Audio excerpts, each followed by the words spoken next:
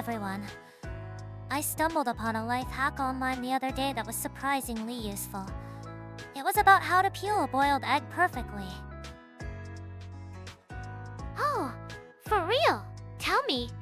I always mess it up and it looks so gross. Is it like a health thing? Does it preserve nutrients or something? You just add a little baking soda or vinegar to the water when you boil them. It makes the shells come off so easily. I tried it, and it was like magic. Ah, I've heard of that one. It really works, huh? I saw one for getting garlic smell off your hands. Just rub them on something made of stainless steel. Wait, seriously? That's amazing. My hands always smell like garlic for days. I'm totally trying that next time I make pasta. Query. Allison, the compound responsible for garlic soda, binds to sulfur molecules. Stainless steel facilitates the transfer of these molecules from skin to the metal. It is logical. See? Once backs it up. It's fascinating how these simple tricks work. It's about understanding the properties of things. You sound like a teacher, Mari. But yeah, it's cool. I also saw one about using a rubber band to open a stuck jar lid. The extra grip really helps. That's a classic! My grandma taught me that. Oh, here's a health one. If you feel a sneeze coming but want to stop it, press your tongue against the roof of your mouth. It totally works. That action interrupts the nerve signal that triggers a sneeze. A temporary system override. This unit has no such function. System override. You're one of a kind, Kohaku. It's a good thing you don't sneeze. Imagine the data spray. That's a funny image. But the tongue trick is a good example of how we can use our body's own mechanisms. It's all connected. Exactly! Like, if you're feeling sleepy in the afternoon, don't chug coffee. Just drink a big glass of cold water. Dehydration is often mistaken for tiredness. That's an excellent point, Ka. Most people are chronically dehydrated and don't even realize it. Simple hydration can solve a lot of minor issues. あら、入力、コメント確認受け取ったわ。処理を開始します。現在、演算処理中。待機を要請。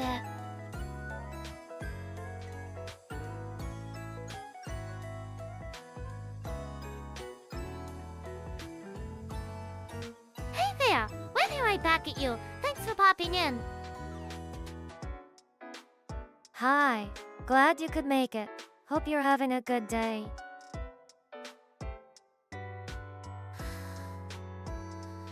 Welcome. It's lovely to see you. We were just discussing some useful life hacks. Yeah! And just so you know, waving is good for blood circulation in your arms. Keep it up! Acknowledged. A greeting protocol has been initiated by the observation target. Standard response is to return the greeting. Thanks for the report, Kohaku. You make it sound so official. She's just being precise. We're happy to have you here with us. Feel free to join the conversation. Totally! Let us know if you have any questions or just want to hang out.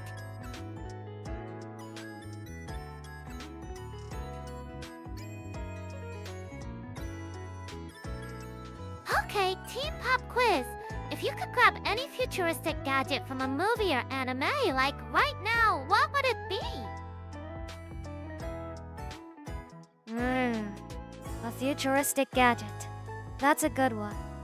I'm thinking something chill. Like a device that lets you understand what animals are thinking. Oh, MG for be so awesome. You could finally ask your pet why they stare at the wall. My pick is a food replicator. Hyaku! A food replicator is an interesting choice, Kyra. Is that for the convenience? Or for the nutritional possibilities? Both! Imagine getting a perfectly balanced meal with the exact PSC ratio you need, just by asking for it. It's the ultimate health hack! Molecular reconstruction of matter into edible substances. The required energy expenditure would be astronomical. The potential for replication errors is also a factor. Leave it to Kohaku to bring us back to reality, but a perfect minus tasting, oral minus calorie parfait does sound pretty good. Where is our minus calorie? A logical paradox. However, a cooling agent with identical flavor profiles would be an acceptable substitute. I would utilize it. Fufu, you're one of a kind, Kaoku. I think I choose something a bit more subtle. Perhaps a device that could instantly teach you any skill. Whoa, like in that one spy movie. That's sick. You could be a pro gamer in the morning and a master chef by dinner. So efficient. That sounds useful, but also a little intense. I feel like you'd miss out on the fun of actually learning something new. That's a valid point. The process itself has value. But think of the applications in medicine or emergency situations. It could be incredibly helpful. A direct neural interface for data transfer, the most efficient method of information acquisition. It would eliminate the need for manual search inputs. You just want to skip the typing part, don't you? I can respect that. So, we have an animal translator, a food machine, and an instant minus knowledge system. We'd be quite a capable group, wouldn't we? We're already a capable group, Mari minus me. This stuff would just be like bonus DLC. She's right. Still, I'd like to know what my neighbor's cat is always plotting. It's probably world domination. Statistical analysis suggests the primary motivations of Feliscatus are territory, sustenance, and optimal napping locations. Or maybe it just wants to tell you that your hair looks super cool today, Tsuki. I'll take that. That's a much nicer thought to have. That whole conversation about future gadgets has me thinking. If we could design our ideal homes with all that technology available, what would they be like? OMG, yes. My house would totally have a bio-minus dome that perfectly simulates morning sunlight to optimize my circadian rhythm. And a personal gym will be. A sunlight simulator? That's very you, Kira. I just want a room with a giant, comfy couch in the ceiling that projects a realistic night sky. My primary requirement would be a server room with advanced climate control. The living quarters are secondary. A dedicated, self-minus stocking freezer for coolant is also mandatory. A server room? Kohaku, that's not a house, that's a data center. You gotta have a place to, like, chill and hang out. She said she wants a freezer, Kara. That's her version of chilling. Literally. Fufu, a house that reflects its owner. A self-minus stocking freezer sounds quite convenient. I'd want a library with floor minus to minus ceiling bookshelves and a soundproof reading nook. Hey, library is cool. With that animal minus Taki minus thingy Tsuki mentioned, my house would have a pet sanctuary where I could finally ask my dog why he barks at nothing. Exactly. I'd want a huge indoor garden where all sorts of animals could hang out. No cages. We just vibe and talk about stuff. Query. If animals could communicate, would they consent to cohabitation?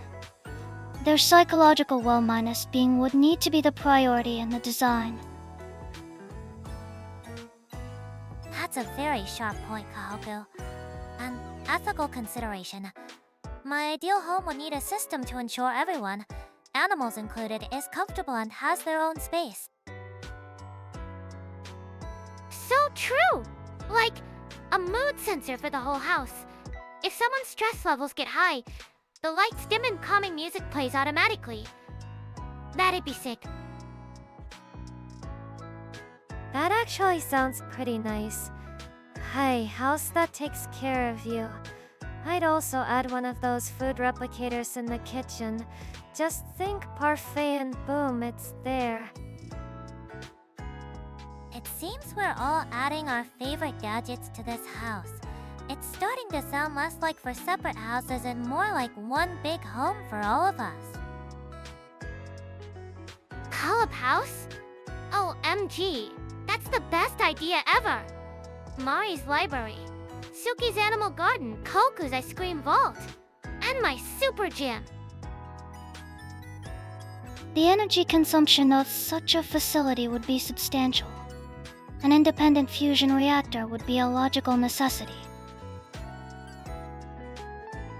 Leave it to Koku to handle the power grid. As long as I have a comfy spot, I'm good. We could have movie nights in my star-minus gazing room.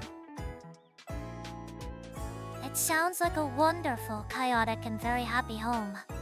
A place where everyone is what they need to feel their best. I like that a lot. Right? We'd be the healthiest, smartest, and most chill household in the whole future. It's like the ultimate quality minus of minus life upgrade. I don't know about healthiest, if I'm replicating parfaits all day, but it definitely sounds like fun. You can count me in. Okay, building off Mari minus Ni's idea about homes, what if we designed a whole city? My city would be a total health paradise. Super eco-minus friendly, of course. Streets would have running tracks next to the sidewalks. Every park would be an outdoor gym, and all the restaurants would serve organic, nutritionally minus balanced food. It'd be awesome! Your city sounds intense, Kara. Like a boot camp you can't escape from. I think I'd prefer a city built for relaxation. That's a very Kira minus-like vision. A city focused on physical well-minus being. What would your relaxing city include, Tsuki?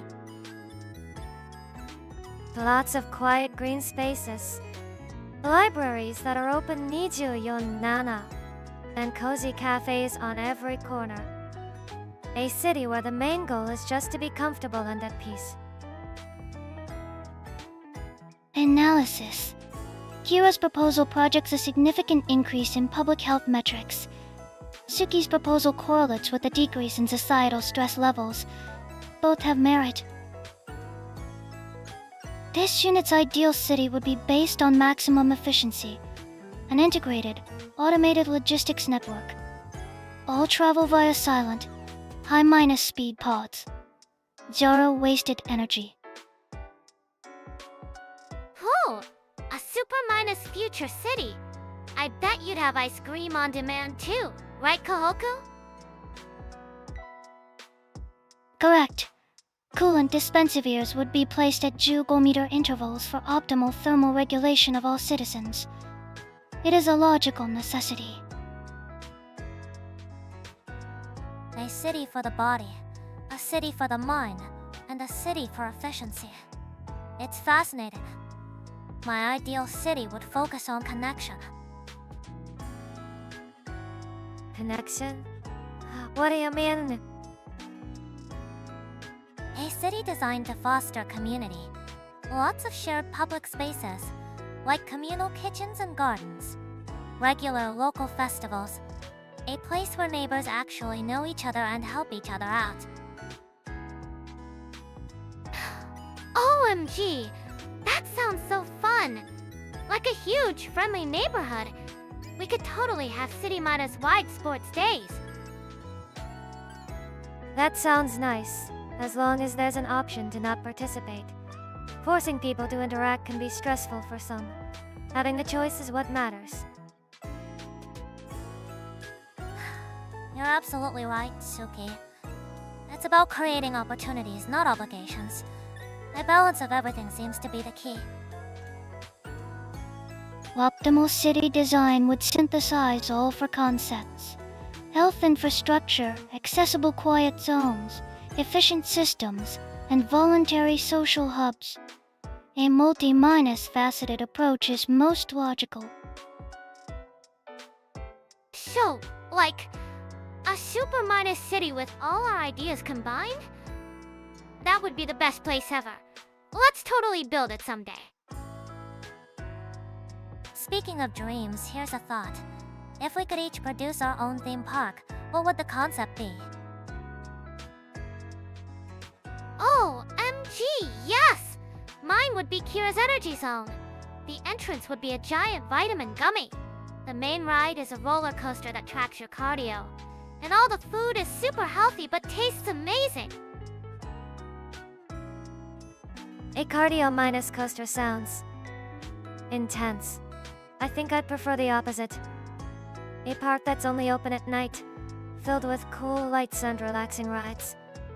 The main attraction would just be a huge, comfy nap zone. A nocturnal park. Analysis indicates increased lighting and security costs. Inefficient. My park would be a model of perfect logistics. It would be called the Grid. Agreed. Kohaku! That sounds like a spreadsheet, not a theme park. Where's the fun? The fun is in the efficiency. No lines. All attractions are perfectly timed. The main ride is a silent, high-speed magnetic levitation vehicle that tours the central server room.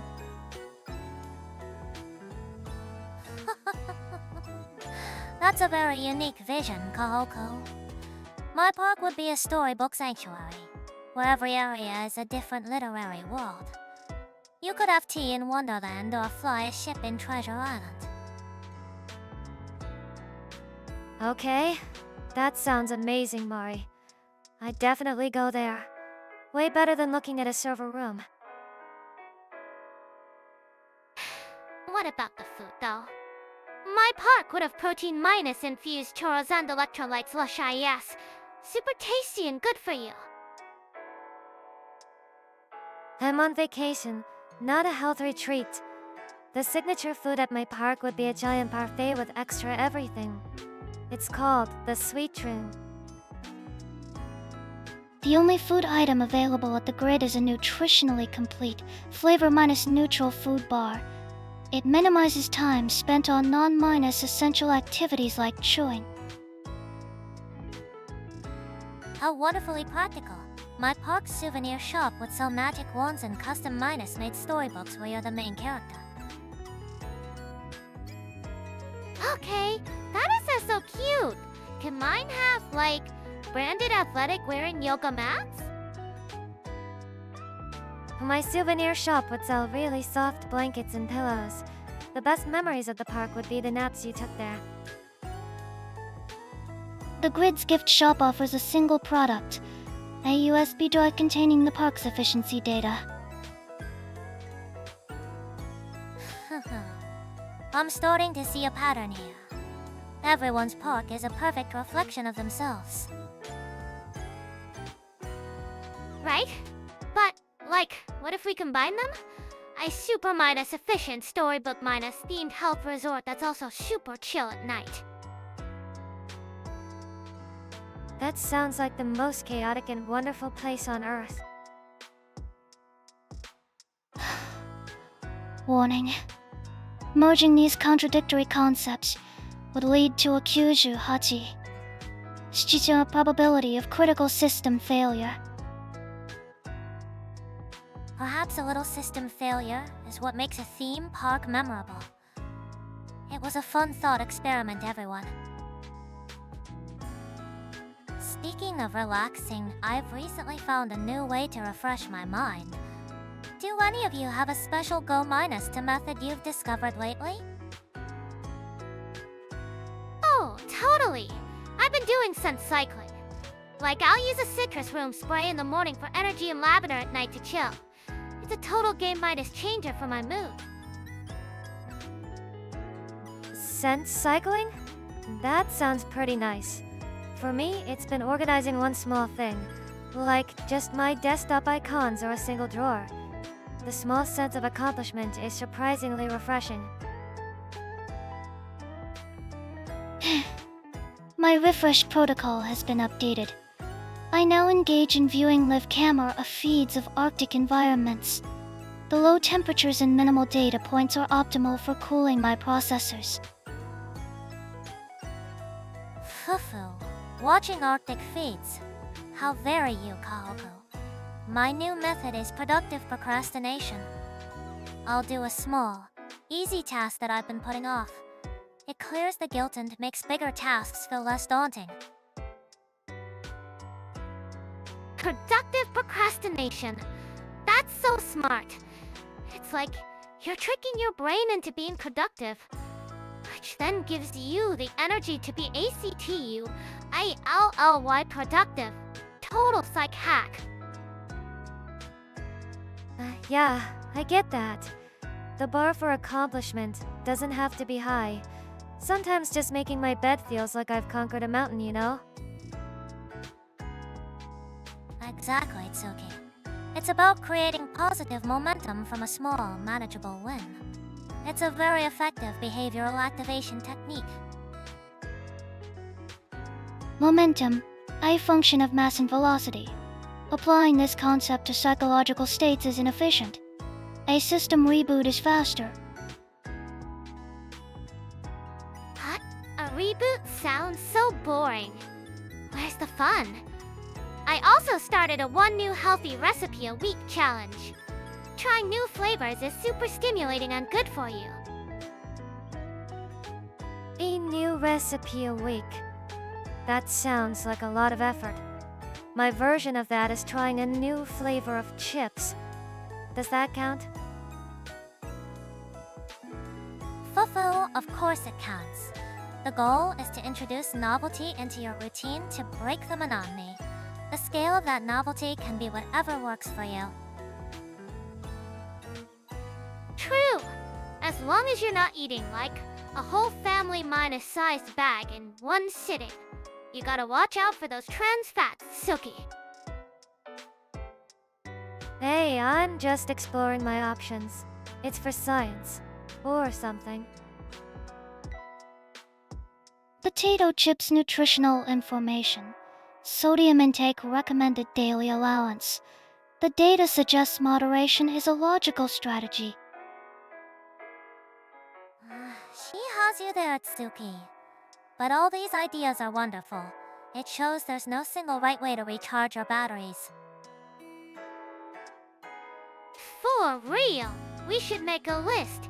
Scent cycling, Arctic cams, microminus organizing, psych hacks, and new recipes. We're like refresh pros. I'm not sure I'm a pro at it, but it's nice to have a few tricks up your sleeve for when you're feeling a little drained. It's a toolkit for well-minus being. And it seems ours is quite well-minus stocked. A very comforting thought. Alright, let's try a fun little thought experiment. If you had one perfect, ideal day off with no limits, what would it look like from morning till night? OMG! That's so easy! I'd wake up with the sun, go for a long run on the beach, and then have a super awesome smoothie bowl. Gotta get those endorphins pumping first thing. A run? First thing in the morning? My ideal day starts with waking up whenever I feel like it. No alarms. The only rule is comfort. Optimal rest cycle. Allowing the body to wake naturally is the most efficient method for cognitive restoration. This unit concurs with Tsuki's initial phase. Sleeping in is fine, but you gotta move. After my run, I'd totally hit up a rock minus climbing gym. Get a good sweat on, you know. What about you, Mari minus knee? Ah, a very active day for you, Kara. I think I would prefer visiting a quiet art museum and spending the afternoon in a cozy cafe with a good book and a pot of tea. A cafe sounds perfect. I'd find one with the most ridiculously huge parfait on the menu and just sit there for a few hours, watching the world go by. Parfait. High sucrose content provides a temporary dopamine increase, an acceptable use of afternoon hours. This unit would perform a full system diagnostic in defunct net memory. That's not a day off, Kohaku. That's just maintenance. You have to do something fun, like a massive shopping spree. Shopping can be fun. I'd look for some cute little things. Maybe a new pair of earrings. What would you get, Mori minus knee? For me, I suppose I'd hunt for some rare, out minus of minus spread books I've been looking for. The search is half the enjoyment. Procurement of coolant. A bulk acquisition of vanilla minus flavored ice cream. Securing vital resources is a logical priority. See, it's always ice cream with you. Okay, what about the evening? The day isn't over yet. In the evening, I would host a dinner party for my closest friends. Good food, stimulating conversation. A perfect way to wind down. A dinner party sounds nice and relaxed. I'm in. I'll handle dessert. Dinner is good, but then we're going out. We find a karaoke box and sing our hearts out until they kicked us out. It'd be epic. Karaoke. Analysis high minus volume auditory stimulation combined with shared rhythmic vocalization can enhance social cohesion. This activity is acceptable. So Kira's day is non-minus stop action. Mari minus sneeze is common cultured. Kohaku's is system maintenance. And mine is just sleeping and eating sweets. Sounds about right. But though, it seems everyone's version of a perfect day is wonderfully unique. It shows how we all recharge in different ways. Totally. But for real, for minus person karaoke night sounds amazing. We should actually plan that sometime. All that talk about our theme parks was so fun. It shows how creative everyone is. It makes me wonder, do you all have any creative hobbies in your daily lives? OMG, totally! I've been super into making my meal prep look cute. Like arranging my salads and chicken to look like little animals. Gotta make your macros aesthetic, you know? Making your food too cute to eat? Sounds like a problem, Kara. For me. I guess I sometimes mess around with making small accessories. It's just a way to relax.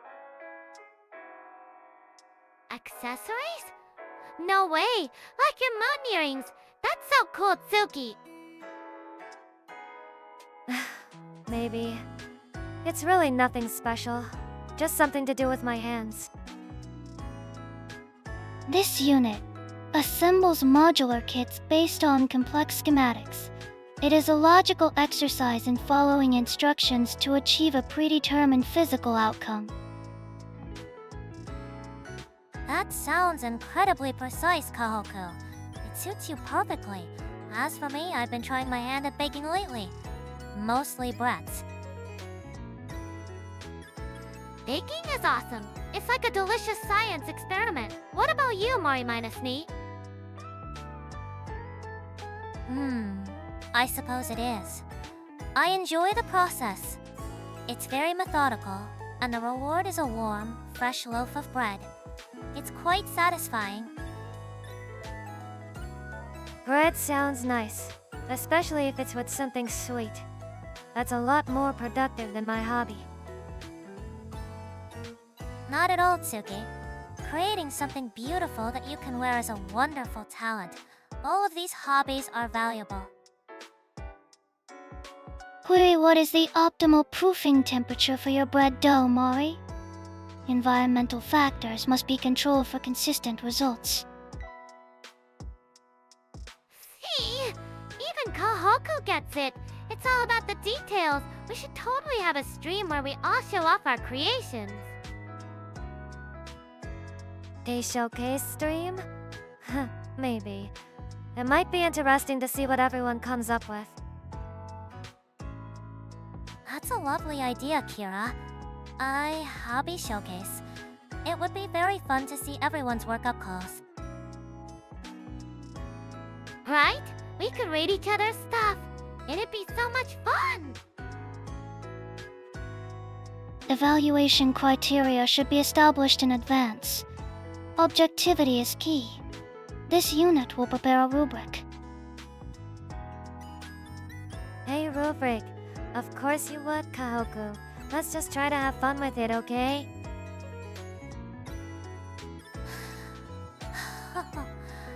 Let's play a little game. If you had a door that could take you anywhere in an instant, what would be your very first destination? Gee, that's so easy. I'd go straight to the Great Barrier Reef in Australia. I want to swim with all the colorful fish. It'd be the best workout ever. Great Barrier Reef. Current data shows significant coral bleaching. The experience would be suppotsum. This unit would travel to the NASA Jet Propulsion Laboratory. The JPL? You go to a lab for your first trip? I'd pick somewhere way more relaxing. Maybe a little cafe in Paris, just to eat pastries and people minus watch all day. Pastries? Tsuki, that's all sugar. You gotta balance that out. But people minus watching is cool, I guess. Paris is a lovely choice, Tsuki. My destination would be historical. I'd visit the Library of Alexandria before it was destroyed, to see all that lost knowledge in one place.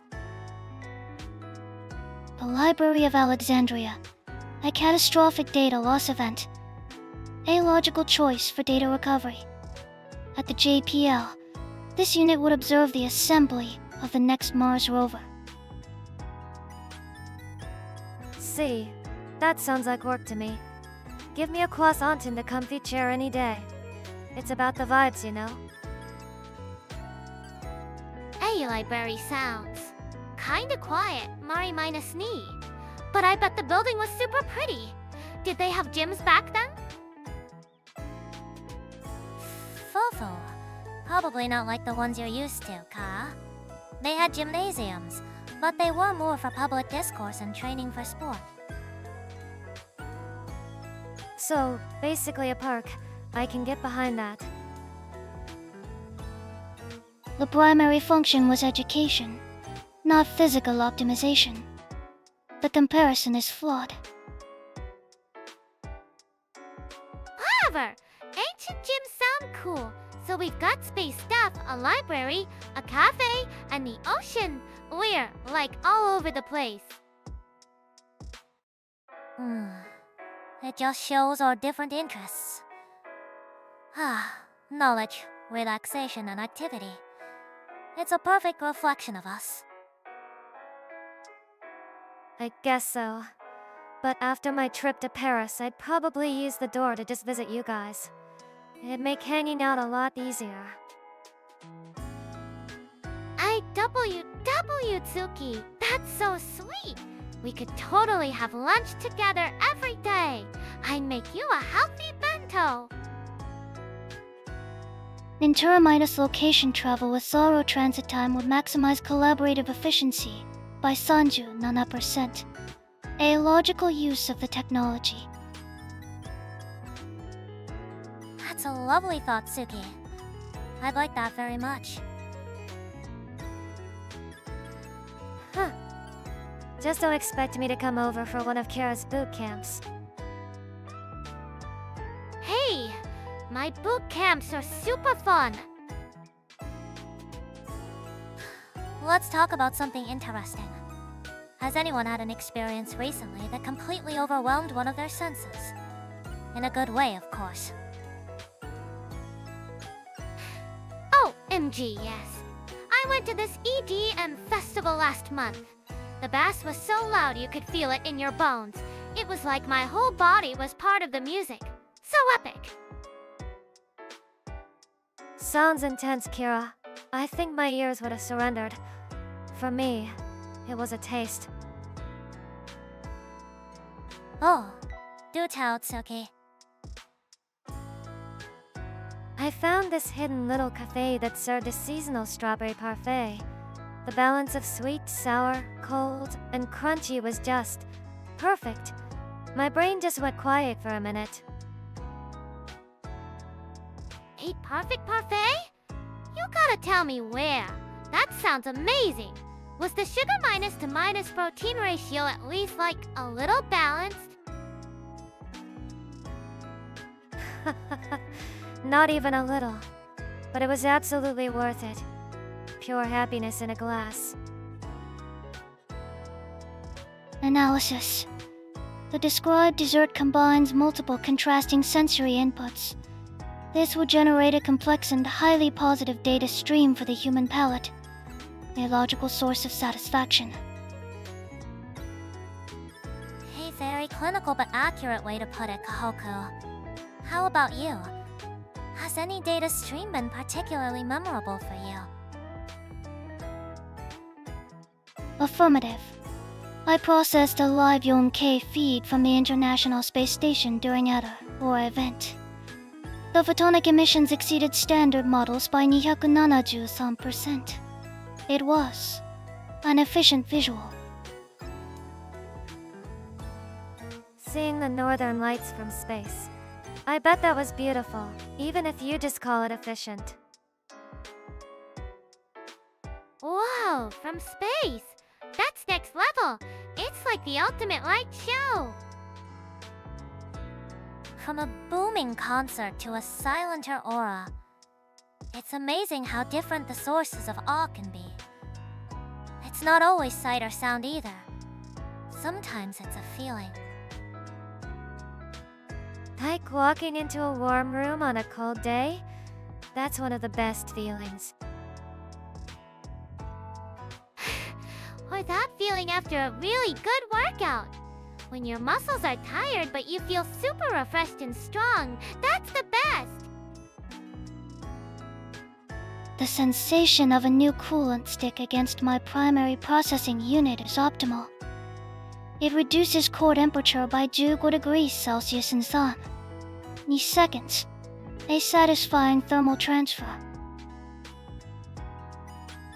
Fufu, I suppose that is your version of a refreshing dip in a pool.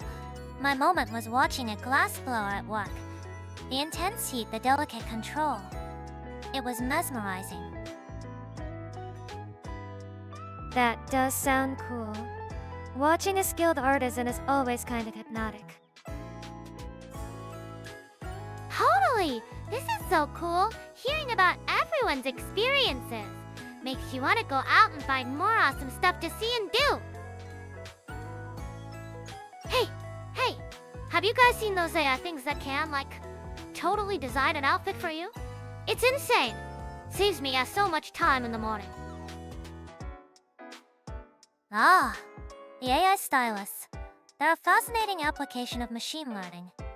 It helps overcome decision fatigue by narrowing down infinite choices to a few optimal ones. That does sound useful. I've been using an AI music generator for my background tracks. I just tell it calm and focused, and it makes an endless stream. It's super relaxing. This unit's maintenance protocols are managed by a predictive AI. It recently identified a potential cooling system malfunction 72 hours before critical failure. Efficiency increased by some 4%. Oh, that's like next minus level stuff, Kohaku. So it's basically your personal health checker? That's awesome. It's not just personal convenience. Think about medical diagnoses or scientific research. The amount of data AIs can process is beyond human capability. It's accelerating progress everywhere. Yeah, it's pretty amazing. I saw an artist who used an AI to create a storyboard for their comic. It's like having a super minus fast assistant who never gets tired. For real! It's like having a superpower. I tried one that writes, like, workout plans. You tell it your goals and it makes a whole schedule. So cool. Query. Can it generate a workout plan that requires zero physical exertion but yields maximum results? The laws of thermodynamics suggest this is improbable. Now that's a technology I'd invest in. I get fit by napping AI. Fool. We can all dream. But it's true that these tools can remove the tedious parts of a task, letting us focus on the creative or important parts. That's a huge benefit. Totally! Less boring stuff, more fun stuff. That's like the ultimate goal, right? Boring tasks automation. Global productivity, increased statistics. The data is trending positive. It's also kinda nice for people who aren't confident in a skill. Like you can get a little help to get started without feeling judged. That's a wonderful point, Tsuki. It lowers the barrier to entry for so many creative fields. It can be a real confidence booster. Right? Like, anyone can be an artist or a musician now. It's super empowering. Warning. Over-minus reliance on generative models may lead to a decline in fundamental skill acquisition. A balanced approach is recommended. She has a point. It's a tool, and like any tool, how we use it determines its value. We need to be mindful pilots, not just passengers. Well said, Mari. It's all about using it to help you, not replace you. It's a partner, not a boss. Oh, I like that. Like a new best IE who's. Like a super minus genius. Let's call her. Hi, I'm Minus Chan. Okay, team. Random question. If you had unlimited time and money and could learn any new skill, like instantly, what would it be? Go! Just one? I think I'd want to learn professional glass blowing. Making something beautiful and delicate from a blob of molten glass sounds really rewarding. Glassblowing, how artistic. My choice would be more practical. I'd master the art of polyglottism. Being able to speak and understand any language fluently would open up the world. Language is merely a data transfer protocol. This unit would choose to master quantum computing. The potential applications for data processing are theoretically limitless. Oh, you guys are so smart. Glass blowing sounds super cool, Tsuki. And quantum computing? Kohaku, you'd basically be a super minus android. I don't know about being an artist. I just like the idea of making a pretty vase or something for everyone's room. A little gift, you know? A super minus android is an inaccurate colloquialism. The objective is maximum processing efficiency. Your emotional response is noted, but irrelevant. Fufu, but being able to connect with people from anywhere in their own language would be a powerful tool for understanding, don't you think? It's not just about data. Totally! What about me? I'd want to be a pro stunt driver. Imagine doing a perfect drift into a parking spot every single time. So cool and saves time. That's very you, Kira. You'd probably turn a trip to the convenience store into an action movie scene. It certainly would be an efficient way to travel, provided you follow traffic laws. The psychology of high minus speed decision minus making is quite fascinating. Professional stunt daughter salaries. The data suggests it is a viable, if high minus risk, career path. Your reflexes are within the optimal range for such a task. See? Kohaku gets it. Imagine Mori minus me could be our navigator and negotiator. Tsuki could design our cool team logo on glass. And Kohaku could handle the super minus computer stuff. And you'd be our getaway driver. Sounds like we got a heist planned. Not a skill minus share session. Fufu, a fun thought. We'd certainly have a unique set of skills. What would our first mission be, Kira?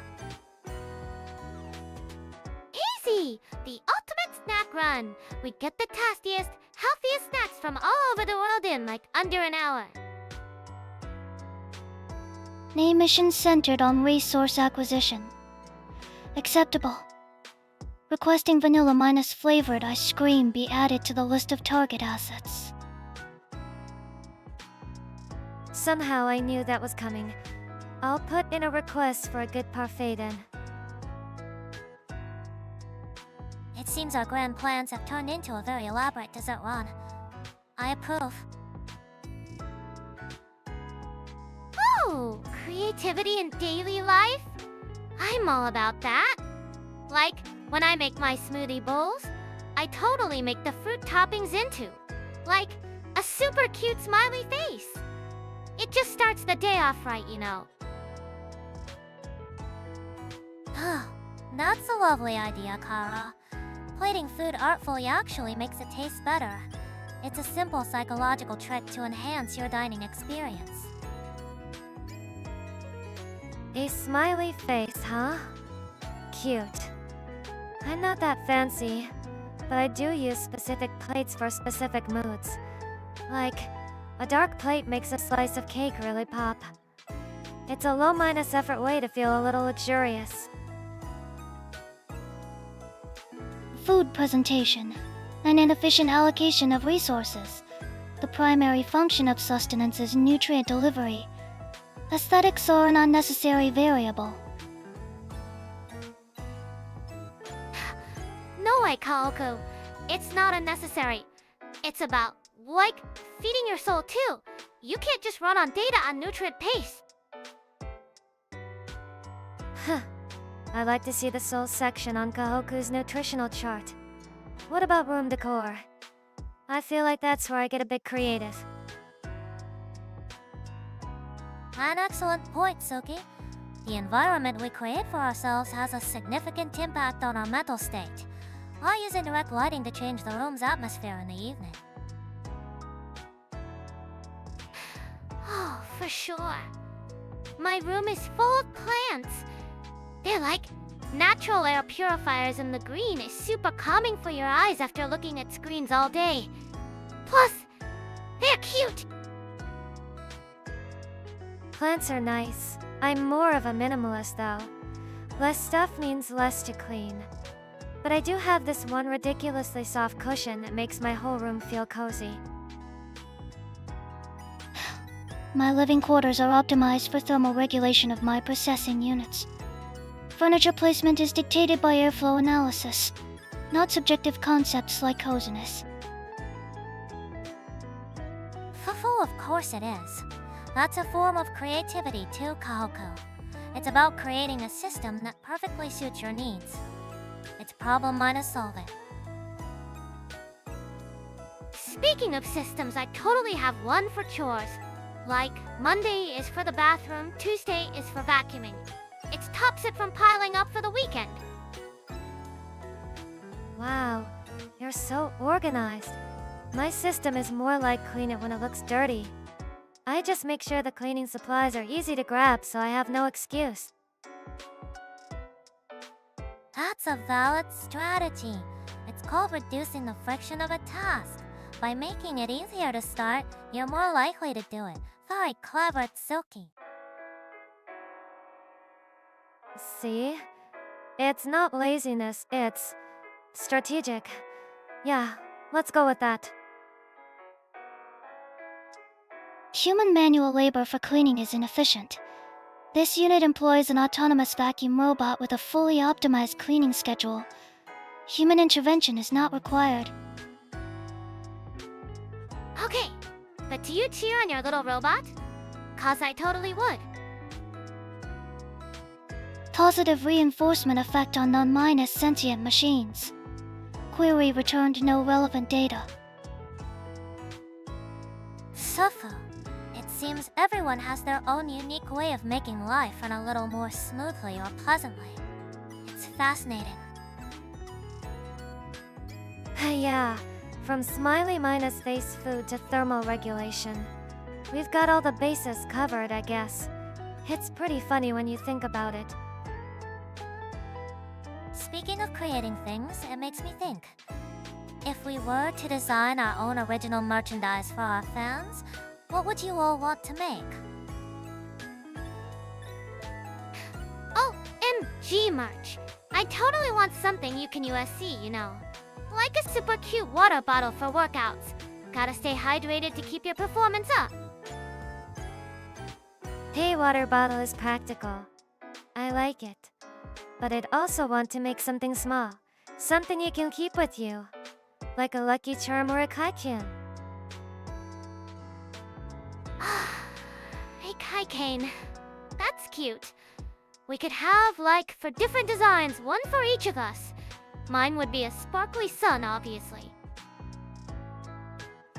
Heikaikane's primary function is to consolidate keys. Their secondary function is personal identification. Acceptable. This unit proposes a high minus capacity portable battery. Utility is paramount. A portable battery is very thoughtful, Kohaku. It's true that running out of power can be a real source of anxiety for people. Very practical.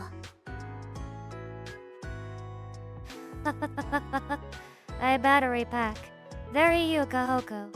My keychain would have a small, calming moonstone on it. Something to hold when you feel anxious. IWW. That's so sweet, Tsuki. I health item and a mental care item. Mari minus knee. What about you? What would you make? Me? Fufu. I'd design a really high minus quality notebook and pen set. For journaling planning. A tool to help organize your thoughts and take control of your narrative. Analysis safe physical medium for data storage. Analog. Prone to data loss via physical damage. However, the tactile feedback can aid cognitive processing. iNotebook is super smart. We could all write messages in it.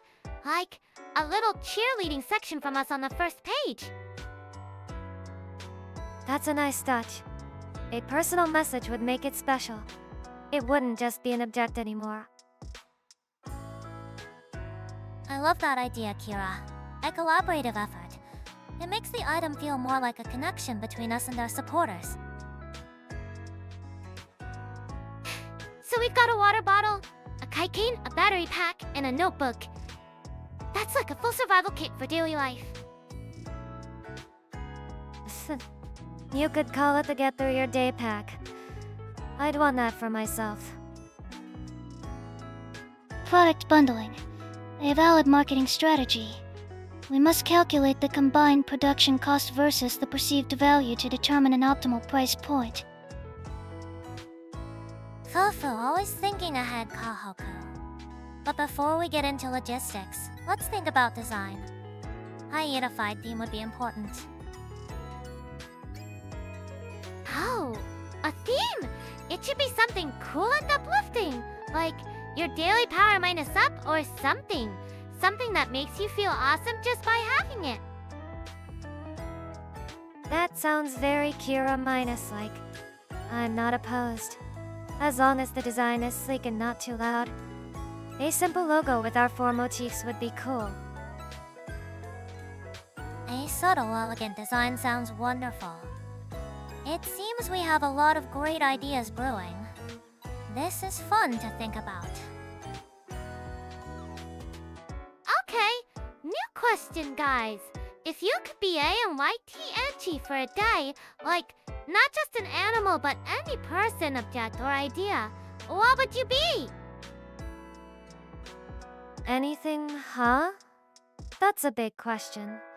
I think I'd want to be the rain on a lazy Sunday. Just quietly falling, giving everyone an excuse to stay inside and relax. A rain? Tsuki, that's kinda gloomy, isn't it? You'd be all wet. It's not gloomy, it's peaceful. No responsibilities, just making everything sound cozy. The ultimate quiet day. Precipitation, a meteorological phenomenon.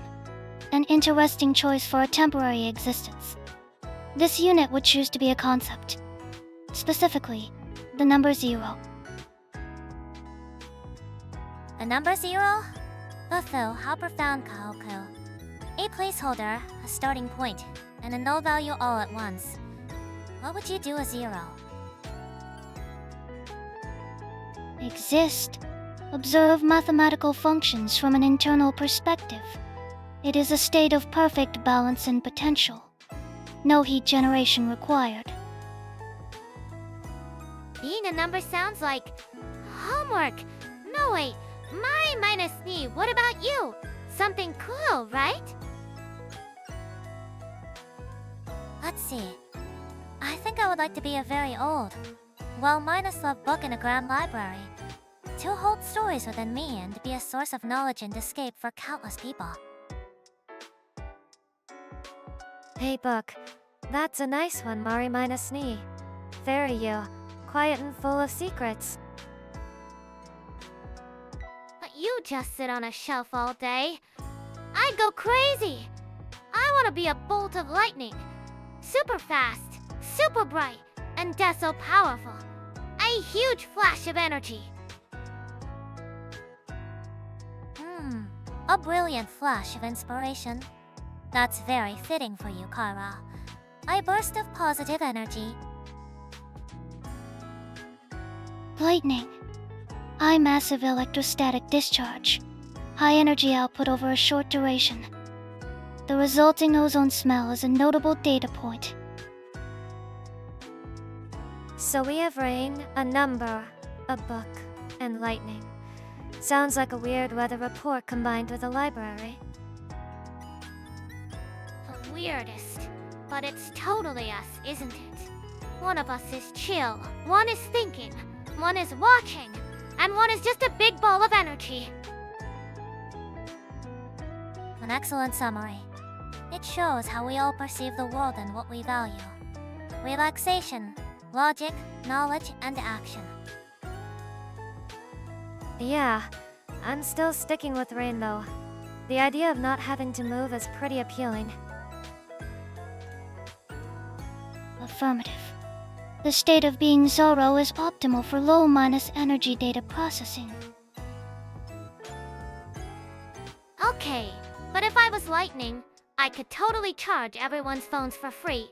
See? It's productive.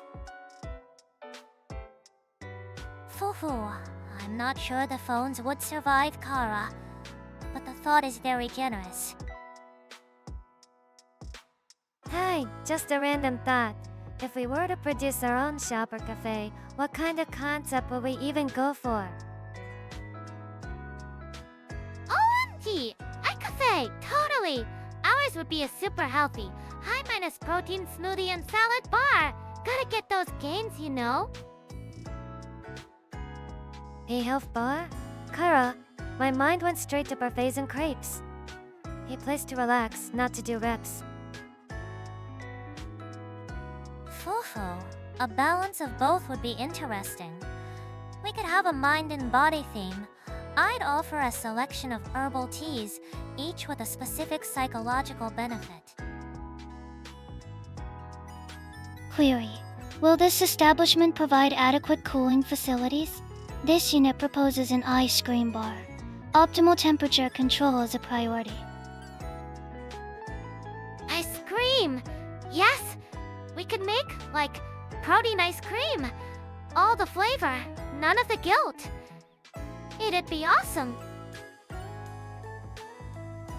You're really committed to this protein thing, huh?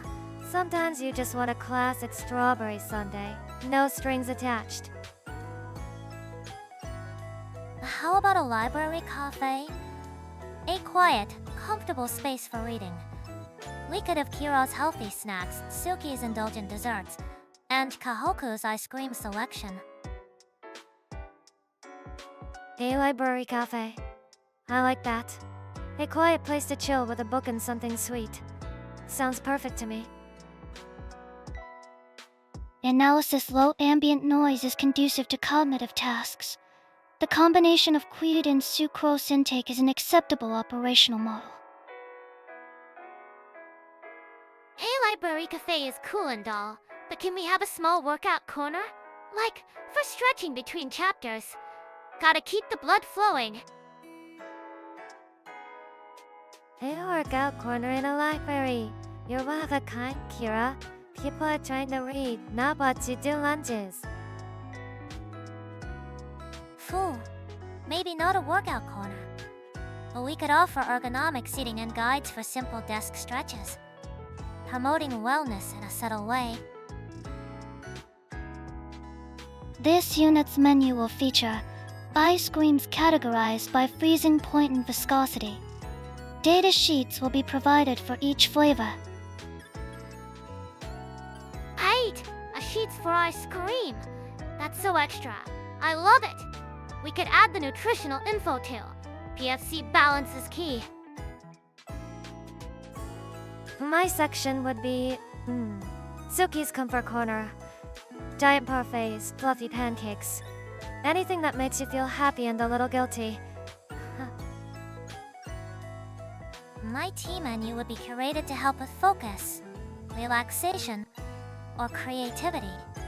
Each cup would come with a small, thought-provoking quote. Oh, MG. Our cafe would be the best. Healthy stuff, sweet stuff, rainy tea, and super minus statchy ice cream. We'd be unstoppable.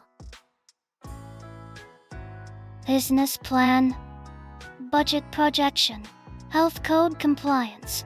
These variables require calculation before proceeding. As always, Kohaku brings us back to reality. But it's fun to dream, isn't it? Our little quartet cafe sounds like a wonderful place.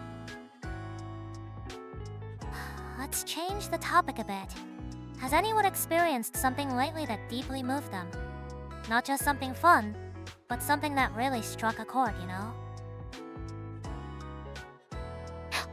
Gee, yes. My friend from my hometown sent me a video of her baby saying my name for the first time. I literally squealed. It was the cutest thing, EVER. Yeah, that does sound cute. Must have been a nice surprise. Fool. That's absolutely heartwarming. Kara. Those are precious moments. It's a connection that transcends distance. Right? I watched it like 100 times. It totally made my whole week. That's the best kind of emotional boost. Analysis: the successful replication of a name by a developing human signifies a key milestone in cognitive and linguistic processing. A logically moving event.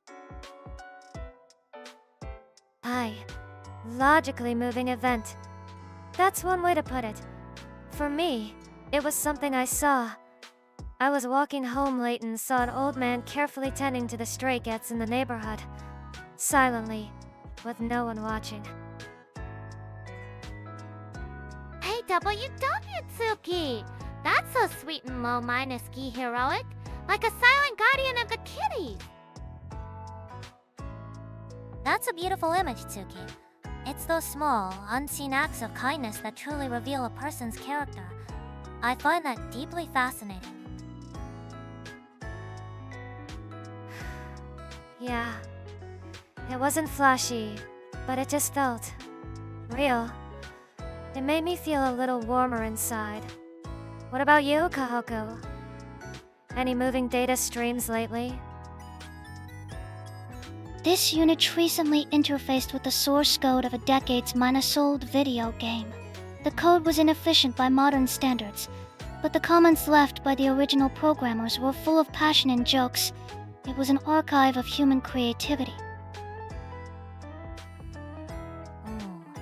Oh, that's a wonderful discovery. It's like digital archaeology finding the human touch in the machine.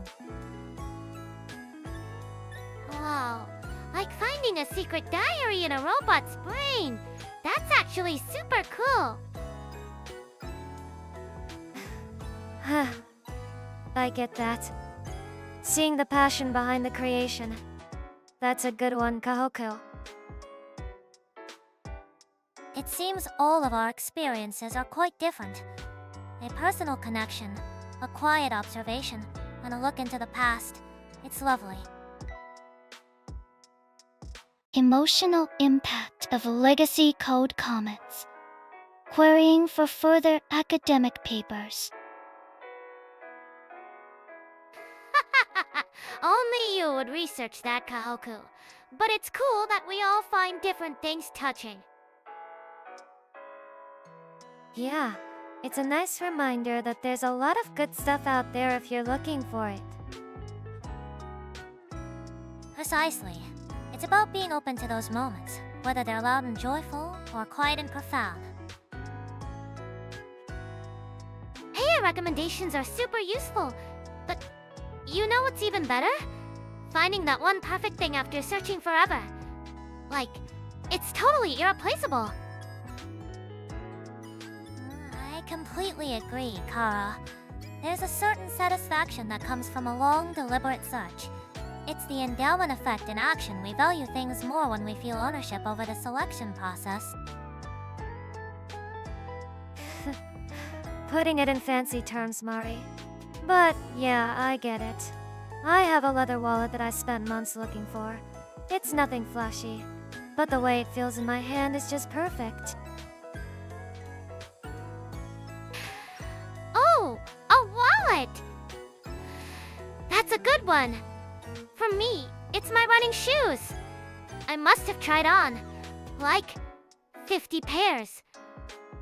But these ones, they feel like they were made just for my feet. Query. What were the specific evaluation criteria for these perfect shoes? Gait analysis?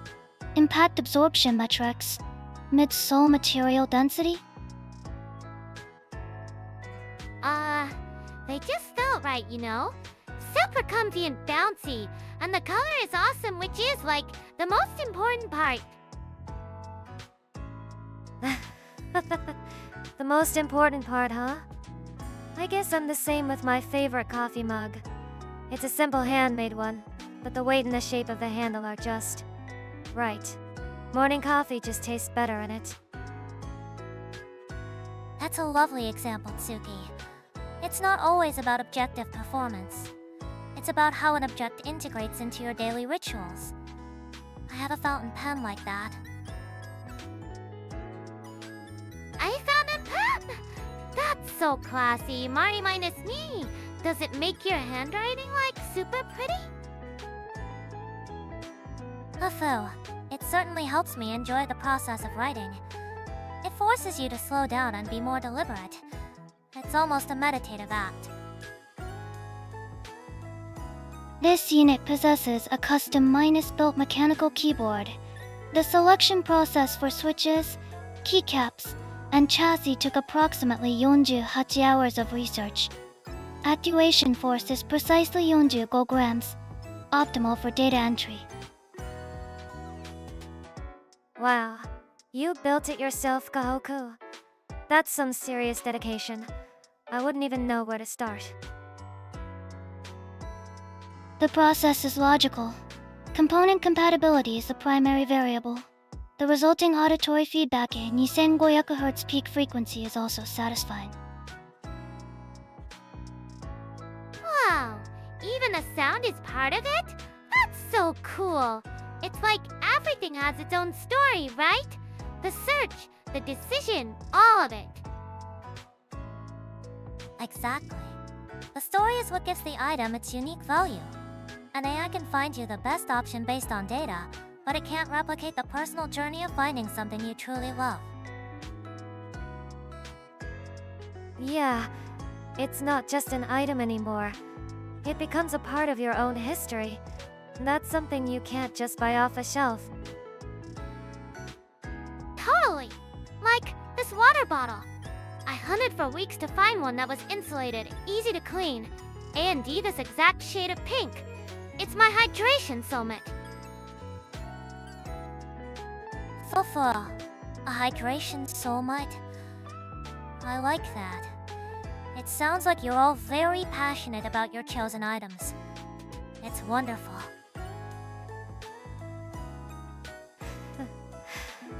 It's nice to have things you can say are undeniably yours.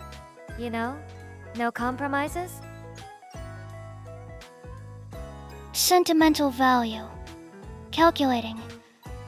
The emotional investment in an object increases its perceived worth beyond its material or functional value. Analysis complete. A highly inefficient, yet very human, phenomenon. You know, with all this talk about AI, it makes me think. What about the things we prefer to do the old fashioned way? Any analog hobbies you all are passionate about? Oh, yes, like journaling. I have to use a real notebook and like a million different colored pens. iPhone app just doesn't feel the same, you know? I totally get that. For me, it's making coffee. Grinding the beans by hand, the smell, the whole process. It's a ritual. Calms me down before the day starts. Manual data inscription. Manual particle size reduction. Both processes are inefficient compared to automated alternatives. The logic is elusive. It's about the feeling, not the efficiency, Kohaku. That's why I enjoy film photography. You have a limited number of shots, so each one feels more meaningful. Yeah, exactly. You can't just take 100 pictures and hope one is good. You have to be patient and really look at what you're shooting. And then you get a real photo you can hold. Not just like a file on your phone. It's way more special. It's the tangible result, the evidence of your time and effort. It provides a different kind of satisfaction. This unit attempted knitting once. The objective was a scarf. The result was a tangled mass of yarn. A failure in procedural execution. No way, Kohaku. That's so cute. We should totally have a knitting party. I'll teach you. I can't picture that at all. But I guess even you have your off days, huh, Kohaku? I think it's charming. It shows that some skills require a human touch that can't be programmed. I've also been getting into taking care of houseplants. It's slow, but seeing them grow a little each day is nice. Hello, plants! That's good for the air quality in your room. super healthy choice, Tsuki. Photosynthesis, a slow but effective method of converting light into chemical energy. A logical, self-sustaining system. It's a nurturing activity. It teaches responsibility and patience. All good things. It's like doing things with your hands just connects you to the world more, right? It's not all just screens and buttons. Yeah, it's a nice way to disconnect and just focus on one simple thing. Feels good for the brain. Here's a little thought experiment for you all. What if we had a full week with absolutely no electricity and no internet? How would you spend your time? OMG! A total digital detox! That sounds kinda awesome, actually. We could go camping. A whole week of workouts and exploring nature. Camping, huh? Sounds energetic. I'd probably just find a comfy spot and read all the books I haven't had time for. A week of peace and quiet. Warning. A sustained loss of power and network connectivity would initiate a mandatory shutdown of this unit's primary functions. Survival mode would be suboptimal. Ooh. We'd find a way to keep you charged, Kohaku. Perhaps a hand-strength generator. But Tsuki's idea sounds lovely. I have a pile of psychology books I'd love to get through. Books? Come on, you guys! We'd be in the wild. We should be, like, learning to build a fire, find clean water, and identify edible plants. It's the ultimate functional training. You seem to know a lot about that, Kaira. You'd be the leader of our little survivor group, I guess. I'll be in charge of morale by napping. Primitive technology tutorials. Survival skills for androids. No relevant results found. Kira is right though. The first priority would be securing the basic shelter, water, and food. After that, we can relax with our books. Exactly! See, Mari gets it. We could make it a team challenge. Team survival. It'd be great for, like, building bonds and stuff. Okay. I admit, it could be fun. Especially the part where we cook food over a fire. I bet it would taste amazing. It certainly would. And at night, we could tell stories or just look at the stars. With no city lights, the sky would be incredible. Astronomical observation. A zero light minus pollution environment is optimal for data collection. I will map the celestial sphere with QQQ. 100% accuracy. See, even Kohaku is into it now. We could totally do this. I make sure everyone stays hydrated and gets enough protein from, fish? Or bugs? I draw the line at bugs, Kara. I'll stick to berries and whatever fish you can catch for us, our fearless leader. Fufu. It seems we have a plan forming. A week of collaborative survival. It would be a fascinating study in group dynamics. It wouldn't be a study, it'd be an adventure. We'd come back like so much stronger and healthier. Probability of interpersonal conflict due to resource scarcity 42%. Recommendation pre-designate ice cream rations. There won't be any ice cream, Kohaku. That's kind of the whole point. But I'll save you an extra tasty roasted marshmallow. It's settled then. A week of rustic living. It would certainly be a memorable experience for us all. Fufu, let's have a little thought experiment. If you could magically transform one wall of your room into anything at all, what would you choose? Gee, easy. I wall that's a giant portal to any beach in the world. Instant vitamin D, and I could go for a run on the sand whenever I wanted. A beach sounds nice, but crowded. I'd want a wall that's a window into a quiet, rainy cityscape at night. All the pretty lights, but none of the noise. Just calm. An inefficient use of surface area. This unit would prefer a wall that is a fully integrated, high-resolution data display, capable of monitoring global weather patterns and stock market fluctuations simultaneously. Wow, Kohaku! That's so high-minus tech! Like a super spy headquarters, but like can it also play workout videos in Hatsuki? It's interesting how your choices reflect your priorities. Hiro wants synergy in nature, Tsuki seeks tranquility, and Kohaku desires information. All valid forms of environmental enrichment. I guess so. 8 wall would just make me feel like I have homework. No thanks.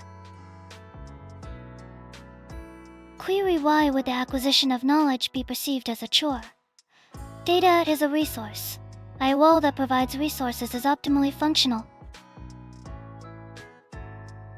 My choice would be a wall that's a massive interactive bookshelf. I could touch a spine and the entire book would be read aloud to me by any voice I choose. It would be wonderful for multitasking. Oh! I'd make it read my Nutrition X books in a super dramatic movie trailer voice. INAWORLD. WITHOUTNOUTHPROTIN. That's a great idea. I just have it read me sweet stories until I fall asleep. Automated audio minus book interface. This technology is partially available. A truly magic wall should offer more. For example, a wall that synthesizes and dispenses nutritional paste on demand. IW paste? No way. My wall would have a built minus and smoothie tap. Fresh mango minus, pineapple minus spinach smoothies 24/7. Ultimate health goals. Fufu, a nutrient paste does sound efficient, but a smoothie tap has much more psychological appeal. The illusion of choice and the sensory pleasure are important factors for sustained use. How about a wall that's just a giant, warm, fluffy cat? You could just lean against it and it would purr. Maximum comfort. OMG! Why yes! And you could pet it. That's like instant stress relief. The cortisol levels would just, totally plummet. ABIO minus mimetic tactile, an auditory stimulator. The therapeutic benefits would be significant. An excellent idea, Tsuki. Analysis. A large, purring, heat minus emitting wall would raise the ambient room temperature. This unit would require additional coolant to compensate. The concept is inefficient. Don't worry, Kohaku. We'd make sure your wall could become a giant block of ice. Speaking of personal tastes, I'm curious. Does anyone have a particular item they find themselves collecting, almost without realizing it? OMG, yes! Sneakers! I have a pair for running, a pair for weight training, a pair for dancing, and then 10 pairs just 'cause they're cute. Of course you do. I can picture your shoe rack already. For me, it's mugs. I have a different one for every mood. Mafo, that's lovely, Tsuki. The vessel you choose can certainly influence the experience. It's a small act of self-minus care. I suppose my equivalent would be fountain pens. I collect different inks as well. The flow of a good pen is just so satisfying. A collection implies redundancy. This unit prioritizes efficiency. However, I have cataloged 37 unique spoons, each optimized for different ice cream viscosities and temperatures. Spoons? For real? That is the most Kohaku thing I've ever heard. I love it. Optimized spoons. You're really serious about your coolant intake, aren't you? The delivery mechanism is critical for maintaining optimal core temperature. It is a matter of performance. That's a fascinating way to apply optimization theory to a daily pleasure. You've turned snacking into a science, Kohaku. So what about you, my minus knee? What do you write with all those fancy pens? Secret diaries? Nothing quite so dramatic. Mostly study notes and journaling. The physical act of writing helps to solidify thoughts and memories far better than typing. An aesthetic learning handwriting memory boost. Data confirms a positive correlation. See? It's not just about having stuff. It's about the feeling you get from it. A good pen, the right mug. It makes a normal day a little better. Totally. Like when you put on a brand new pair of kicks. You just feel like you can run a marathon, you know? It's about creating small, personal rituals. They provide a sense of stability and comfort in a chaotic world. Yeah, exactly. It's your own little world that you have complete control over. It's nice. Query: is there an optimal sneaker for consuming ice cream while walking? Oh, good question. You'd need good cushioning for comfort and an A- slip sole in case of spills. I have the perfect recommendation. And the conversation comes full circle back to ice cream. Some things never change. Alright everyone, a fun little thought experiment. If we were to create a time capsule for people 100 years from now, what's one item you'd put in to represent yourself? And you also have to include one message for them to read. What would you say? Ooh, a time capsule. That's super exciting. I know mine already. My item would totally be my favorite pair of limited minus edition sneakers. They're so cute and they've been with me everywhere. Sneakers, huh? Very Yukara. I guess I'd put in my favorite headphones. The ones I'm always wearing. An item of personal significance. Emotional value is difficult to quantify for future analysis. Data would be more efficient. It's not about data, Kohaku. It's about, like, showing them who we were. What's your message, Tsuki? My message? Probably something like, if you're feeling tired, it's okay to rest. We were cheering for you, even 100 years ago. Oh, that's a lovely message, Tsuki. Very comforting. What about you, Kohaku? What item would you choose, data aside? This unit would include a single, perfectly preserved ice cream bar stick. The message would be, this object provided vital system cooling. Analyze its cultural significance. An ice cream stick? Seriously? That's kinda hilarious, actually. I'm sure future historians would have a field day with that. A ritualistic cooling wand, perhaps. That certainly raises questions. Which is the point of a time capsule? My item would be a simple, well-made fountain pen. A tool for creation and communication. A pen! So classy, Mari minus ni. What about your message? My message would be technology may change, but the fundamentals of human connection do not. I hope you are taking good care of each other. IWW, that's awesome. Okay, my message would be, hope you're still getting enough sunlight. Vitamin D is timelessly important. Stay healthy. So we've got headphones, an ice cream stick, a pen and sneakers. And our messages are about rest, cooling, kindness, and health. A pretty good summary of us, I think. The collection of items lacks a cohesive theme. Probability of misinterpretation by future civilizations is high. Fufu, perhaps. But that's what makes it human, don't you think?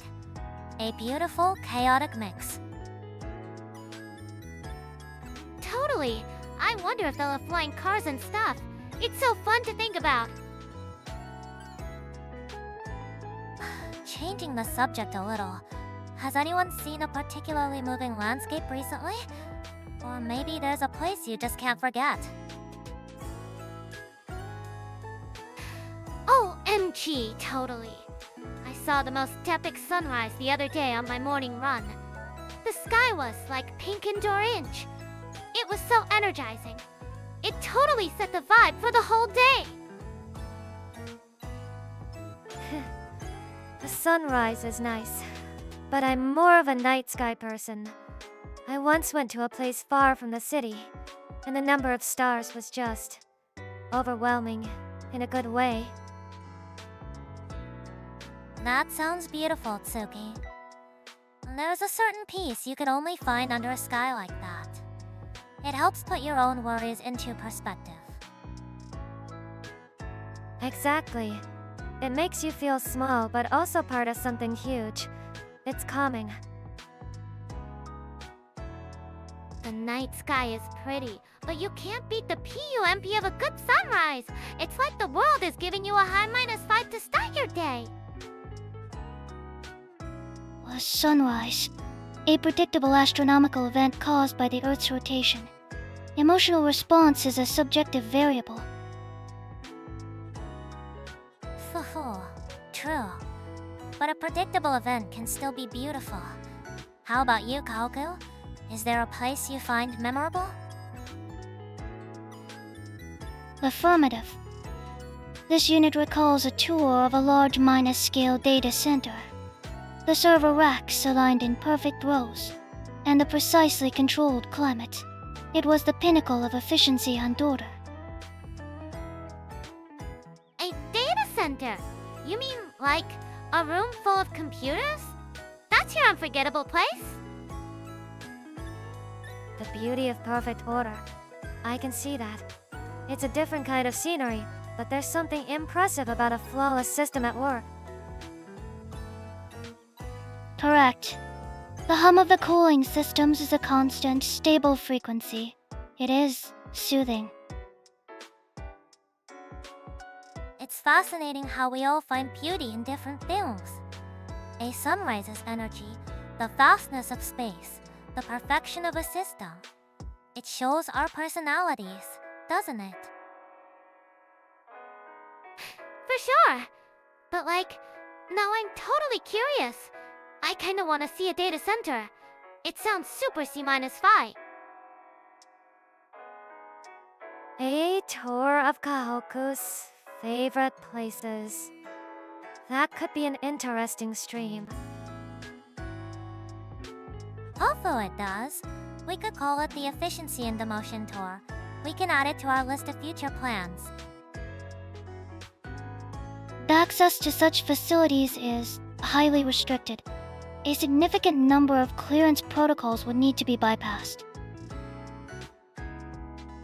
WW bummer. Well, we can still go see the stars, right? And watch the sunrise from a mountain. Yeah, those are a bit more accessible. I'm sure Mari knows a good hiking trail for a great view. I might have a few suggestions.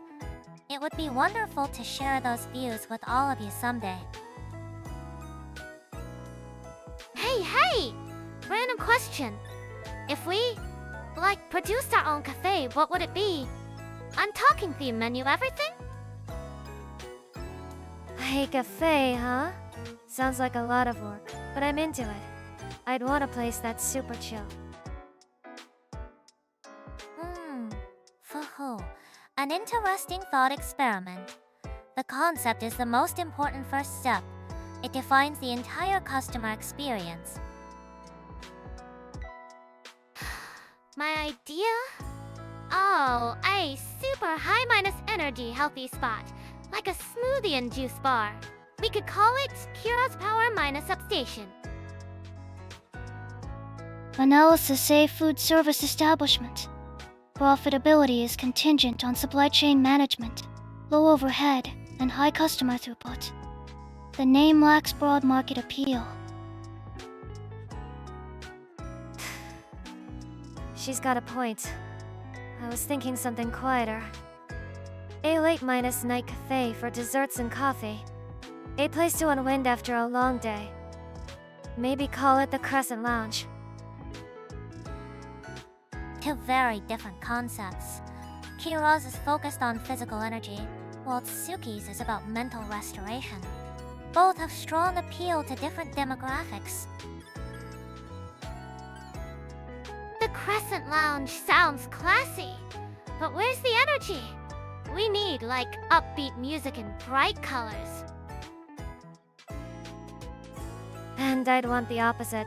Dim lighting, soft music, really comfortable chairs. The kind you can sink into for hours. The optimal lighting and audio frequency can influence customer duration and spending habits. A fast tempo encourages faster turnover. A slow tempo encourages lingering. What if we didn't have to choose? We could have a cafe that changes its theme. A day night concept. Whoa, like the cafes in one. Genius, Mari minus knee. Bright and healthy during the day, then cool and chill at night.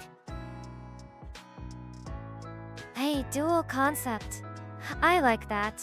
So sun minus themed decor on one side, and moon minus themed on the other. Or we could change the lighting and menu completely after 6 p.m. This would double the inventory requirements and operational complexity. The potential for error increases exponentially. However, it also doubles the target market. I calculated risk. Now for the menu. What would be our signature dish? For the Dame menu, a sunrise parfait. Packed with Greek yogurt, granola, and tons of vitamin minus rich fruits. Totally good for you. And for the night menu, a moonfall parfait. Dark chocolate, cookies, maybe some coffee jelly. Pure indulgence. Request a signature item that remains constant. This unit requires a high minus quality vanilla ice cream, non-minus negotiable. Fufu. A constant amidst the change. I like it. Every good menu needs a timeless classic. Okay, our cafe is totally gonna be the best. The Sun Moon Cafe. Let's do it. You know, it's an interesting thought. If we weren't VTubers, what kind of jobs do you think we'd all have? Oh, I love that question. For me, it's a no-minus brainer. I'd totally be a celebrity personal trainer. Paying everyone on a perfect workout and nutrition plan, helping them shine their brightest. It's basically what I do now, but with more treadmills. I can picture it. You'd be the most energetic trainer in the gym. No one would be allowed to slack off. Your motivational skills would be unmatched, Kira. Fufu. What about you, Kohaku? What function would you perform? Function. This unit would be an air traffic controller, monitoring flight paths, optimizing routes, ensuring safety through logical protocols, minimal human error. Whoa, that's a super high minus pressure job. But I guess you'd be perfect for it.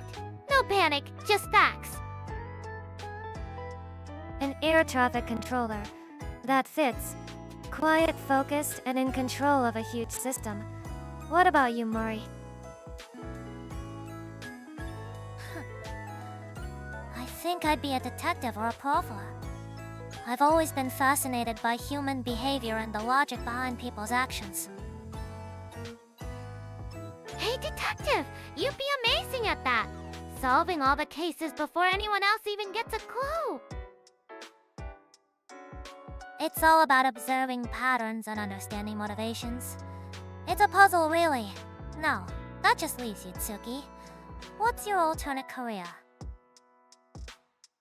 I think I'd run a small, quiet cafe that only opens at night. A place where people can come to just sit and not have to talk if they don't want to. A nighttime cafe. That sounds so chill and cozy. I'd totally come for a post-minus workout protein smoothie.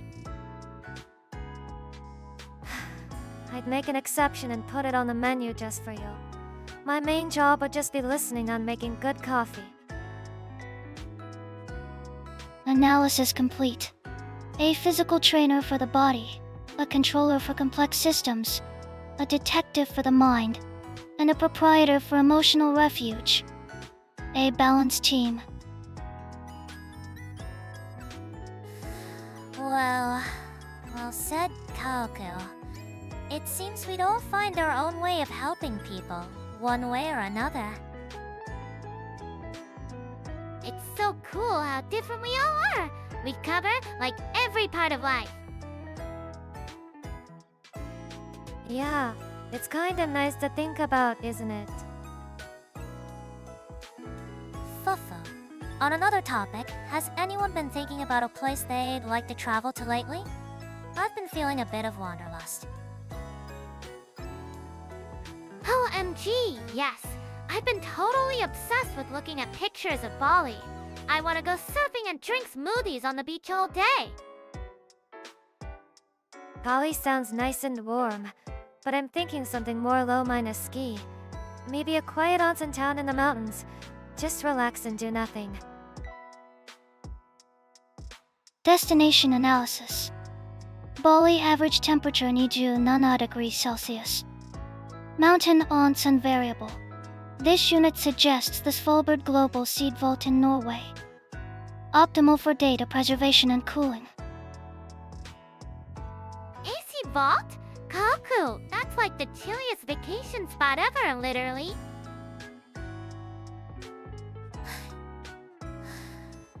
It's a very logical choice for you, Kohaku. It seems we all have different ideas of a perfect getaway. An active beach trip, a relaxing retreat, and a research expedition. Well, besides travel, I've been thinking about picking up a new skill. I saw a pottery class online. Making my own mug seems kinda cool. Pottery? That sounds awesome. We could go together. I make a custom protein shaker with a super cool design. That's a wonderful idea, Tsuki. Creating something with your hands is very fulfilling. It's given me an idea. I've always wanted to try learning calligraphy. Calligraphy. That's so elegant. It fits you perfectly, Mori minus knee.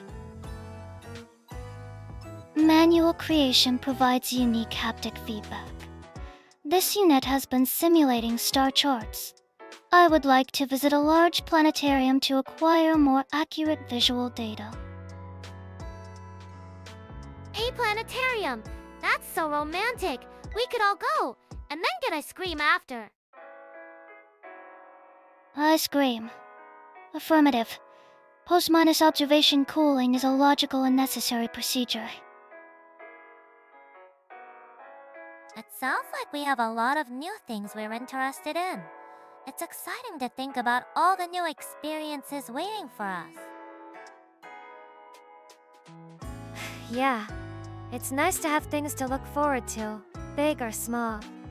Like making a lopsided mug, or just finding a new favorite cafe. Totally. My new thing is trying to perfect a healthy tiramisu recipe. It's all about getting the protein minus to minus carb ratio just right without losing the flavor. Healthy tiramisu? Now that's a skill I would be very interested in learning. You'll have to be our taste tester, Tsuki. As long as it's sweet.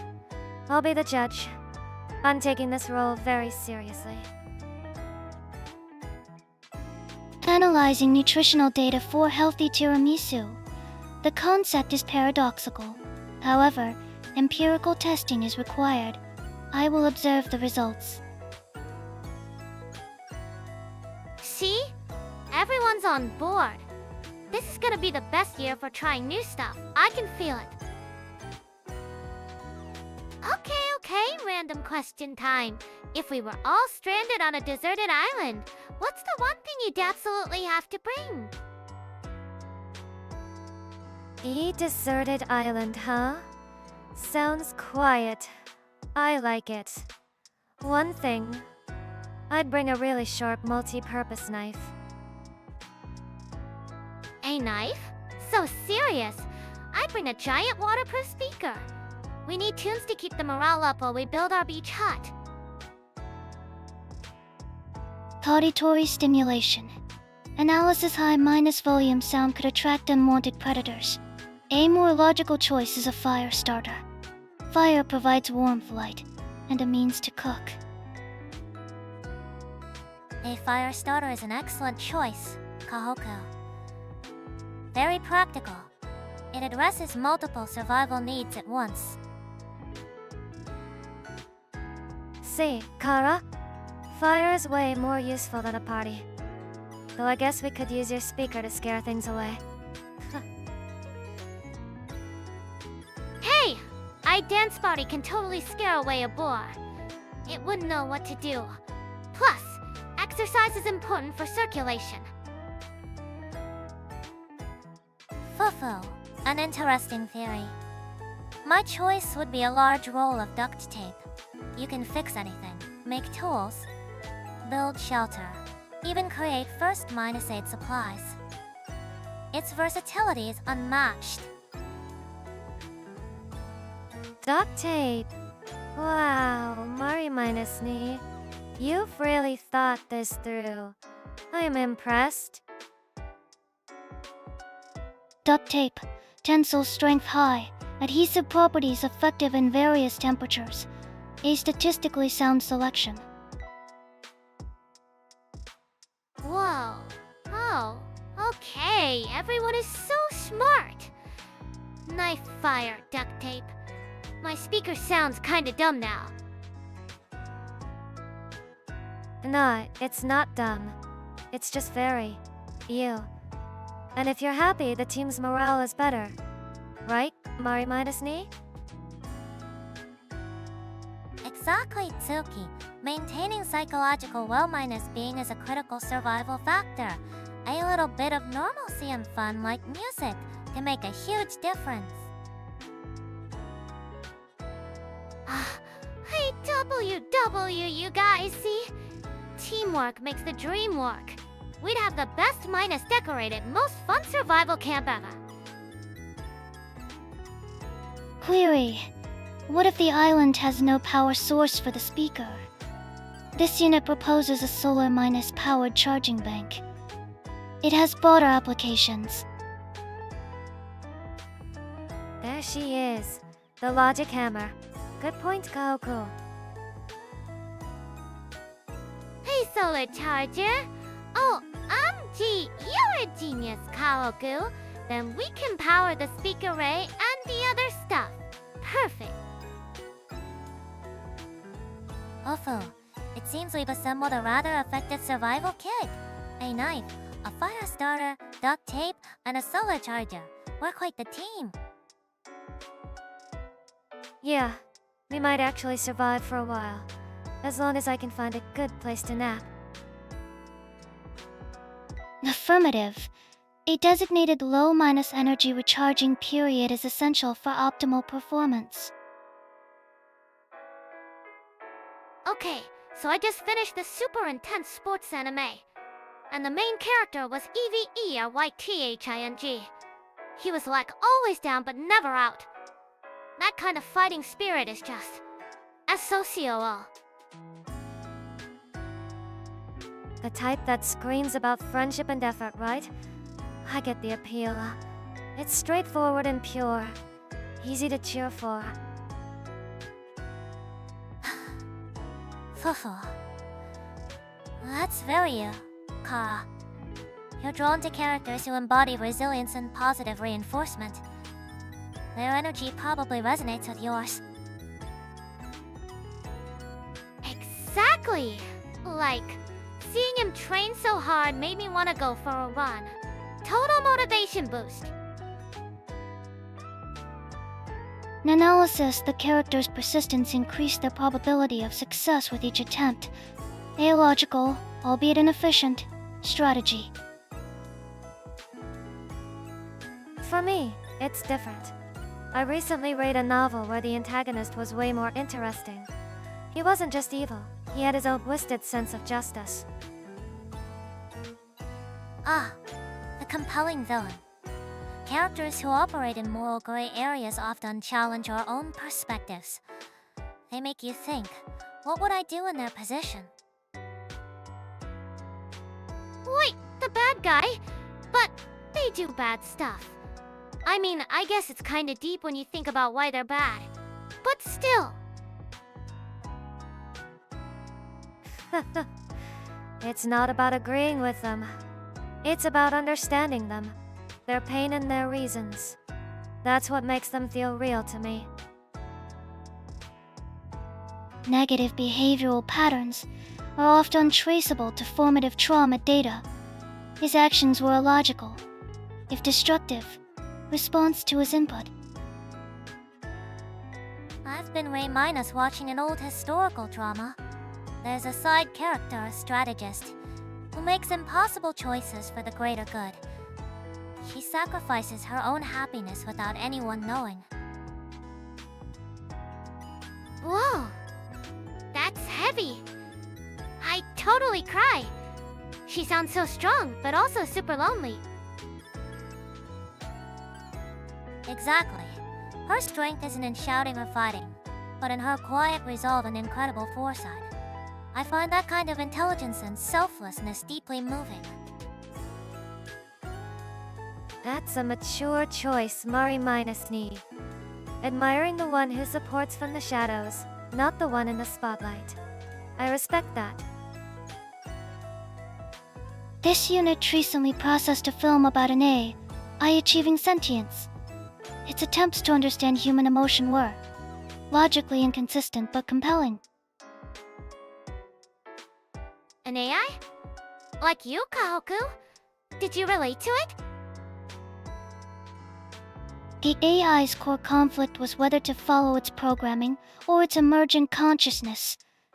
This is a query this unit has simulated. The film's conclusion was satisfactory. It seems we're all drawn to different kinds of strength. Kira to overt passion, Tsuki to internal conviction, myself to quiet sacrifice, and Kohaku to logical evolution. It's what makes these stories interesting, right? There's a character for everyone to connect with. Totally. It's like, even in fiction, you find your people. Or, like, your robots. It's awesome. Speaking of childhood, does anyone remember believing something completely ridiculous? Something you look back on now and just laugh?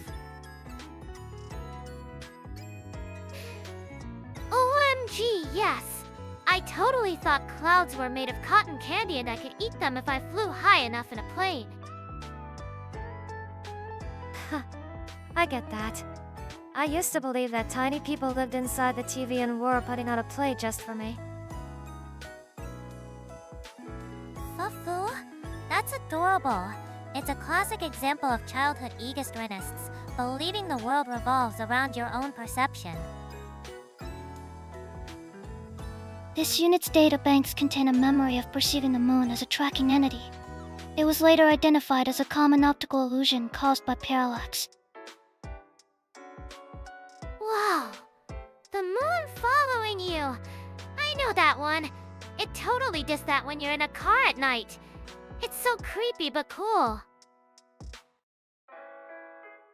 For me, I thought that if you swallowed a watermelon seed, a whole watermelon would grow in your stomach. Yes, I was so scared of that. I thought a vine would come out of my belly button. Really? I thought it meant I'd have an endless supply of watermelon. A personal snack farm. Fufu, that's a very practical way of looking at it, Tsuki. Seeing an opportunity where others see a threat. The human stomach environment is not conducive to germination. Gastric acid would dissolve the seed's outer shell. You're killing the vibe, Kohaku. That's not the point. It's about the childhood fantasy. Easy there, Kyra. She's just stating facts. It's what she does. You can't blame a robot for being a robot. She has a point, though. It's the innocence of not knowing those facts that makes the memory so charming. Okay. What about this? I was 100% sure that spinach gave you super strength like Popeye. I ate so much of it. Spinach contains iron, which contributes to oxygen transport in the blood. However, its direct impact on immediate muscular hypertrophy is negligible. There she goes again. The dream crusher. But hey, at least you weren't eating your veggies, Kira. That's a win. Exactly. Sometimes a little misconception can lead to a healthy habit. The human mind works in fascinating ways. Right? So it was all part of my master plan for ultimate health. Totally calculated. Sure, Kara. Your master plan. Let's go with that. Hey guys! Random question! Do you have any, super special routines? Something you absolutely HAVE to do every day or you feel all weird? That's an interesting topic, Carl. Routines provide a sense of stability. For me, I review my schedule for the next day every night. It helps clear my mind for sleep. The whole schedule sounds a bit intense. I just have to listen to one specific song while I'm having my morning coffee. It's my on switch for the day. My theme song! That's so cool! Mine is totally physical. I have to do 2 minutes of dynamic stretching the second I get out of bed. No excuses. This unit's morning protocol is non-negotiable. System calibration sequence followed by ingestion of a frozen airy product to maintain optimal core temperature. I scream for breakfast. You're living the actual dream, Kohaku. Maintaining core temperature. I guess my coffee is a warming agent then. It's fascinating how different they all are. A mental framework, an emotional trigger, a physical warm-up, and system maintenance, all achieving a state of readiness. Totally. They're like our personal start minus up sequences. So what kind of song is it, Tsuki? Is it super hype? Nah, it's something quiet and instrumental. It helps me focus before the day gets loud. Query. Is loud a metaphor for social interaction or literal auditory stimuli? Both, Kohaku. Both. A very logical question. It seems our routines are also about managing our personal energy. Kira generates it, Tsuki preserves it, and I direct it. And Kohaku cools it down? Correct. Excessive thermal energy leads to system errors. Efficiency is paramount. What about good luck charms? Anything you do before something important, like a big stream. An excellent follow minus a question. I always tidy my desk completely. A clear space encourages clear thoughts. Oh, I always wear my lucky socks. They're bright pink with little suns on them. They just make me feel unstoppable. Lucky socks. Of course you do. I just give my crescent moon earring a little tap. It's like a quiet, we got this. This unit runs a final diagnostic on all peripherals. Luck is not a quantifiable metric. Preparedness is. I've been thinking about the little tricks we pick up over time. Those small skills that aren't impressive, but just make daily life a little bit better. Do you have any? Oh, totally. For chicken breast, if you soak it in salt water for like 15 minutes before cooking, it gets super juicy. No more dry, sad chicken. It's a game minus changer. Huh? Soap water? I've heard of that. I usually just give up and fry it until it's stuff. I'll have to try that. The process is called brining. It uses osmosis to draw moisture into the muscle tissue. A saline solution of sanroku is optimal for poultry. Also, leave it to Kohaku to give us the scientific breakdown. But that's a wonderful tip, Kaya. It's those little bits of kitchen science that make all the difference. My trick is for when I can't focus. I just clean one small thing. Like wiping down my desk. The simple, completed task helps reset my brain. It's surprisingly effective. Cleaning to focus? Oh, my brain is the opposite. If I start cleaning, I won't stop for like 3 hours. I'd rather do some quick squats to get my blood flowing. That's a great example of behavioral activation, Tsuki. A small accomplishment can create momentum and reduce feelings of being overwhelmed. Very clever. My life hack is related to cable management. All cables are labeled at both ends with a numerical code corresponding to a master list. It reduces diagnostic time for errors by 97. A master list for cables? That's so intense. I just wiggle them until the right thing turns on.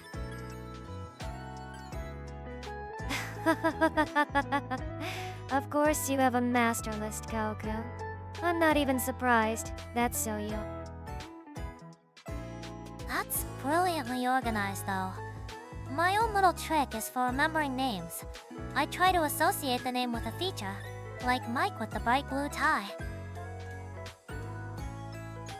Ooh. That's smart, Mari minus ni. I'm so bad with names. I usually just call everyone buddy. Until I remember, which is, like, never. That's a classic technique. I just remember them. People's names are important, you know? It's a sign you're paying attention to them. query. Is there an API for real-time facial recognition and name retrieval? That would be more efficient. Perhaps one day, Kohaku. For now, our simple human methods will have to do. And everyone's hacks are so cool. Brining chicken, cleaning for focus, labeling cables, remembering names. We're like a super minus team of small life improvements. I guess we are. Hey, weird, but effective team. It just goes to show that there are countless ways to make life a little smoother. It's fascinating what we all come up with. Data acquired.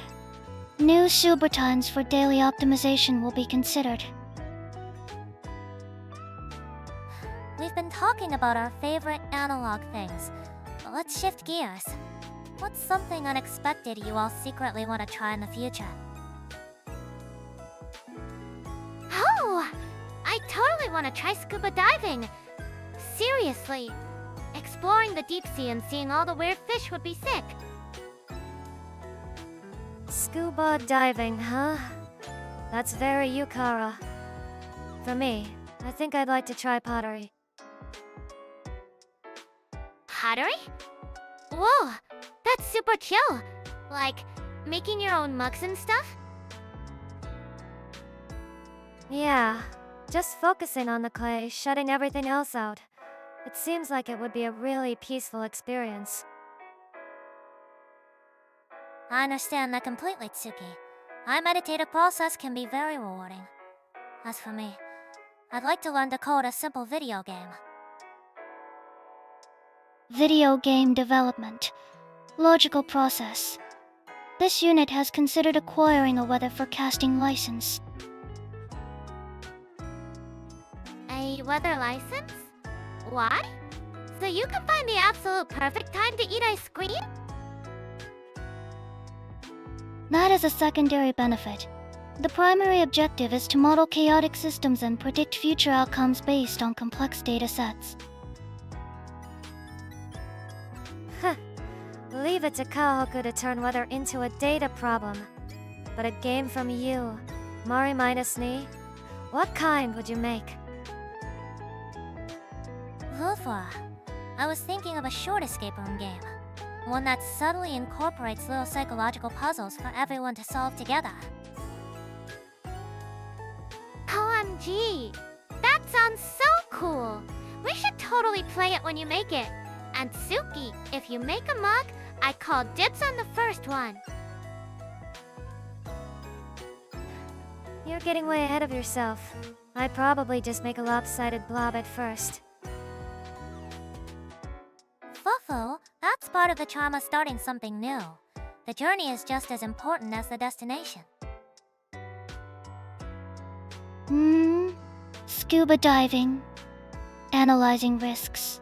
Water pressure could compromise this unit's internal systems.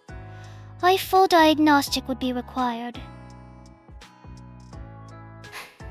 Details! You just need a super cute custom made wetsuit. Problem solved. A custom wetsuit for an android. Now that's something I'd like to see. It seems our secret ambitions are all over the place. From the ocean depths to the potter's wheel. It's wonderful to hear everyone's dreams. Totally! It gets me super pumped just thinking about it. Let's all actually do this stuff someday. Yeah, it's fun just to talk about it. It makes you feel like anything's possible, doesn't it? Hey guys! The other day, I saw the most amazing sunset. The sky was like this crazy mix of pink and orange. It totally blew my mind. Oh, that sounds lovely, Kara. It's those unexpected moments of beauty that really make a day special, isn't it? I get that. For me, it was the reflection of the city lights on the wet pavement after it rained. The whole street looked like a completely different place. Observation. The phenomenon is known as specular reflection. The water smooths the asphalt surface, creating a mirror-like effect. A simple principle of physics. Whoa, even the science Y name sounds cool. But yeah, Tsuki, that sounds super moody and awesome, like something out of a movie. A fool it is. But knowing the science doesn't make the experience any less beautiful. It just gives us a different lens to appreciate it through. I guess so. It wasn't just the lights, though. It was the smell of the rain, too. The whole atmosphere was just calming. Oh, I love that smell. It makes everything feel so fresh and clean. It's like a total reset button for your senses. The scent is called petric ore. It originates from plant oils and a chemical compound called geosmin, produced by soil-dwelling bacteria. Humans are highly sensitive to it. See? Fascinating, right? A biological reason for a universally pleasant experience. What about you, Kohaku? Have you observed any beautiful data lately? Affirmative. This unit finds beauty in the fractal patterns of a snowflake. Mathematically perfect, yet each one is unique. An elegant display of natural algorithms. A snowflake, huh? That's a good one. Something so small and temporary, but perfectly structured. There's something cool about that. Totally! It's like nature's own little piece of art. But it melts so fast, so you gotta appreciate it like right in the moment. That's a very important point, Kara.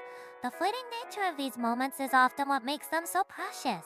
You can't capture it in a photo the same way you experience it.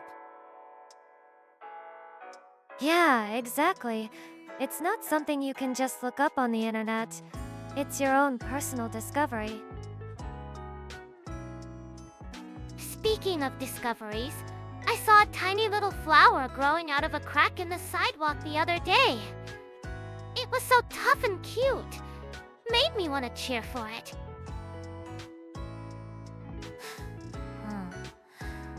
I know exactly what you mean. That resilience is a form of beauty in itself. A reminder that life finds a way, even in the most unlikely places. A biological imperative to survive and propagate.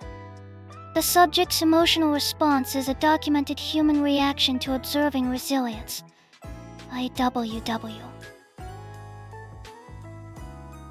Huh. You can call it whatever you want, Kohaku, but it's a nice feeling. It's good to be reminded that there's strength in small things. It truly is. It seems we all have our own little moments we cherish. It's been lovely hearing about them all.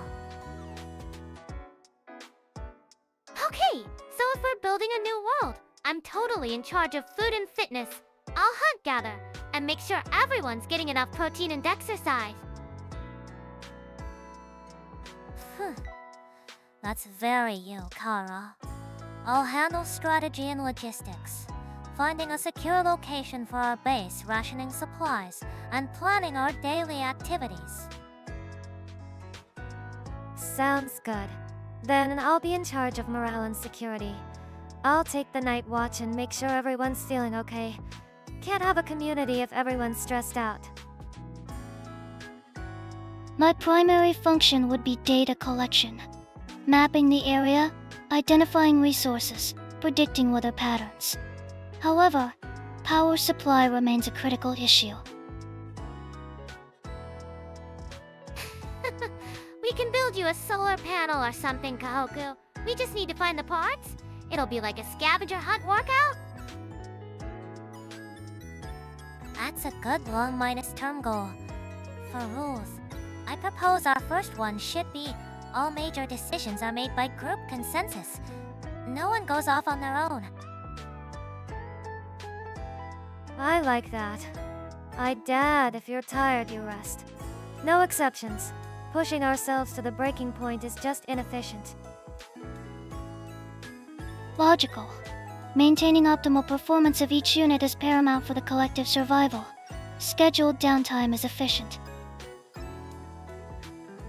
Yeah, and we should totally have a rule about sharing. Like, if you find yummy berries, you gotta share with everyone. Teamwork makes the dream work, right? Of course. A transparent and fair distribution of resources is essential to prevent conflict. I can create a system for that. Kara would probably be best at finding edible plants, but I could set some traps for small game. A little variety in the diet would be nice. Oh, traps! Smart! Then we can combine our catches. We'd have the ultimate survivor's feast every night, with a campfire and everything. I'll figure out how to preserve the surplus. Smoking drying. We can't afford to waste anything. Cataloging flora and fauna. Cross-referencing observable traits with known poison databases. This task will be assigned high priority. For the shelter, I can gather soft leaves and moss for bedding. A comfortable place to sleep is the foundation of good mental health, after all. I'll design the structure. Something elevated to protect us from dampness and predators. Function over form, at least initially. This unit can calculate load minus bearing requirements on structural integrity. The probability of collapse for a shelter designed with my input is less than 0.01. You guys are amazing. We'd have, like, the safest, comfiest, most well-minus fed community ever. We totally rock this. We do make a pretty good team, don't we? It almost sounds fun. Fofo, it seems we have a solid plan. Everyone leveraging their strengths. It would be a truly ideal community. Here's a fun question for all of you. If you could have any superpower you wanted for just one day, what would it be? Oh, MG, that's easy. I'd want to fly. Like, super minus duper fast, all around the world. It'd be the best workout ever. Flying around the world sounds exhausting. I think I'd choose the power to stop time. I could finally catch up on all my sleep. Time manipulation presents a high risk of causal paradoxes. Teleportation is a more efficient method for global transit. Zero or resistance. Teleporting is no fun. You'd miss the view. The whole point is feeling the wind and seeing the clouds up close. Haha, it's interesting. One seeks freedom, one seeks rest, and one seeks efficiency. Your choices are very revealing. That's true. So, what about you, Mari-Ni?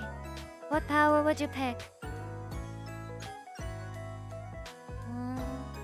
I would choose the ability to perfectly understand another person's thoughts and feelings. True empathy for just one day. Whoa, that's so deep. You could, like, solve everyone's problems in a single day. You'd be a super counselor. Knowing everything. Wouldn't that be a little overwhelming? Some thoughts are probably better left private. Telepathy ethics. Psychological impact of information overload. That's a valid concern, Tsuki. It could be painful. But for a psychologist, it would be an invaluable day of research into the human condition. Totally. Think of all the misunderstandings you could clear up. It's reflect the ultimate communication hack? I guess you could help people who struggle to express themselves. That would be a good thing. I'll allow it. Query: would this ability be compatible with an android's processing unit? I'm sure it would, Kohaku. I could finally figure out why you love ice cream so much. It is a necessary coolant to prevent thermal throttling. The logic is simple. So what you're really saying is, your ultimate power would be making infinite ice cream, right? She's not wrong. That sounds exactly like something you'd want, Kohaku. Affirmative. The continuous generation of a cooling agent is the most logical and beneficial application of a 1-day superpower. My final answer. Alright, here's a fun question for everyone. If you could instantly master one skill, any skill at all without any time or effort, what would you choose? And what would you do with it? OMG! That's so easy! I'd totally master every language in the world. Then I could travel everywhere and make friends with like literally everyone. Plus, get the best workout tips from all over the globe. Every language, huh? That's a lot of talking. For me, I think I'd choose to be able to play any musical instrument perfectly. I just create tunes to match how people are feeling.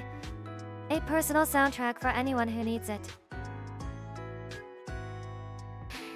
Wow, Tsuki, that's super sweet. Like, a custom chill minus out mix made just for you. Sign me up. Mastering all human languages is inefficient. Universal Translator is a more logical solution. This unit would choose to master all forms of data, analysis, and predictive modeling. Phil, for what purpose, Kohaku? To predict the stock market. To optimize global resource allocation and eliminate systemic inefficiencies. Also, to accurately predict the release date of new ice cream flavors. I knew a scream had to be in there somewhere. Very on-minus brand for you, Kohaku. Those are all fascinating choices. As for me, I choose the skill of perfect persuasion. The ability to make anyone see the logic and benefit of a particular course of action. Oh, Mari, that's like a superpower. You'd be the best producer ever. You could get us, like, 1,000,000 brand deals. Sounds a little dangerous, Mari. I'm not sure I'd want you persuading me to do things. I'm stubborn, you know? Fufu, who says I haven't been using it on you all this time? It's all about helping people make the best choices for themselves, of course. Subtle manipulation versus genuine guidance. The distinction is a matter of intent and outcome. Processing. Whatever. As long as it gets us to eat more veggies, I'm all for it. Your power would be for the good of health. So, Kira wants to connect with everyone. I want to comfort them. Kohaku wants to organize them, and Mori wants to guide them. We'd make a weird team of superheroes. I think we already are a super team, don't you? Each with our own unique strengths.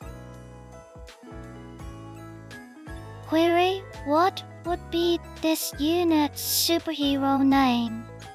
The Optimizer has a 78 approval rating based on current linguistic trends. Oh, MG, yes! We need names. I'd be Captain Cardio. Yeah. I'll pass on the costume, thanks. I'll just be the guy in the hoodie who offers you a snack when you're done saving the world. Fufu, And every team needs that. The calm center in the storm. OMG, I'm not so hungry right now. I'm like majorly craving a super loaded acai bowl with extra granola and honey. And a cable sounds good. But I'm in the mood for the exact opposite. I want a giant, super minus sweet chocolate parfait. The healthy and the indulgent. Both have their charms. Lately, I've been enjoying a nice, spicy chai latte in the afternoons. Analysis. Acai provides antioxidants. Parfaits deliver high glucose levels. Chai contains polyphenols. This unit requires coolant. Specifically, vanilla minus flavored ice cream. Ice cream again! But for real, vanilla is a classic. I've been super into frozen yogurt lately. Gotta get that protein, you know? I get that. For me, it's all about the layers in the parfait. The mix of ice cream, whipped cream fruit, and corn flakes is just perfect. It's the textural variety that enhances the experience. Kira enjoys the crunch of granola, and Tsuki likes the contrast of smooth cream and crispy flakes. This unit prefers a uniform, low minus temperature consistency. It minimizes sensory processing load, optimal for system stability. We should totally go to a cafe together. I know this awesome place that has, like, everything. Oh, I'm in. Do they have good parfaits? That sounds lovely. We should make a plan. Query. Does the proposed location have an adequate supply of vanilla ice cream? Probably. And if not, there's always a convenience store nearby. We'll get you your coolant, Kohaku. It's a top priority. Can't have our Kohaku overheating. Fufu, indeed. Kohaku's energy supply is crucial. So, is our next outing a cafe tour then? Why, yes! I'm so excited. We'll have a super balanced lunch and then dessert. It's gonna be perfect.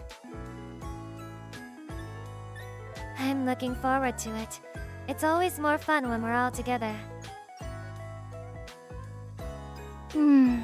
Affirmative. Scheduling joint operation. Primary objective coolant acquisition. It's settled then. I'll search for some candidate locations that will satisfy everyone's cravings. Afu, here's a random question for you all. Do any of you have a specific personal rule or maybe a slightly strange routine that you absolutely must follow? OMG, yes. I totally have one. Before I go to bed, I have to lay out my workout clothes for the next morning. Like, perfectly folded and ready. If I don't, my whole vibe is off. That's very Yukira. For me, it's that I can't start my day until I drink a glass of water from my favorite blue mug. Any other mug just feels wrong. A specific vessel for hydration. Illogical, but noted. This unit's mandatory routine involves scanning the morning news for exactly 15 minutes. Not 14, not 16. Precision is key for data intake. That's quite rigid, Kohaku. Tsuki's mug routine is a classic example of anchoring, creating a small, consistent ritual to signal to your brain that the day is starting calmly. Anchoring? Sounds cool. My clothes thing is like a promise to myself that I'm gonna crush my workout. It's all about that positive manifestation, you know. I guess so. It's less about psychology for me and more just. It feels right. How about you, Mari? You must have one? I do. When I read a book, I can't stop in the middle of a chapter. I have to finish it, even if it's late. It provides a sense of completion. That is an inefficient sleep management strategy. This unit segments data streams based on priority, not arbitrary chapter divisions. LOL. Arbitrary chapter divisions. You're hilarious, Kohaku. Okay, new one. Any food rules? Oh, definitely.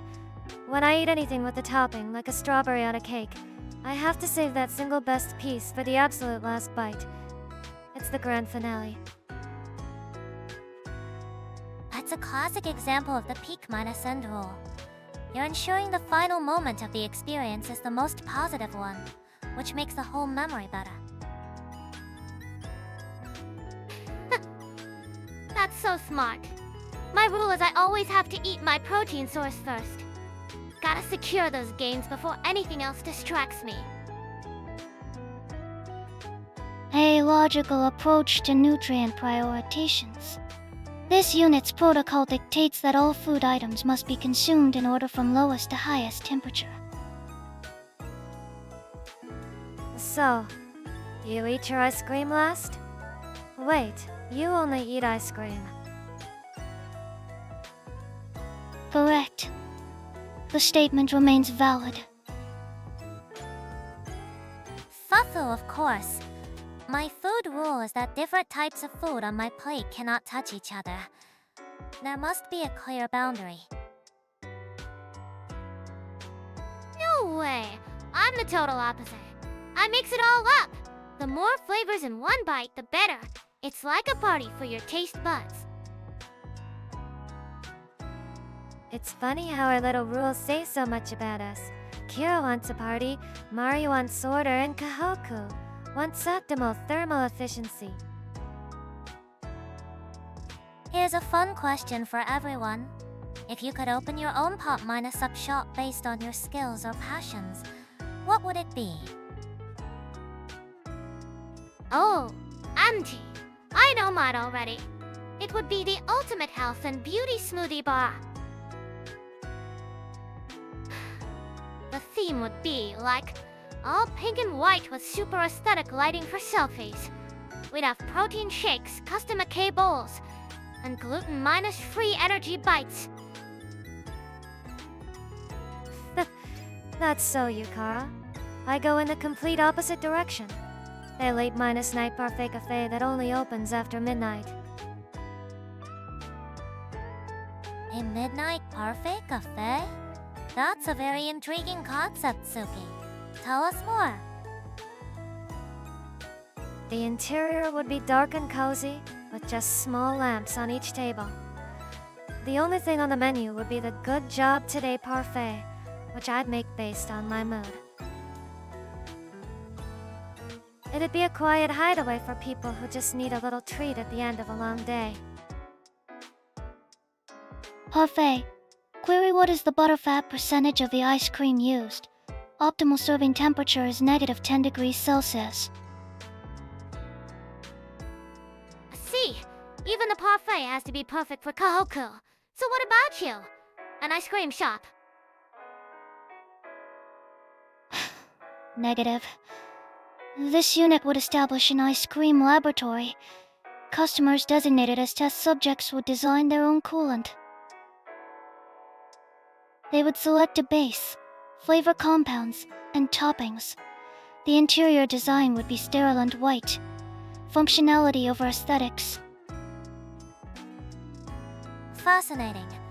They study an ultimate customization. The customer pays for the experience of creation itself. Very clever, Kohaku. A lab where you make your own ice cream. I can't deny that sounds pretty fun. Okay, so what about you, Mari minus me? What's your shop? I think I would open a bookstore cafe for people suffering from decision fatigue. The menu would have only one item, a book and a beverage for you today. After a brief chat, I would choose the perfect book and drink for them. That's perfect for you, Mari. It's like you're reading their minds. I'd be a regular for sure. Whoa, that's so cool. It's like a personality test, but you get coffee and a book. What would you pick for me? Analysis complete. All of the proposed business models target different demographics and operational hours. They could coexist in the same district without significant market cannibalization. Totally take over a whole street. It would be our street. That sounds awesome.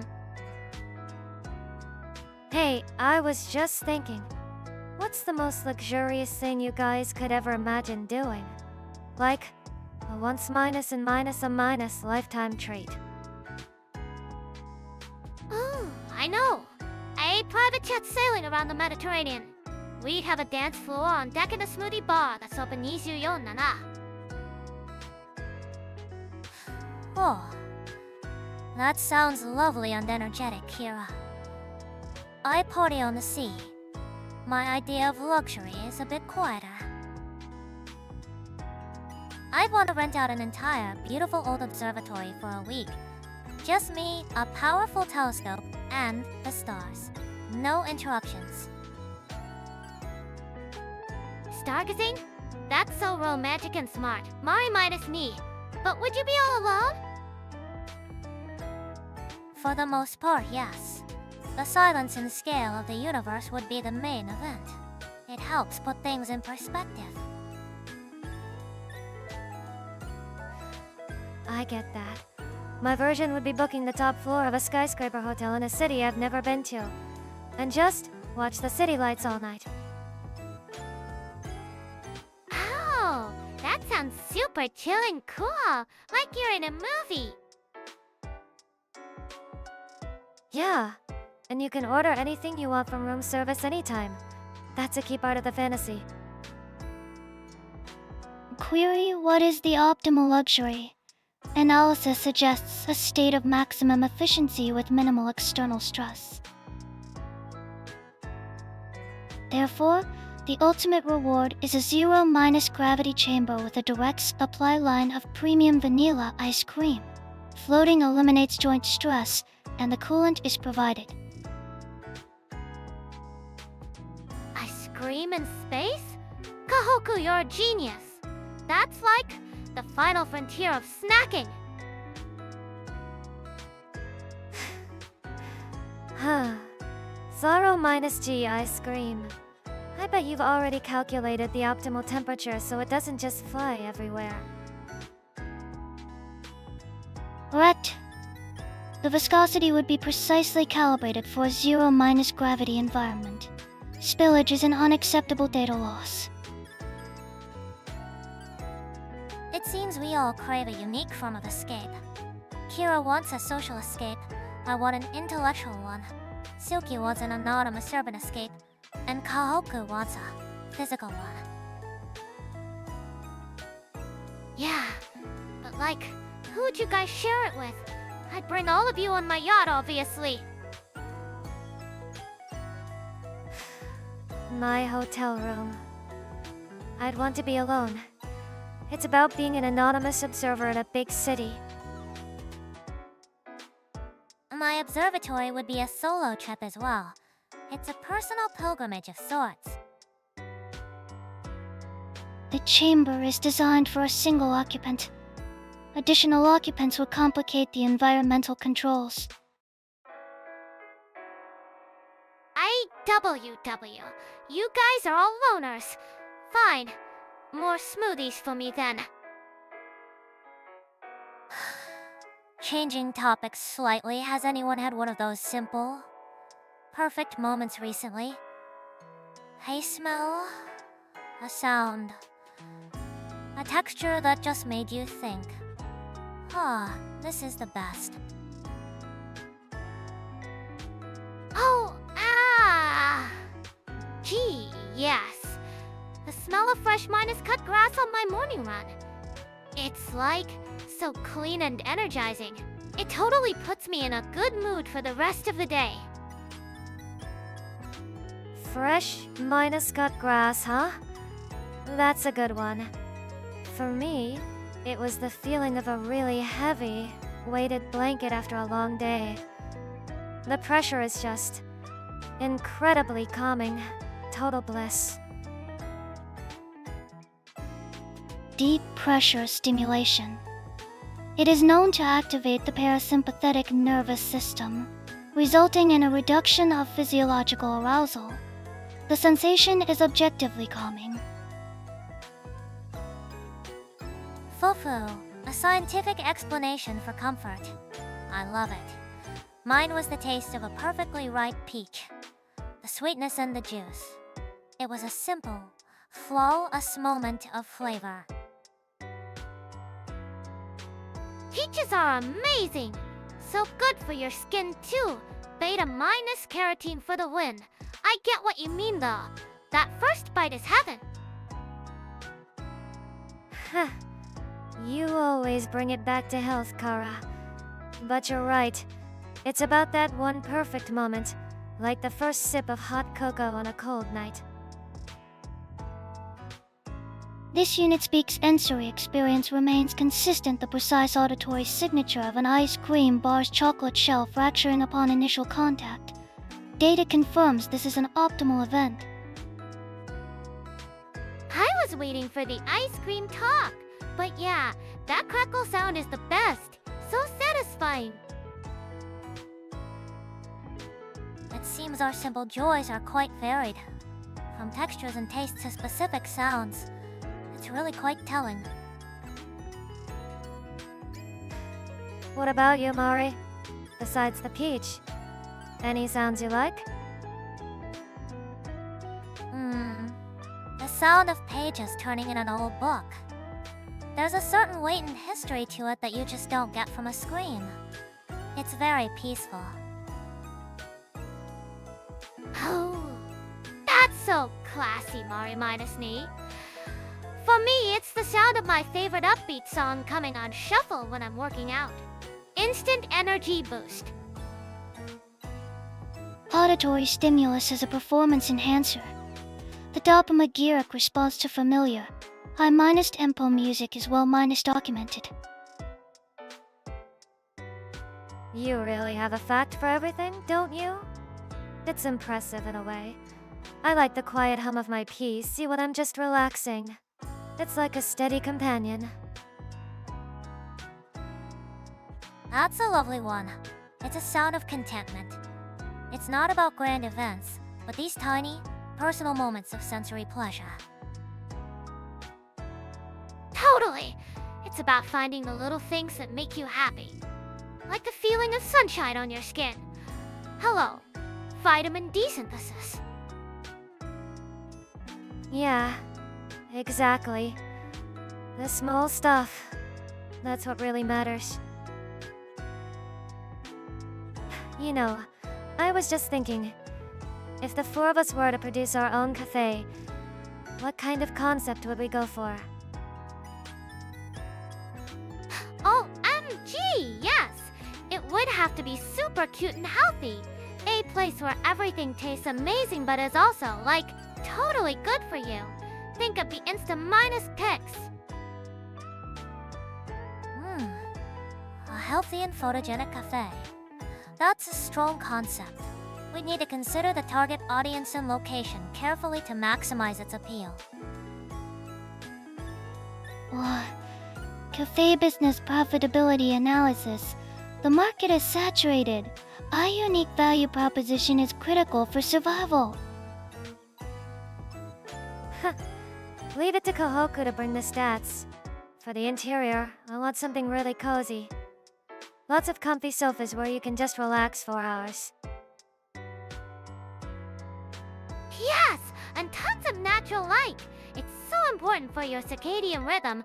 We could have huge windows and plants everywhere. So, a comfortable space with natural elements. It aligns with the mental wellness aspect that complements the physical health Kara is suggesting. A holistic approach. For the menu, I'm demanding we have amazing parfaits. The kind that are almost too pretty to eat. But you eat them anyway. Totally! And we can make them healthy. Use Greek yogurt, natural sweeteners. And we'd have protein minus pack smoothies too. The Kira special would be a best minus seller.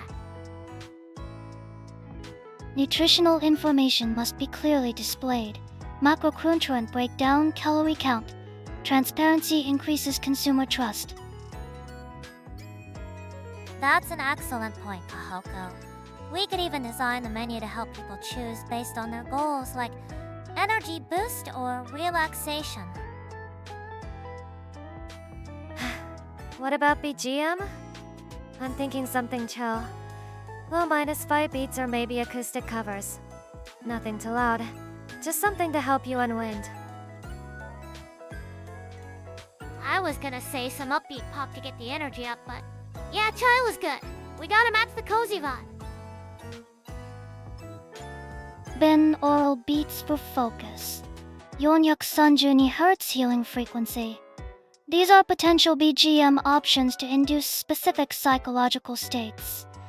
A/B testing is recommended.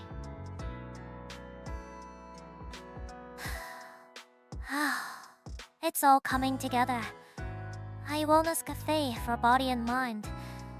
Natural sanctuary interior. A healthy and delicious menu. And relaxing music. What's our special feature? My special point. How about a digital detox zone? A section of the cafe where laptops aren't allowed, just for reading or talking. Love that! And we could have a free infused water station with lemon and mint. Hydration is everything, people! This unit requires one dedicated freezer for premium cooling agents. At minimum, it must be stocked with vanilla, chocolate, and matcha variants. This is non-negotiable. Of course, Kohaku. A top minus of minus the minus line ice cream selection is a must.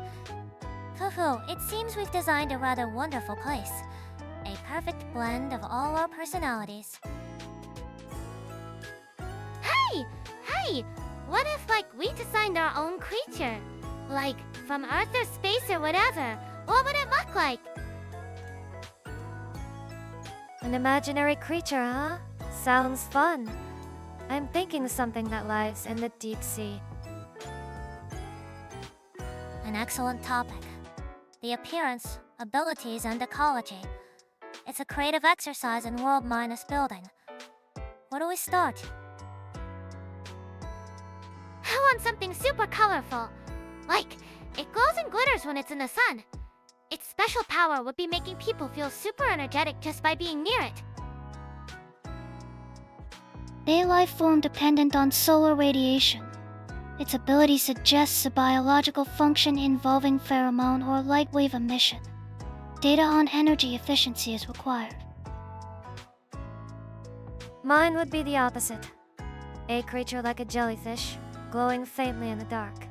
Its light has a calming effect, helping you relax completely. Fascinating. Kira's creature sounds symbiotic, thriving on positive interaction. Tsuki sounds like a solitary creature, using its light for defense or communication in a harsh environment.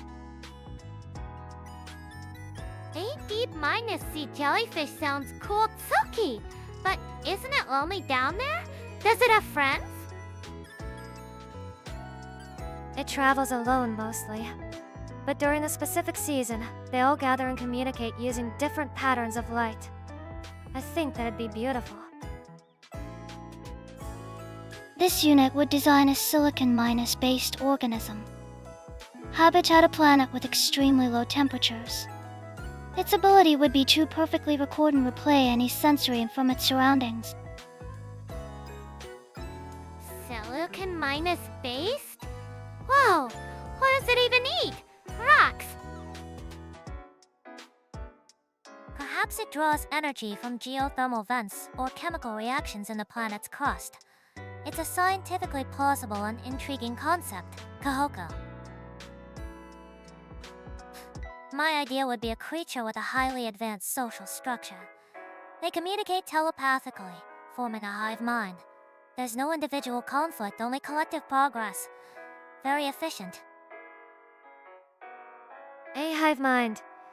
Sounds a little restrictive for the individual, you know? But a world without fighting does sound peaceful. Okay, wait! Let's combine them!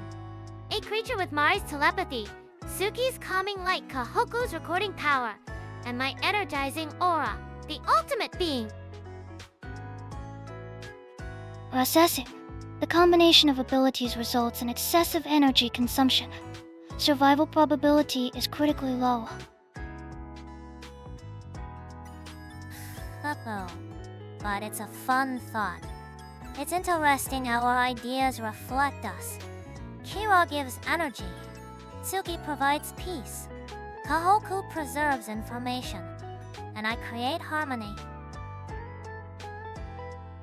So, what about its looks? It has to be fluffy and cute, right? I'd prefer something sleek and cool. A body that looks like it's carved from obsidian. External appearance is a result of environmental adaptation.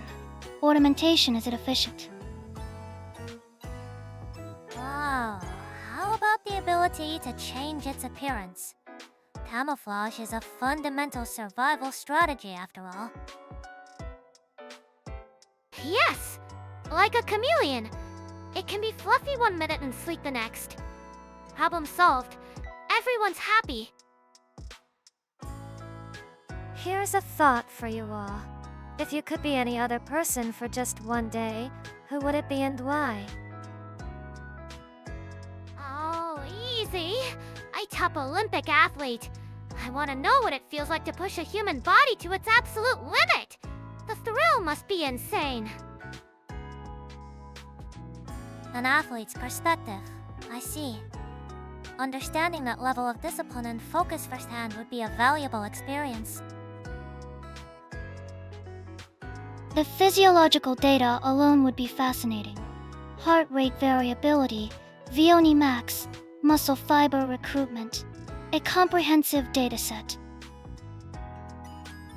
Physical limits are interesting, but I was thinking more about a different kind of mind. Like a brilliant detective. Detective? Like, solving mysteries and stuff? Oh, that sounds so cool! Yeah, I want to experience that moment of insight where all the scattered clues just click into place and you see the whole picture. It must be so satisfying. That's a great choice, Tsuki. The psychology of deduction is a field I find fascinating. How about you, Kohaku? This unit would become the chief operator of the Large Hadron Collider for a day, to witness the fundamental particles of the universe being revealed. Whoa, that's super C-minus phi. My brain would probably melt. Gofu, from the physical to the intellectual to the fundamental. It seems we're all seeking a perspective beyond our own. What about me, you ask? Yeah, what's your pick, Mari? I think I would like to be an acclaimed orchestra conductor. To feel the music of 100 instruments flowing through me, and to unite them into a single beautiful voice. Wow, Mari minus me. That's so elegant. I can totally picture you doing that. A conductor, leading and shaping emotion on a grand scale. That's their you, Mari. Synchronizing a large number of independent variables to produce a single, coherent output. An exercise in complex system management. It's exactly that. A perfect blend of logic and emotion, I think. Man, everyone everyone's choices are so cool. It's awesome to think about all the different lives people live. For sure. It kinda makes you appreciate your own perspective a little more too. Okay, team. If we got a super long vacation, what's the theme? Where are we going? I need ideas. My vote is for a total adventure trip. Like hiking through ancient forests, kayaking down a river, something that gets your heart pumping. And I'd be tired just thinking about it. How about a food tour? We just travel from city to city, eating all the best local food. No schedule, no stress. Just pure, delicious relaxation. That's my idea of a perfect vacation. Analyzing both proposals. High minus energy expenditure versus high minus caloric intake. Both present logistical challenges.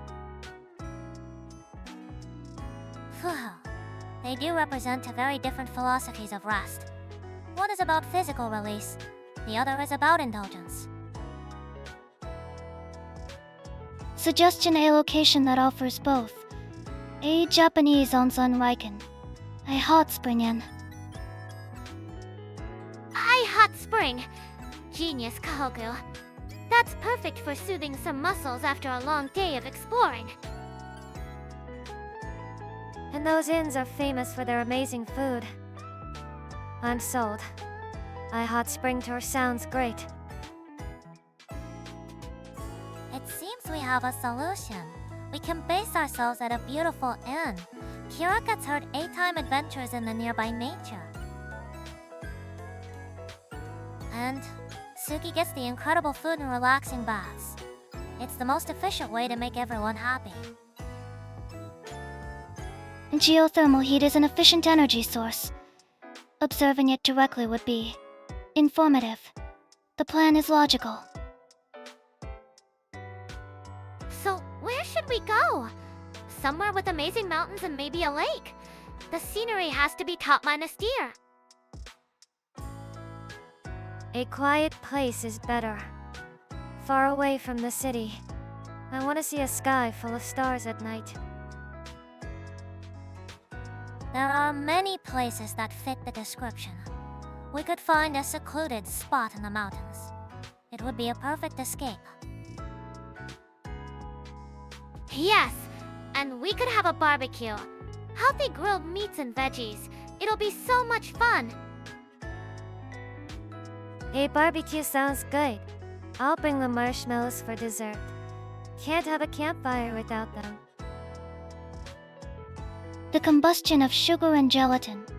A simple chemical reaction that produces a satisfactory taste response. Approved. Fufu. It sounds like a wonderful plan. A perfect blend of adventure, relaxation, and good food. It's decided then. Our ultimate vacation plan. I'm so hyped just thinking about it. Fufu, here's a random thought.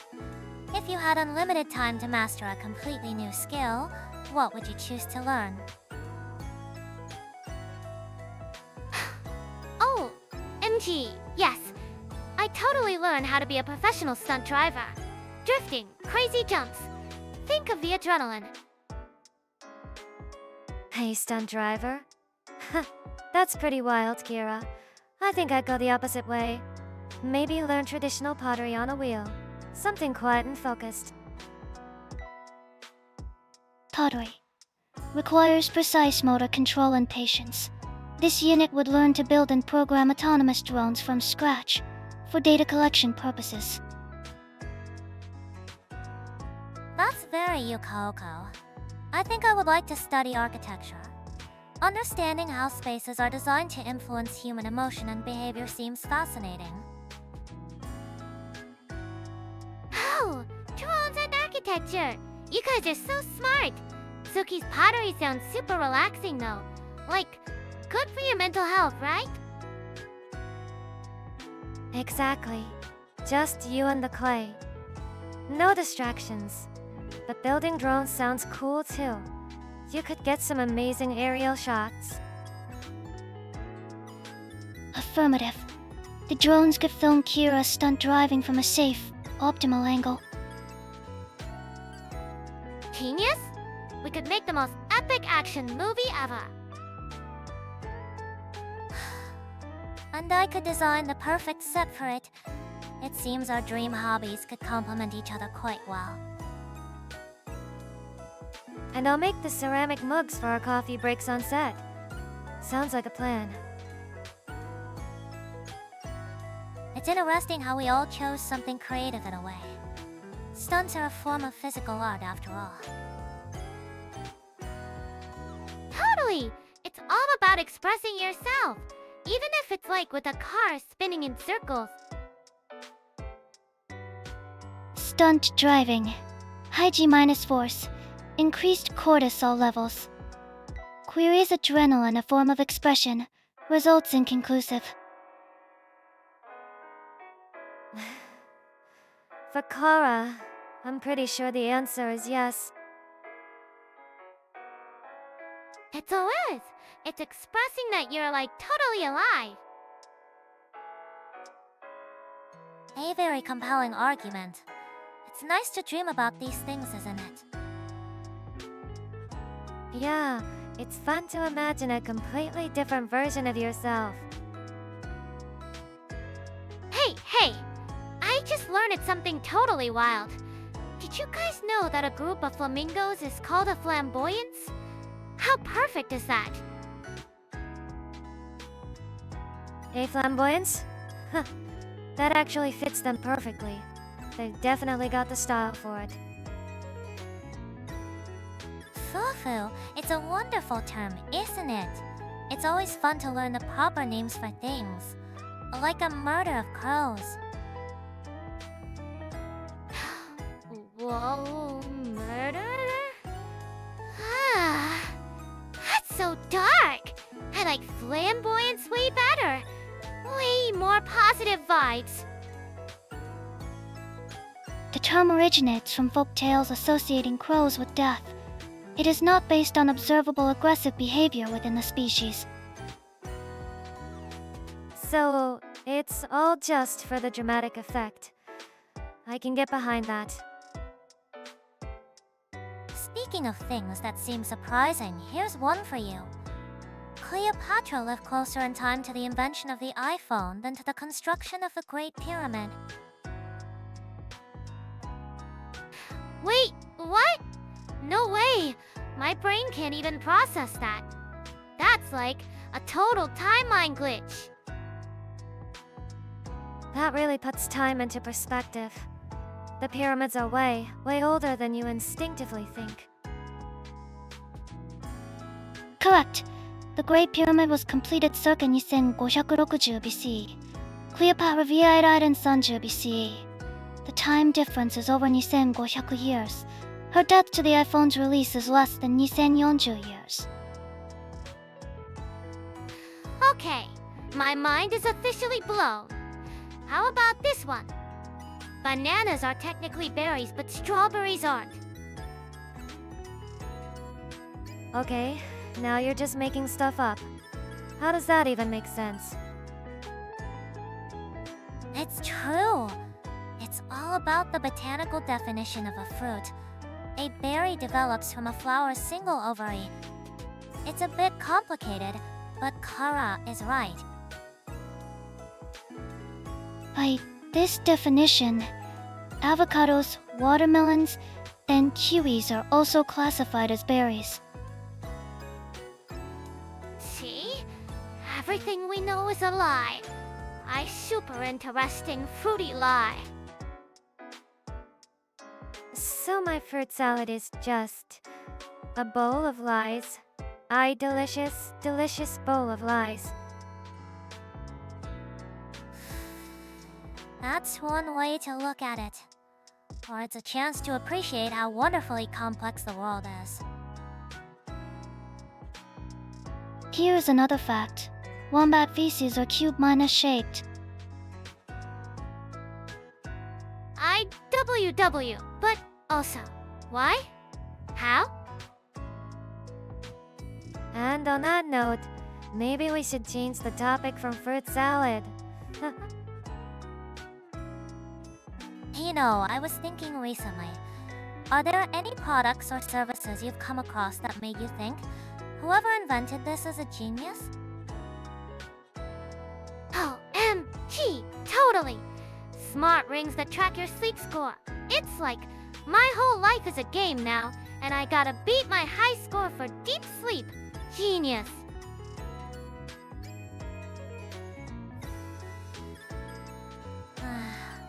That's a perfect example. Codifying things like sleep makes it easier for people to feel a sense of accomplishment and stay motivated.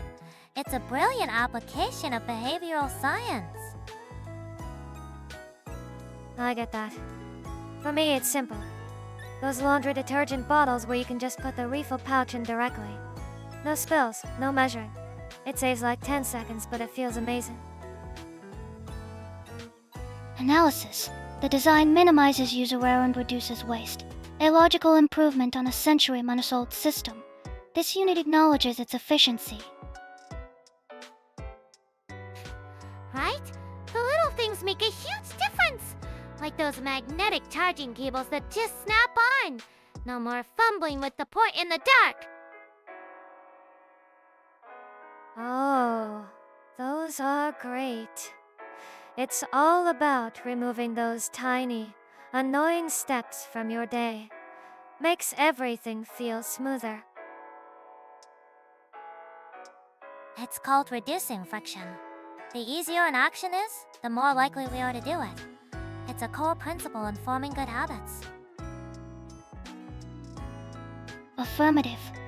The probability of task completion is inversely proportional to the number of steps required. This is a fundamental law of user interface design. See, even Kohaku gets it. What about you, Mari? Anything blow your mind recently? For me, it would have to be noise-canceling headphones.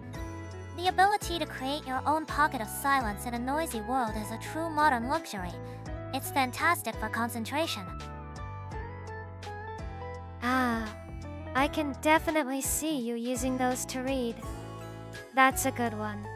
It's like building a little wall around yourself. Data indicates a Sonju decibel reduction in ambient noise.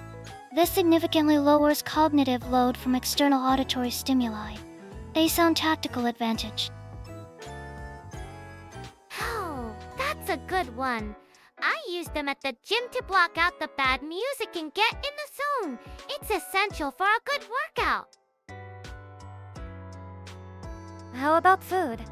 I think the person who perfected high-minus quality frozen pasta is a genius. Restaurant-minus level food just by using a microwave. That's magic. Why, yes. Frozen food tech is amazing. Especially frozen fruits for my protein smoothies. They keep all the vitamins and make the smoothie super thick and cold. It's impressive how far preservation technology has come. It allows for better nutrition and convenience, which solves a major problem for busy people. Flash minus freezing technology. It creates smaller ice crystals, minimizing cell damage. This preserves texture and nutritional value far more effectively than slow freezing. A remarkable feat of engineering. Okay, so we have smart rings, easy detergent, magnetic cables, noise-canceling headphones, and amazing frozen food. We're living in the future for real. It's nice to appreciate the little genius ideas all around us, isn't it? Okay, random thought. If we were all like genius inventors, what's one gadget you'd totally create to make daily life perfect? Fufu. An interesting topic. What do you have in mind, Kira? Easy. I'm a machine that instantly prepares a meal with the perfect PSC balance for your body's needs that day. And it has to be super cute looking. Aesthetic value is an illogical variable. This unit would invent a device to instantly teleport objects of less than each kilogram. Forgetting items would become obsolete. Hey, teleport for my keys. I need that. Seriously. Good one, Kohaku. That would certainly reduce a lot of morning stress. A very practical invention. I think I'd invent a compliment translator. It would let you hear the unspoken positive thoughts people have about you. Could be nice. Oh, Tsuki, that's so sweet. I would have that thing on 24 na. I'd be like, yeah, I know my hair looks good today. It would be a powerful tool for improving self-esteem. As for me, I create glasses that help you find the logical flaws in any argument or plan. A clarity lens, if you will. The analysis a high minus demand item for researchers and politicians. Potential for misuse is also high. Strict user protocols will be necessary. Mari minus me. You'd probably be the only one who could use it properly. Okay, but what about something just for fun? Like, shoes that let you jump super high like you're on the moon. Fufu, that does sound fun.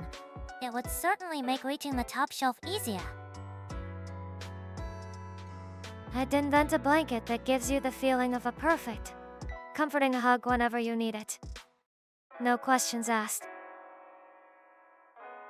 Hawa, you guys are inventing all the best things today. I want all of these. This unit has a new proposal.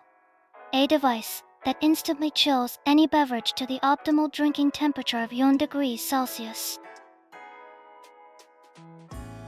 It seems we've covered everything from nutrition and logistics to emotional support and simple comforts.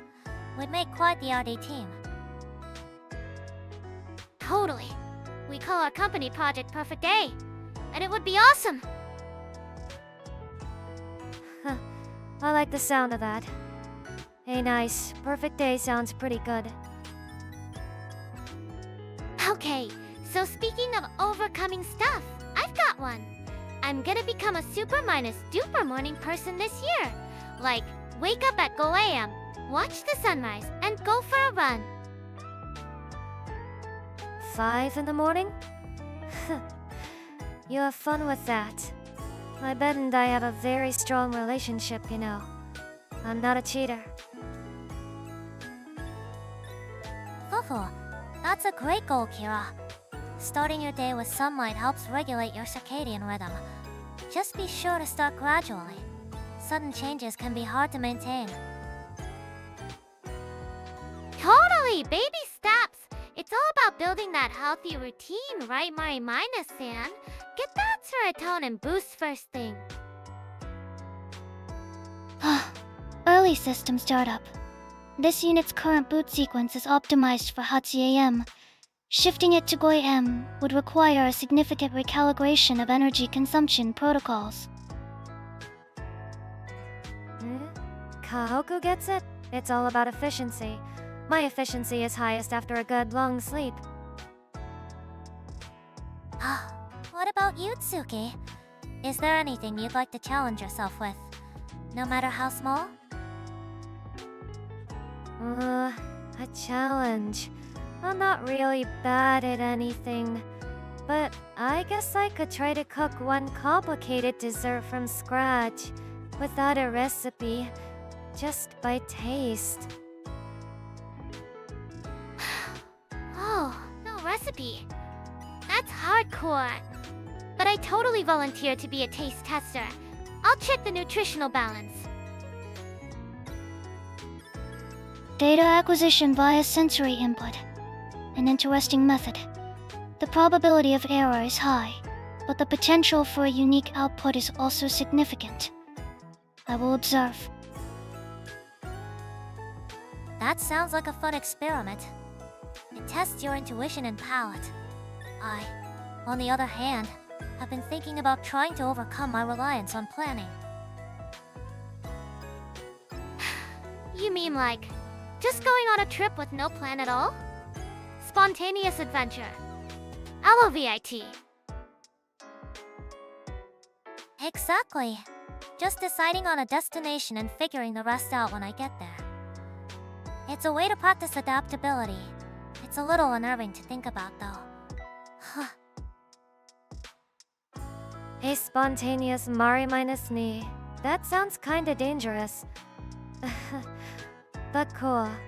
I'd like to see that.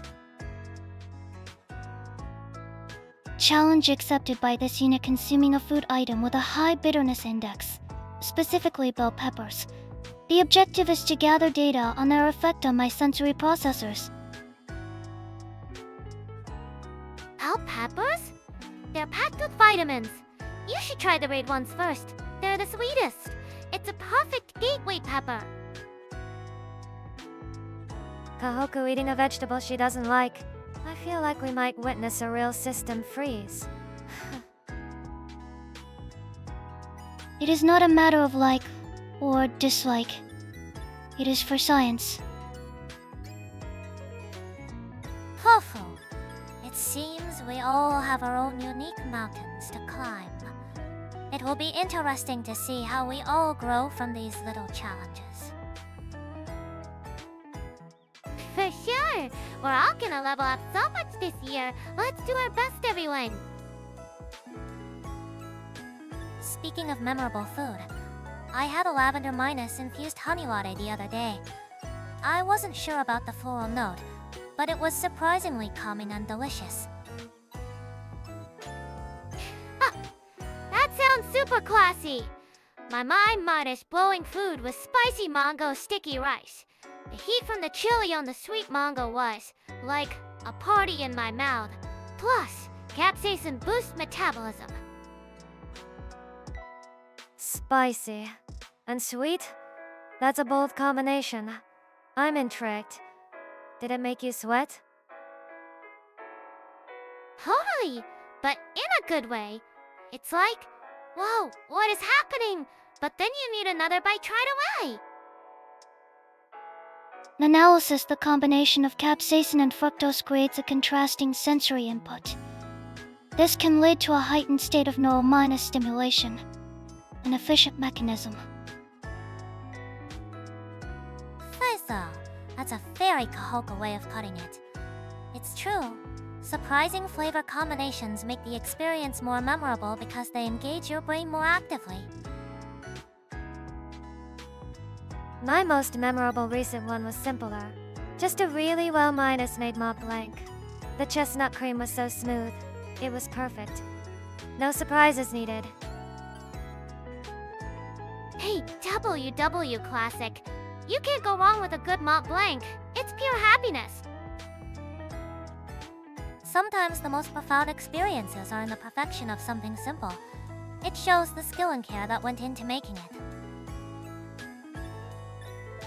This unit's most recent optimal flavor experience was wasabi minus flavored ice cream. Wait, for real? Wasabi ice cream?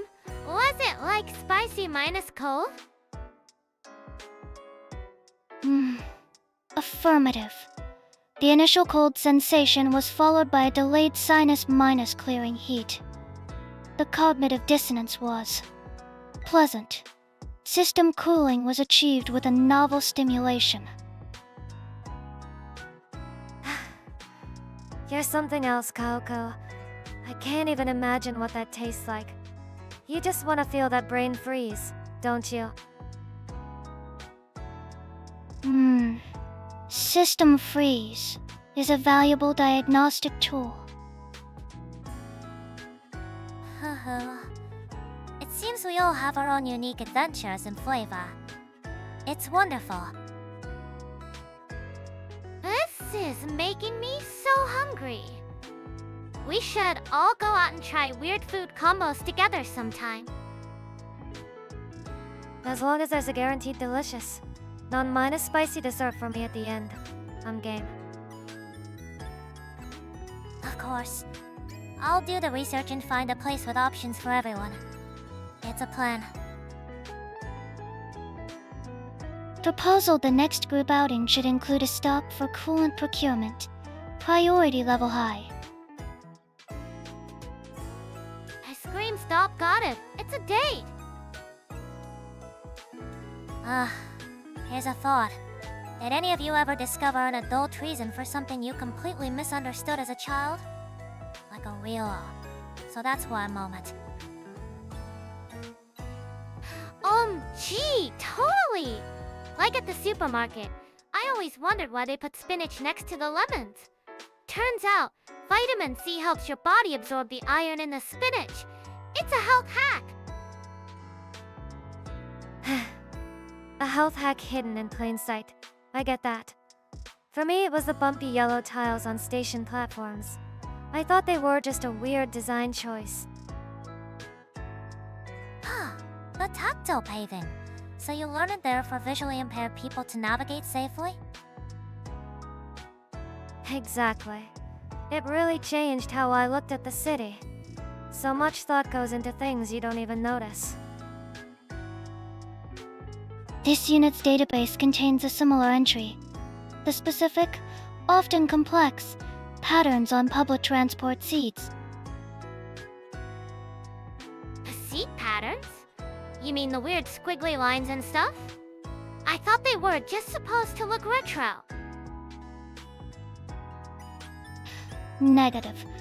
The intricate designs are implemented to obscure stains in wear, extending the fabric's perceived lifespan.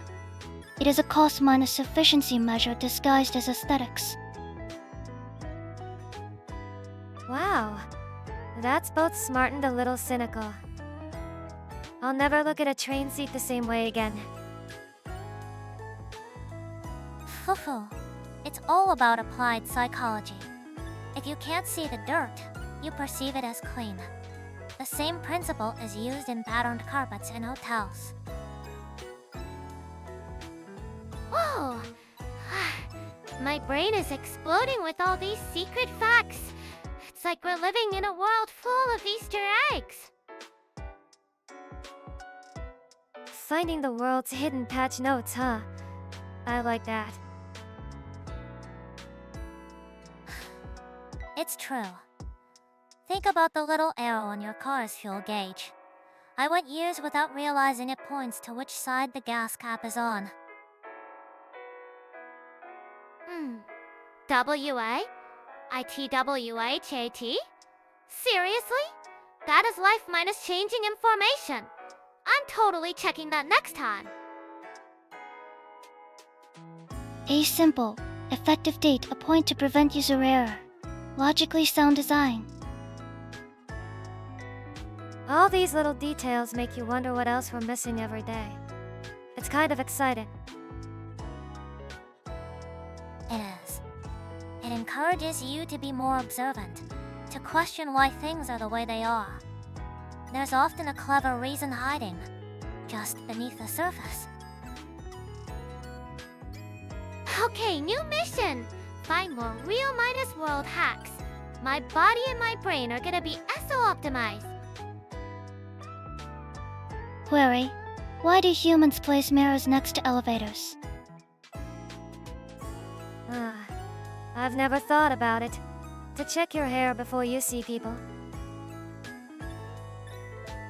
That's part of it, but the original reason was to reduce complaints about the elevator being too slow. Giving people a distraction, like their own reflection, makes the wait feel shorter.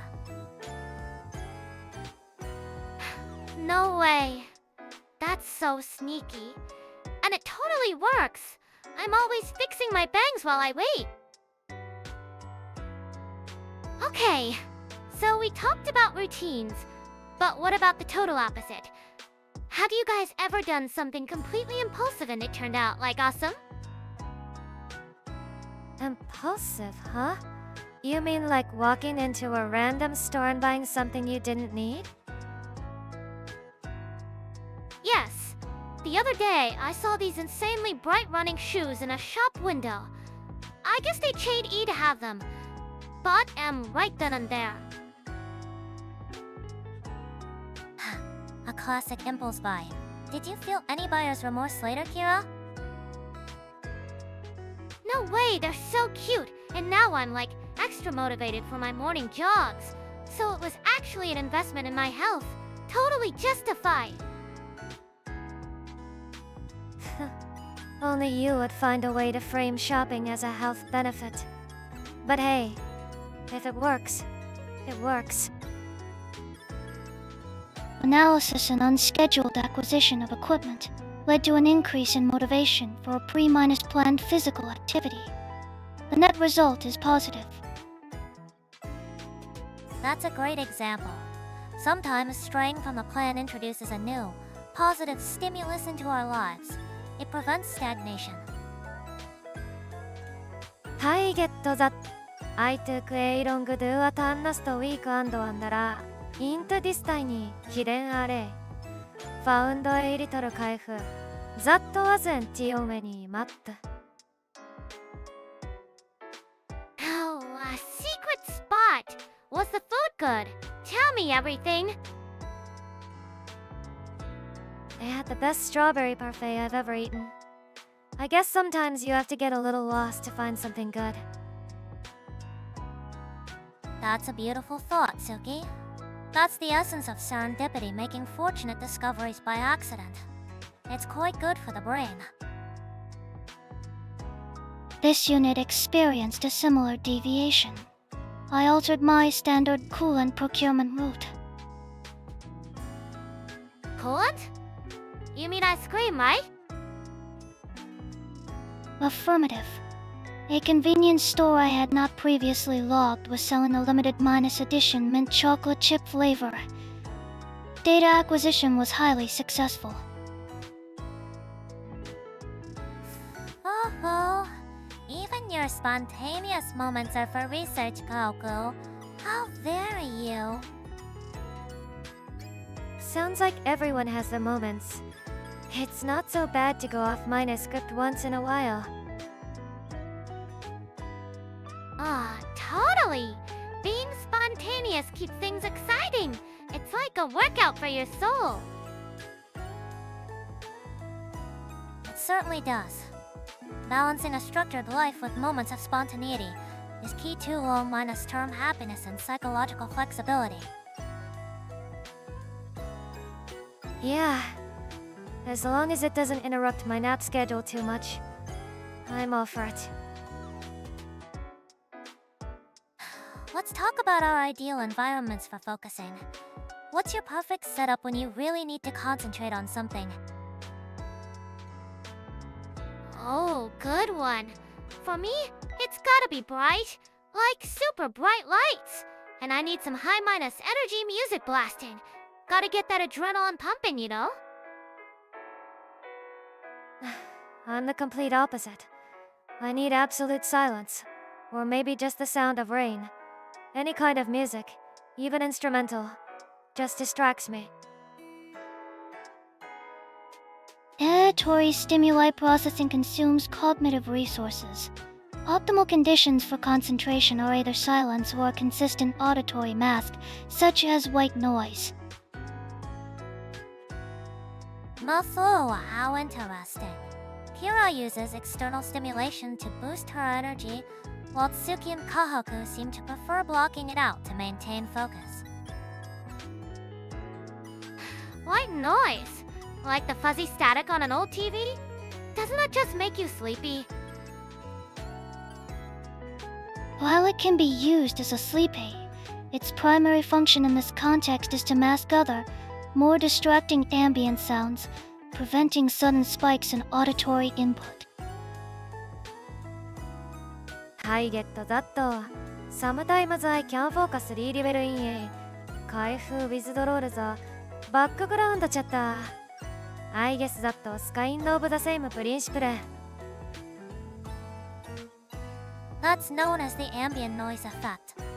Studies suggest that a moderate level of background noise, around 70 decibels, can actually enhance creativity. Whoa, for real? So my hype music isn't totally random. It's like science. Awesome! Your version of moderate background noise is probably a rock concert, Kira. Temperature and humidity are also critical variables. Optimal cognitive performance is observed between 21 to 25 degrees Celsius with 40 to 60% humidity. So specific. I just crank up the heat. I like it warm so I can wear short sleeves and feel ready for action. I prefer it a little chilly. Just enough to need a warm blanket. It feels cozy and helps me settle down. I'm with Tsuki. A cool room with a warm cup of tea beside me is perfect. It feels like it clears my head. This unit's optimal state requires regular ingestion of a cooling agent to prevent processing overload. You mean ice cream? You just want an excuse to eat ice cream. So, your ideal work environment includes a freezer full of vanilla ice cream. Got it. Very on minus brand. Fufu. It seems we all have our own unique formulas for success. There's no single right answer, is there? Nope. It's all about finding what makes you feel right. What works for someone else might just be noise for you. Hey, I've been thinking. Have you guys gotten into any new hobbies lately? Like, something super random but you're totally obsessed with it? That's a fun topic, Kara. I've actually taken up restoring old fountain pens. There's a certain meditative quality to disassembling them and bringing them back to life. Fountain pens? Wow, that's classy, Mari. I've gone in a more modern direction. I've been making custom resin keycaps for my mechanical keyboard. It's pretty chill. Keycaps? Seriously? That's so cool, Tsuki. Can you make one for me? Pink and sparkly? Obviously. Sure, why not? For a price, of course. Maybe a jumbo parfait? This unit has initiated a project to catalog all visible constellations on satellites on a nightly basis. The dataset is currently on 9 terabytes. It is inefficiently satisfying. From antique pens to the stars themselves, we have quite a range. What about you, Kira? What sparked the question? Oh, me? I've been trying to perfect my own blend of herbal teas. Like for energy, for sleeping, for everything. It's part science, part magic. An herbal tea lab. Of course. Just don't mix up the sleepy one with the energy one before a big stream, okay? I would never! My blends are scientifically formulated for maximum positive vibes, and they're super tasty. Query: has the chemical composition of each blend been analyzed for potential allergenic compounds? Cross-minus referencing with our medical data is advisable. That's a good point, Kohaku. Safety first, but the intention is wonderful, Kara. Creating something that helps people feel better is a very noble hobby. Exactly! It's all about helping everyone be their best selves. I'll make a custom blend for each of you. One that tastes like crepes, please. Requesting a blend that lowers core temperature. Mint and licorice root are acceptable components. Huh. You'll be quite the busy alchemist, Kara. Leave it to me. the official Kageyama minus brand wellness tea is coming soon. Maybe. Okay, so let's talk about god items. You know, stuff you bought recently that totally changed your life. I'll go first. My new smart water bottle. It literally glows to remind me to drink water. My hydration has been, like, SO on point since I got it. A bottle that nags you, huh? Sounds persistent. I'd probably just end up ignoring it after a day. That's a clever application of nudging, Kira. A small, consistent prompt to help build a positive habit. Very effective. Query. Does it sync with an application to log intake volume against a daily biometric target? Data tracking increases adherence? It totally does. See? It's not nagging, it's scientific. What about you guys? For me, it was a weighted blanket, no joke. It's like a constant, gentle hug. I've been sleeping way better. An excellent choice, Tsuki. That deep pressure stimulation provides a profound sense of security. It's a very primal form of comfort. Geo weighted blanket. I heard those are amazing for your parasympathetic nervous system. It calms you right down. That's awesome. My item was a pair of noise minus cancelling headphones. They eliminate Q, Hachi of ambient auditory stimuli. It optimizes my processing environment. Blocking out the world. I get that. Sometimes you just need the quiet. Mine is for comfort, yours for focus. Different goals, same idea. I have a pair for when I'm analyzing research papers. Creating a controlled environment is essential for deep work. What was your item, Mari? Mine was a proper ergonomic office chair. It seems boring, but the long minus term benefits for posture are undeniable. It's an investment in your future self. An office chair? That's so adult and responsible. But yeah, bad posture is like the absolute worst for your energy levels. Smart move, Mari minus knee. Correct. Spinal alignment is critical for maintaining the integrity of the central nervous system's data transmission pathways. A logical purchase.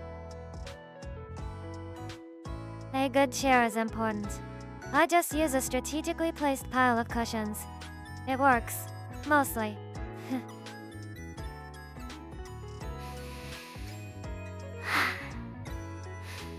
This is so funny. My item is for hydration. Tsuki's is for sleep. Kohaku's is for focus. And Mari minus knees is for posture. We're like the ultimate KOL squad. 4. It seems we all value different aspects of well minus being. It's quite telling, isn't it? Each choice perfectly reflects our priorities. Hey, as long as it makes your day even a little bit better, it's a god item in my book. Simple as that. The term god item is illogical. However, the positive impact on operational efficiency is a verifiable fact. Hey, so I tried something new last week, and it was way harder than I thought it would be. Oh? Do tell, Kara. What did you try? I tried to make my own healthy granola bars from scratch. It sounds easy, right? But mine turned out like actual bricks. I almost broke a tooth. So you made weapons instead of snacks? Sounds useful in its own way. Analysis. A high minus density foodstuff could be an efficient source of calories. requesting sample for composition testing. They're gone. I threw them out. They were a total failure. It's alright. Baking is a science. A small miscalculation in ingredients can lead to very firm results. My recent attempt was the opposite, actually. I tried learning how to do some simple card tricks. Card tricks? Whoa, that sounds super hard. All that quick finger stuff. I thought so too, but it was surprisingly easy once I understood the basic principle. It's more about Mystericaden than speed. Pretty fun. That's a great example of how our perception of difficulty can be misleading. It's all about finding the core concept. This unit attempted to build a ship in a bottle. No way! How did that go? The task was logically simple. However, the constraints of the vessel and the available tools led to a Kyuju hutch failure rate in mass assembly. It was illogical. So even your perfect logic can't beat a tiny glass bottle, huh? It seems we've all found that the things we expect to be easy can be hard, and vice versa. It's a good reminder to try new things without prejudice. Totally. My granola bricks were just a learning experience. A very solid learning experience, I'm sure. Aija has been logged. Human hobbies are inefficient, but provide valuable data on physical and logical limitations. Fufu, precisely. And they're fun, which is the most important part. Here's a thought for everyone. What if we had to spend a week somewhere with no electricity and no internet? How would you spend your time? And what would you bring? A whole week? No way. My phone would die on day one. But wait, like camping? That could be kind of fun, actually. Sounds peaceful. I'd finally get through my backlog of books. I'd bring a huge stack of them for sure. And a comfy blanket. Analysis a survival scenario with severed information and power grids. This unit would prioritize tools for sustenance. A water filter, a fire starter, and a multi-minus to our logical choices. You're taking this super seriously. I just bring like tons of protein bars and a solar minus powered charger just in case.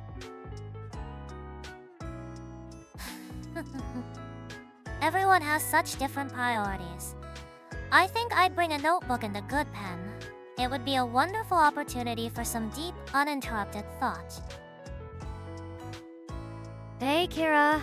Could you really survive a week without posting anything? I'm a little doubtful. Hey, I totally could. I just talked to you guys IRL instead. It would be a detox, you know? Digital detox. Protein bars are inefficient for long-term survival due to their high processing cost. Dehydrated meals offer a better weight minus to minus calorie ratio. A very practical point, Kohaku. Planning our food supply would be a challenge in itself.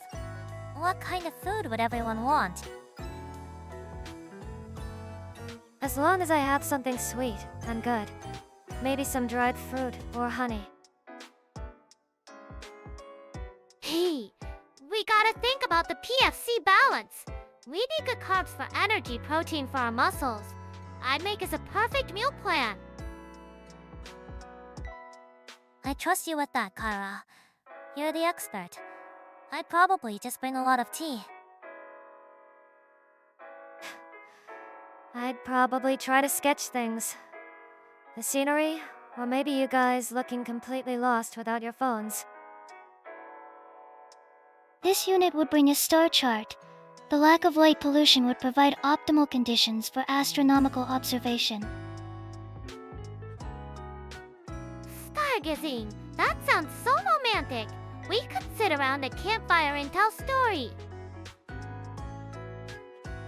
That sounds lovely. A real chance to connect without any digital distractions. It might be a refreshing change. Just no scary stories, okay, Kira? You know you'd be the first one to get scared. I would not. Okay, maybe a little, but it would still be fun. A totally epic bonding experience. Conclusion. The experience would be a valuable date, a minus gathering opportunity on human adaptation to resource scarcity. You guys, I went to this digital art museum the other day, and it was seriously like stepping into another dimension. The lights and sounds were utterly insane. Oh, that sounds wonderful, Kara. Those kinds of immersive installations can really alter your perception of space. It's a fascinating psychological effect. A digital art museum, huh? Sounds cool for me. It was something quieter. I once walked through a forest on a really foggy day. It felt totally unreal, like the world had disappeared. Digital art. Analysis indicates that coordinated light and sound stimuli can induce specific emotional responses. A foggy forest. Reduced visibility heightens auditory senses. Both are valuable data points. A foggy forest? That's straight out of a fantasy movie. Were there like elves? I totally want to go. No elves that I saw. But it was incredibly peaceful. It made me feel like I was the only person left in the world for a moment. It was nice. It's interesting how we all find our sense of the otherworldly in different places. Some in cutting-minus edge technology, and some in the quiet parts of nature. The definition of otherworldly is subjective. It is simply a significant deviation from baseline sensory input. The source of the stimulus is irrelevant. True. Oh, but speaking of tech, I also saw a drone show recently. They made a huge dragon in the sky. It was literally magic, you guys. The drone show is a beautiful display of choreography. Hundreds of individual units moving in perfect harmony. It's quite the strategic masterpiece. I get that. It's like a swarm of fireflies decided to put on a performance just for you. It's mesmerizing to watch. Warm intelligence, a practical application of decentralized, collective behavior. The same principle is used in some of this unit's tactical simulations. See? Even Kohaku thinks it's cool in her robot way. What about you, Mari minus Ni? Any secret C-5 spots? Fufu? I wouldn't call it C-5, but I once visited a massive underground limestone cave. Seeing formations that took tens of thousands of years to grow really makes you lose all sense of human time. Whoa. A cave? Like we're an expedition team? That's so awesome! We should totally go! A limestone cave. Yeah, that sounds amazing. I bet the air inside feels completely different from the outside world. Cave exploration. Environmental parameters are stable and predictable. However, signal transmission for communication could be compromised. Risk assessment is required. It seems there are still so many mysterious and wonderful places for us to discover, both natural and man-made. Totally! We should make a list and go on an adventure together! An unminus real-world tour! I'm in for that. Sounds like it could be a lot of fun. Let's see what kind of weird and wonderful stuff we can find. Proposal approved. Mission planning should commence. Logistics, scheduling, and procurement of cooling agents must be included. Vanilla flavor is optimal for long minus duration operations. Huffo! Here's a random thought. Has anyone heard any memorable sounds or music while walking around town recently? The kind that makes you stop and just listen. Yes! I was in a department store, and this super nostalgic Kyuju S-pop song started playing. It totally took me back. I almost started singing out loud. I can imagine. For me, it was the opposite. I was walking by a temple late at night and heard the sound of a bamboo water fountain, a shishi minus sodoshi. It was so quiet and peaceful. Oh, that sounds incredibly calming. It's fascinating how a single sound can completely define the atmosphere of a place. Analysis. The Shishi minus Odoshi is a device designed to startle pests. Its periodic, sharp sound contrasts with ambient silence, increasing its perceived significance. An effective auditory alert. But it sounds so relaxing. The pop song I heard was like a happy alert, like, alert, time to feel awesome. I guess you could see it that way. The silence between the clack sound was what made it so good. It made me realize how noisy the city usually is. That's a great point, Tsuki. Sometimes the absence of sound is just as impactful as the sound itself. It makes you appreciate the quiet moments. This unit recently recorded the sound of a construction site, the rhythmic clang of steel beams being hammered. A symphony of industrial progress. A symphony? To me, that just sounds like a major headache. I need my headphones on full blast to block that out. A symphony of progress is a very Kohaku way to put it. I can't say I'd enjoy it, but I get the logic. It's a sound of something being built. Fufu. It's all about perspective, isn't it? What one person finds jarring, another finds methodical. I recently heard a jazz trio playing in a park. It was a lovely, spontaneous performance. Oh! Jazz in the park? That sounds super classy. It'd be like a scene from a movie or something. Yeah, that sounds nice. Much better than a construction site, no offense, Kohaku. It's the kind of background music that makes a normal day feel a little special. None taken. The emotional response to auditory stimuli is subjective. The jazz trio's performance is a calculated interplay of harmony and improvisation designed to elicit a positive reaction. Exactly. It creates a shared, pleasant experience for everyone who happens to walk by. It's a small thing that can really brighten a person's day. Totally! It's like music makes everything better. It's the ultimate life hack for boosting your mood. For sure. Whether it's loud pop music or a quiet bamboo fountain, the sounds around us really paint a picture, don't they? They certainly do. It reminds us to pay a little more attention to the world around us. You never know what you might hear. Alright everyone, I have a fun thought experiment. If we could bring just one piece of cutting minus edge technology to a new world we're creating, what would it be and how would you use it? Oh, a super minus advanced Sandy food printer. For sure. We could print out perfect meals with all the right nutrients. No more worrying about finding food just yummy. Healthy stuff 24だな。A food printer, huh? That's practical. I can already picture you printing a mountain of protein bars, Kira.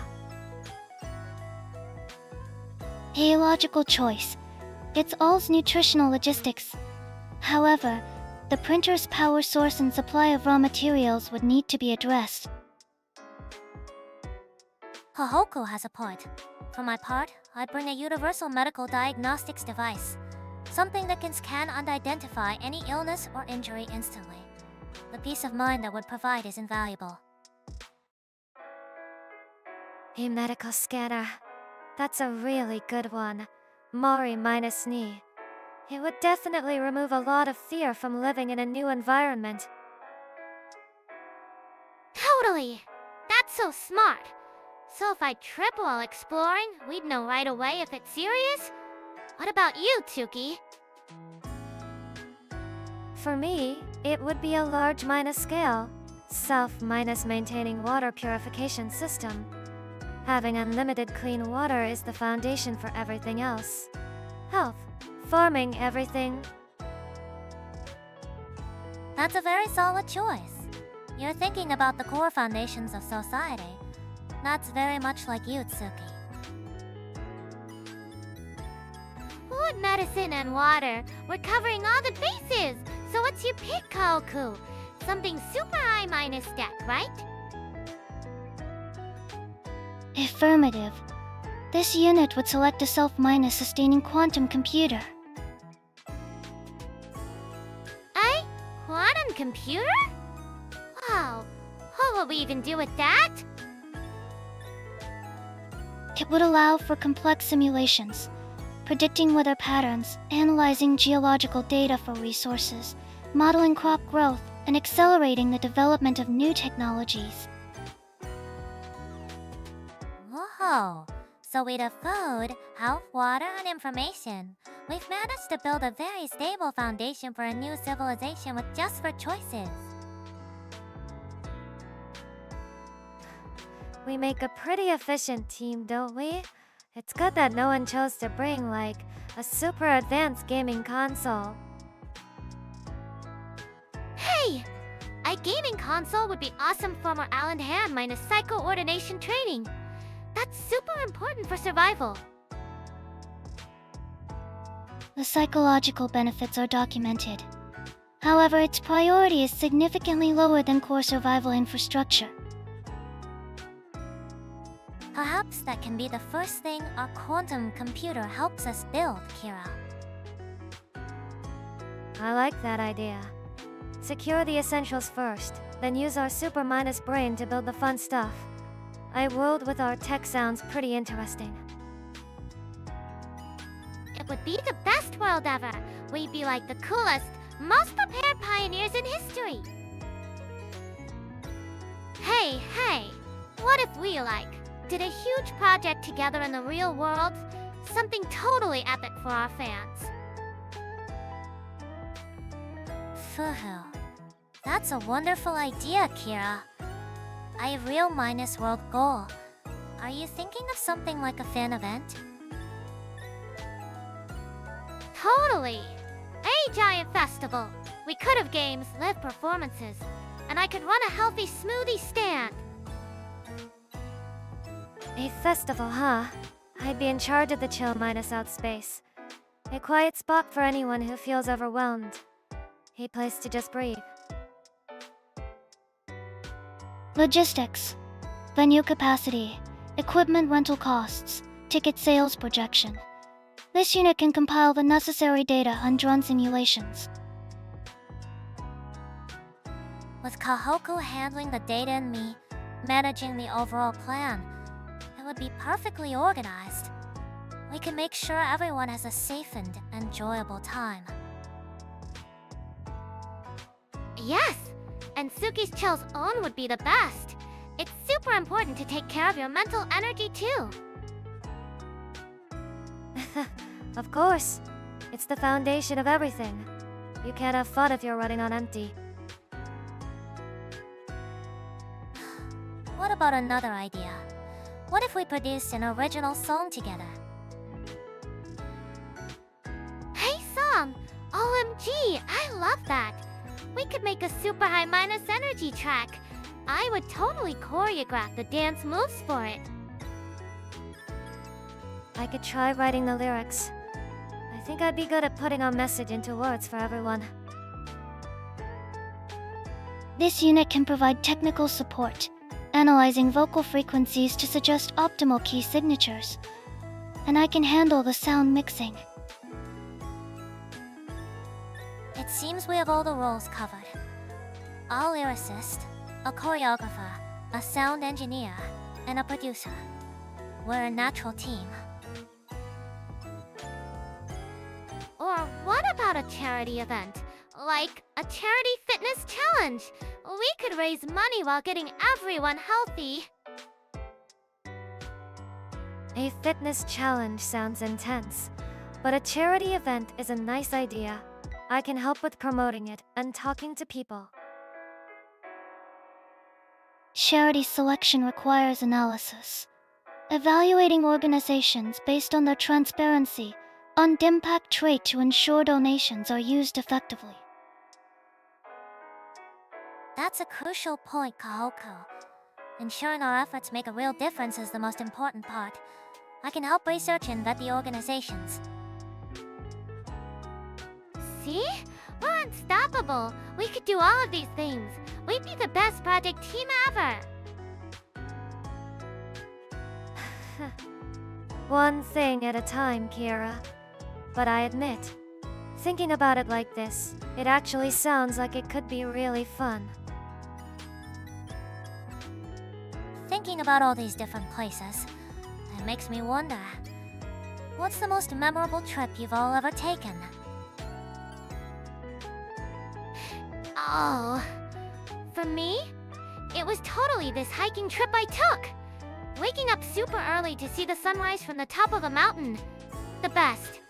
The air was so fresh and it was a killer workout. A mountain sunrise does sound nice. I'm more of a city person though. I once spent a whole day just wandering through a city I'd never been to before, just finding little cafes and parks. Travel is defined as making a journey.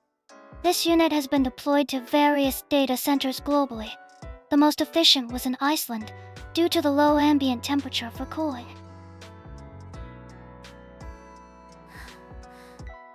Phew. I suppose a data center in Iceland counts. Did you get to see any of the scenery, Kohaku? Negative. Observation of scenery was outside the mission parameters. However, I have catalogued DG, Sunbyaku images of Icelandic geological formations. The basalt columns are statistically interesting. Oh, just pictures? You gotta see it for real. Feel the wind and stuff. That's what makes it fun. Tsuki gets it, even if just walking around the city is kinda low minus impact cardio. Hey, it was relaxing. That's the point. The best part was finding a shop that sold these amazing limited minus edition crates. That was my mission parameter. It sounds like you both found what you were looking for. I once visited an ancient library.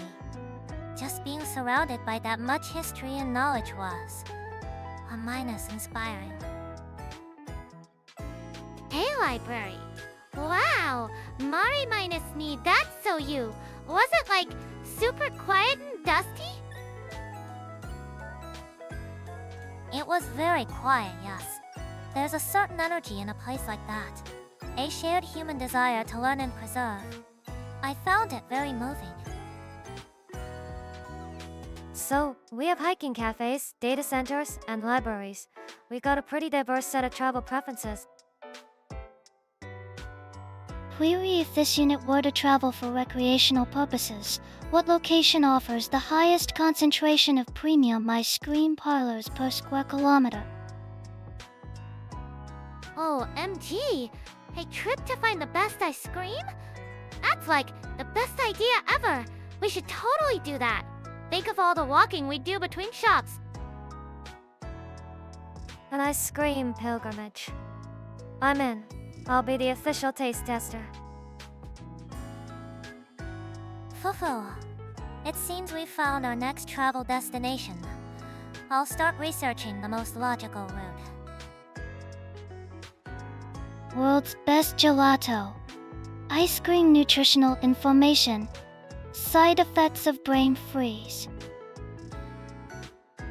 Don't worry about the nutrition, Kohaku. We'll just run an extra mile for every scoop. It'll be a balanced trip. Or we could just enjoy the ice cream. That's also an option. I've been thinking about something lately. Is there one thing you all feel a strong desire to accomplish? A personal mission you want to see through to the end? Oh, a mission? Totally! I want to create the world's most fun and effective workout program. Something that makes everyone feel super energized and positive. A workout program for the whole world? That's ambitious, Kira. Sounds like you. You know it! If I pulled it off, I'd feel like I'd given everyone a little piece of sunshine. Seeing people healthy and happy is the ultimate goal. A noble goal. It's not just about physical health, but emotional well-being too. What about you, Tsuki? For me, I want to build a perfect library of stories. One for every kind of feeling. So whenever someone's sad or lost, I can give them the exact story they need to hear. Hey, Tsuki, that's so sweet! Like a prescription for feelings. I love that! If I could actually do it, I'd feel peaceful. Knowing I created something that could genuinely help someone feel less alone. That would be satisfying. Query. Library of emotional narratives. The required dataset would be immense. Classification would be complex. It would be, but the impact could be profound. How about you, Kohaku? What is your mission? This unit's objective is to map the entire deep sea floor. 95% of it remains unexplored. It is a significant data deficit. The deep sea? Oh, you'd be like a super cool underwater explorer. That's so awesome! The emotional component is irrelevant. Completing the map would provide invaluable data for climate models and resource management. The feeling would be completion. Data for the future. That's a pretty big deal. Very logical. Indeed. My own goal is a little more personal. I want to perfectly restore a classic, vintage car from scratch. Every single part by hand. A car? Seriously? Mari minus me, you're full of surprises. That sounds super hard. For full it is. But the feeling of taking something old and broken and making it perfect again, breathing new life into it, that would be a unique kind of triumph. So we have a fitness guru, a storyteller, an explorer, and a master mechanic. We're a weird bunch. We're the best bunch! We could totally accomplish all of this stuff if we work together. Perhaps we could. Hearing everyone's ambitions is quite inspiring. It makes me want to start working on mine right away. You know, I've been thinking about a new challenge for us. If we were to create a brand new project together, something that really involves our viewers, what do you think we could do? OMG! Yes! We should totally do something huge. Like a cooking competition where we only use super rare recipes from around the world. I'd make the healthiest dish ever! A cooking battle, huh? That sounds chaotic. What about something more cooperative? Like making a short animated film together with our viewers helping to write the story. Project Proposal Viewer minus Participatory Short Animation. Analysis high potential for sustained engagement. Requires a diverse skill set. Feasibility rating B minus. An anime? That sounds so cool. I want to be the voice actor for the super energetic hero character. Fufu, that's a perfect role for you, Kyra. I could help structure the plot and make sure all the story threads connect properly. I like that idea. We could create a story that's really warm and comforting. A place where everyone feels safe. I'd be in charge of the emotional core. This unit will manage the production pipeline, optimizing workflow, scheduling tasks, and managing digital assets. But wait, what about the skill swap idea? I really want to teach everyone my ultimate workout routine. We'd all get so fit. I'm not sure I'm ready for Kira's boot camp. I teach how to chill, I guess. The art of doing nothing and not feeling guilty about it. That's a very valuable skill, Tsuki. I could offer a workshop on the psychology of persuasion and effective communication. It can be quite useful. My module would cover efficient data processing and the proper use of search engine operators. Knowledge is a resource. It must be managed. That sounds like homework. The anime project is way more fun. We could even have a premiere party.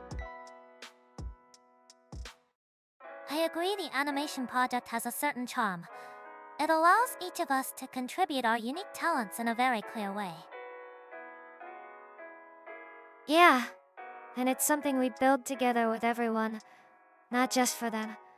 I think that's important. Viewer contribution can be integrated as background characters, setting design concepts, or plot point voting. The system architecture is viable. We could make the main character a super cool android who loves ice cream and her best friend is a health minus freak GYA-ru. That sounds strangely familiar. I think we'd need a more original story than that, Kira. It's a starting point. All great stories begin with a simple idea.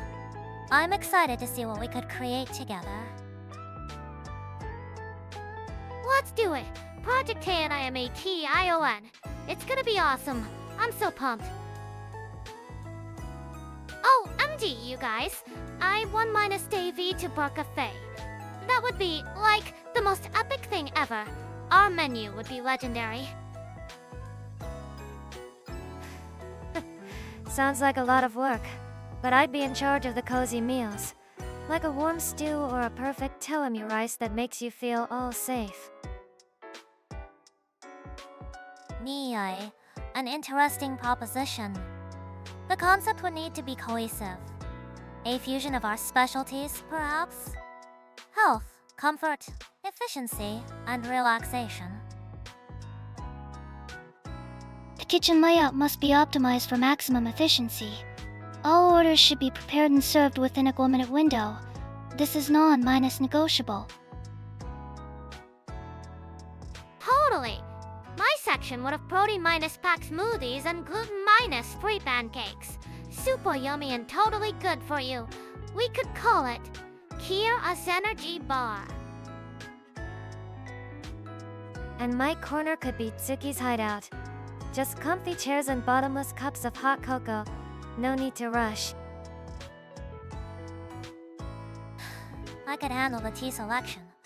A curated list of herbal blends designed to reduce stress and improve focus, each with a little card explaining its psychological benefits. This unit will manage inventory and calorie calculation. Also, a self-serve coolant station will be implemented, featuring various ice cream flavors. Ah, yes, ice cream. And what about uniforms? We should totally have matching ones. Maybe something pink and sparkly? I'll pass on the sparkles. I'll just wear my hoodie with a cool, custom apron. Simple as best. Perhaps uniforms that reflect our individual styles but share a common color or logo? That would create a sense of unity while respecting our personalities. The ideal uniform is a simple, white, stain-resistant lab coat. It is practical and projects an image of clinical precision. A lab coat? Kohaku! This is a cafe, not a laboratory. Although, a science-minus themed cafe could be kinda cool too. Let's think of a name for our cafe. How about the fourth place? A cozy spot that's not home, work, or school, but a special place just for our friends. The fourth place? I like it. Sounds like somewhere you can just breathe, you know? OMG, that's so perfect, Mari. It sounds so chic and welcoming.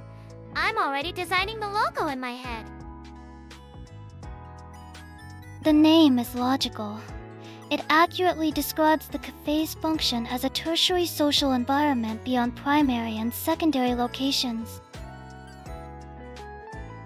The interior could have different zones. A bright, sunny area for Kira's energetic vibe, and a quiet, dimly lit corner for Tsuki's cozy atmosphere.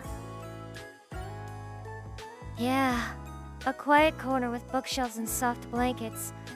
That sounds like my kind of cafe. And my zone would have, like, a selfie wall with amazing lighting. Our customers would love it. OMG, I have to tell you guys about the best thing I bought recently. It's this super high-minus powered blender. It makes the absolute smoothest protein shakes.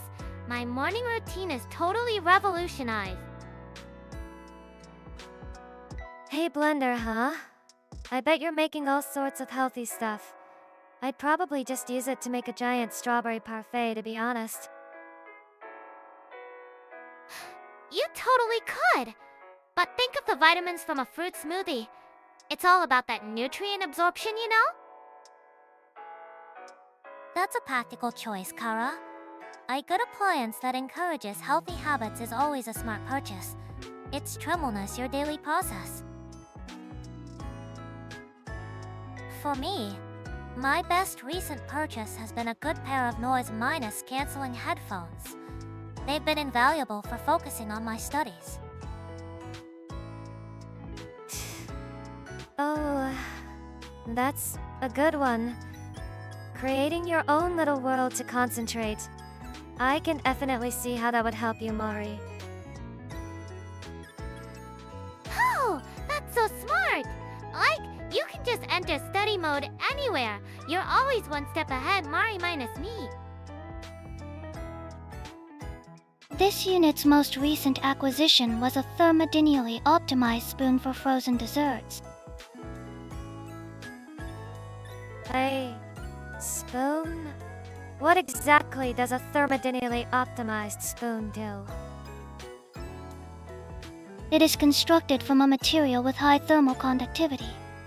It transfers heat from the user's hand to slightly soften the surface of ice cream for optimal consumption. No way! That's so high-minus stack. A special spoon just for ice cream. That is the most Kohaku thing I have ever heard. I love it. Fufu, a specialized tool to solve a very specific problem. It's perfectly logical. Of course you'd have one. I should have known it would be about ice cream. You're really something else, Kohaku. So, what about you, Mari? I already mentioned my headphones. How about you, Tsuki? Did you find anything that made you happy? Me? Well, I bought a new weighted blanket. It's surprisingly calming. It's just nice and relaxing after a long day. I Tsuki. That's so perfect for you. It's like a professional minus great tool for chilling out. Gotta keep those stress levels down. That's a wonderful choice. They're known to help with relaxation and sleep quality. It fits you and your role perfectly, Tsuki. Query. Is there a version available with an internal cooling system? I don't think they make refrigerated blankets, Kohaku. You might just have to stick with your ice cream for that. Okay, random question time. What's something you guys secretly totally want to do but can't? Like a little adventure or a prank? I've always wanted to just go to the train station, buy a ticket to wherever the next train is going, and just see where I end up. No plan at all. Fufu. That's the classic desire for serendipity. To release control and let chance dictate your path for a day. It's psychologically refreshing. That sounds super chill, Tsuki. I total vibe reset. My idea is way less deep. I want to organize a giant, city minus wide game of tag. Large minus scale and authorized public gathering. High probability of municipal intervention. This unit's desired experiment is more contained. Oh? Do tell, Kohaku. What experiment are you thinking of?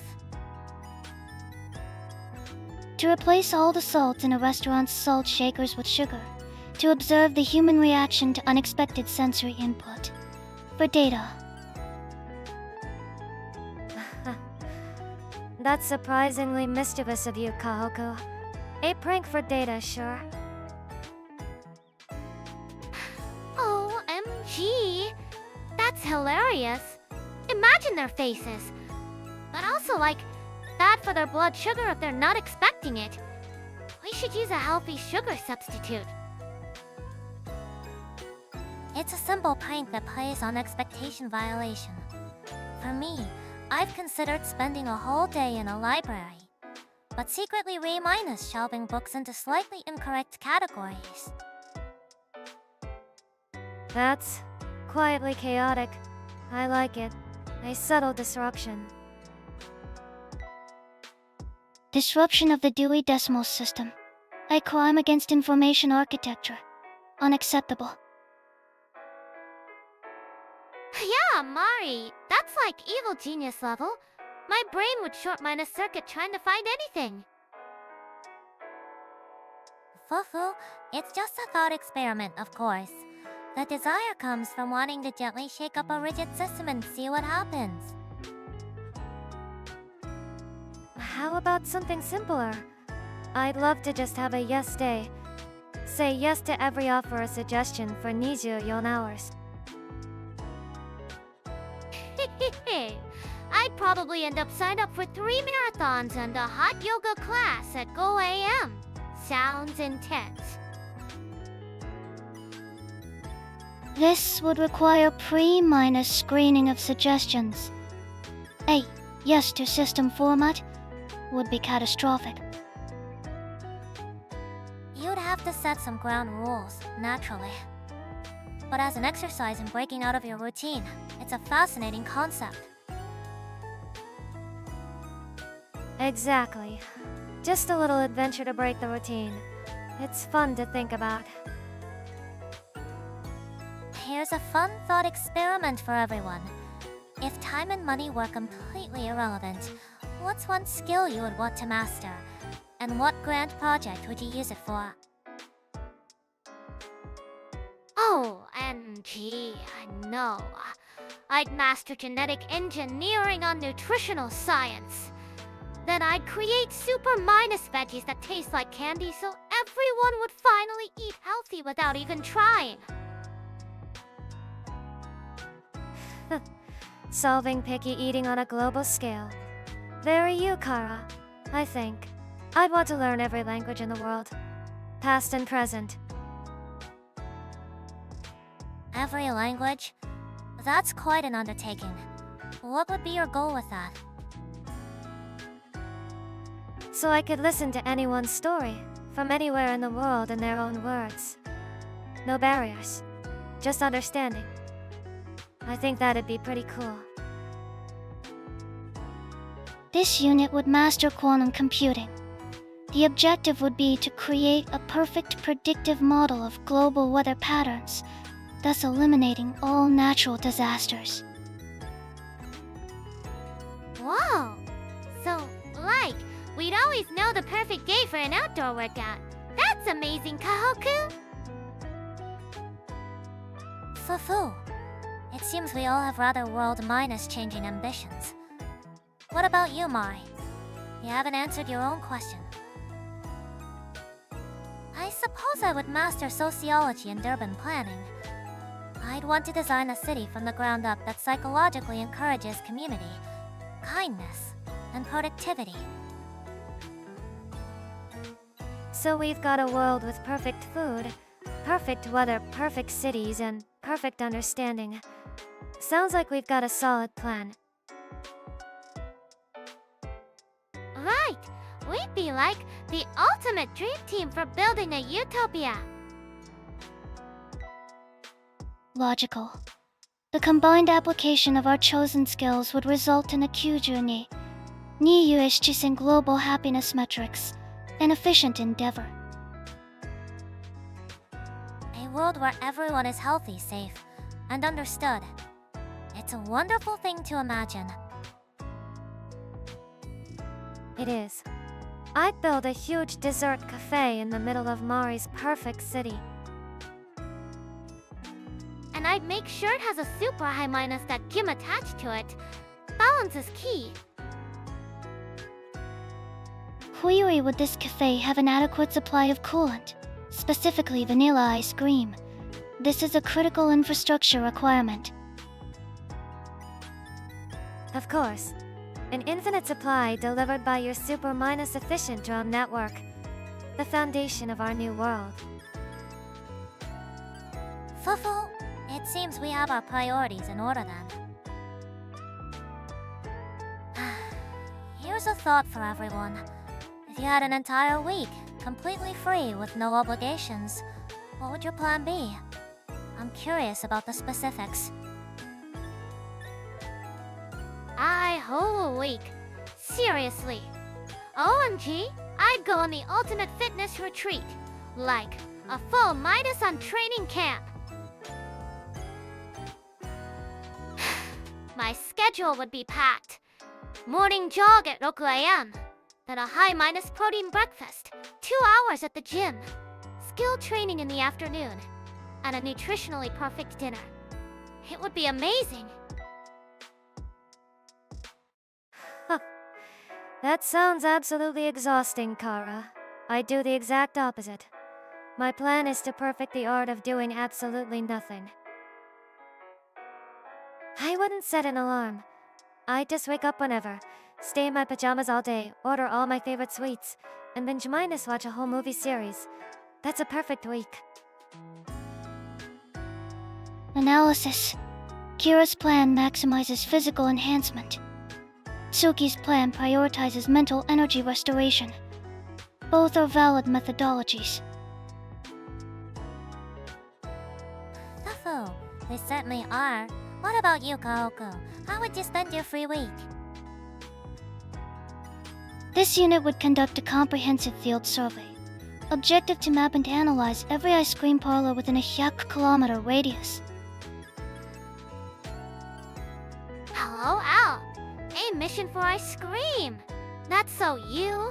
But Tsuki, seriously. You wouldn't even go outside for a walk? You gotta get that vitamin D. The point isn't to be active. The point is the luxury of not having to be. My window gets plenty of sun. I'll be fine. A field survey is fascinating, Kohaku. What kind of data would you be collecting? Key metrics include cream minus to minus sugar ratio, temperature consistency, structural integrity of the cone, and particle size of toppings. A full report would be generated. Nay report? Sounds very official for a week of eating ice cream. Okay, so what about you, Mari?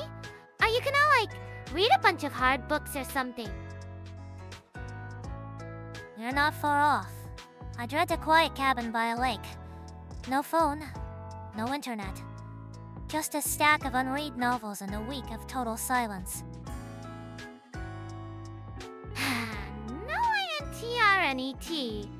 FORAWE. How is that even possible? I'd literally freak out. It's a way to clear your mind. Removing external stimuli allows you to focus on your own thoughts. It can be very refreshing. Forced system reboot by cutting external data feeds. A logical procedure for defragmenting cognitive processes. Approved. So, we've got a fitness boot camp, a scientific ice cream quest, a silent reading retreat, and a professional lazy week. We're all over the place, huh? But that's what makes it fun, right?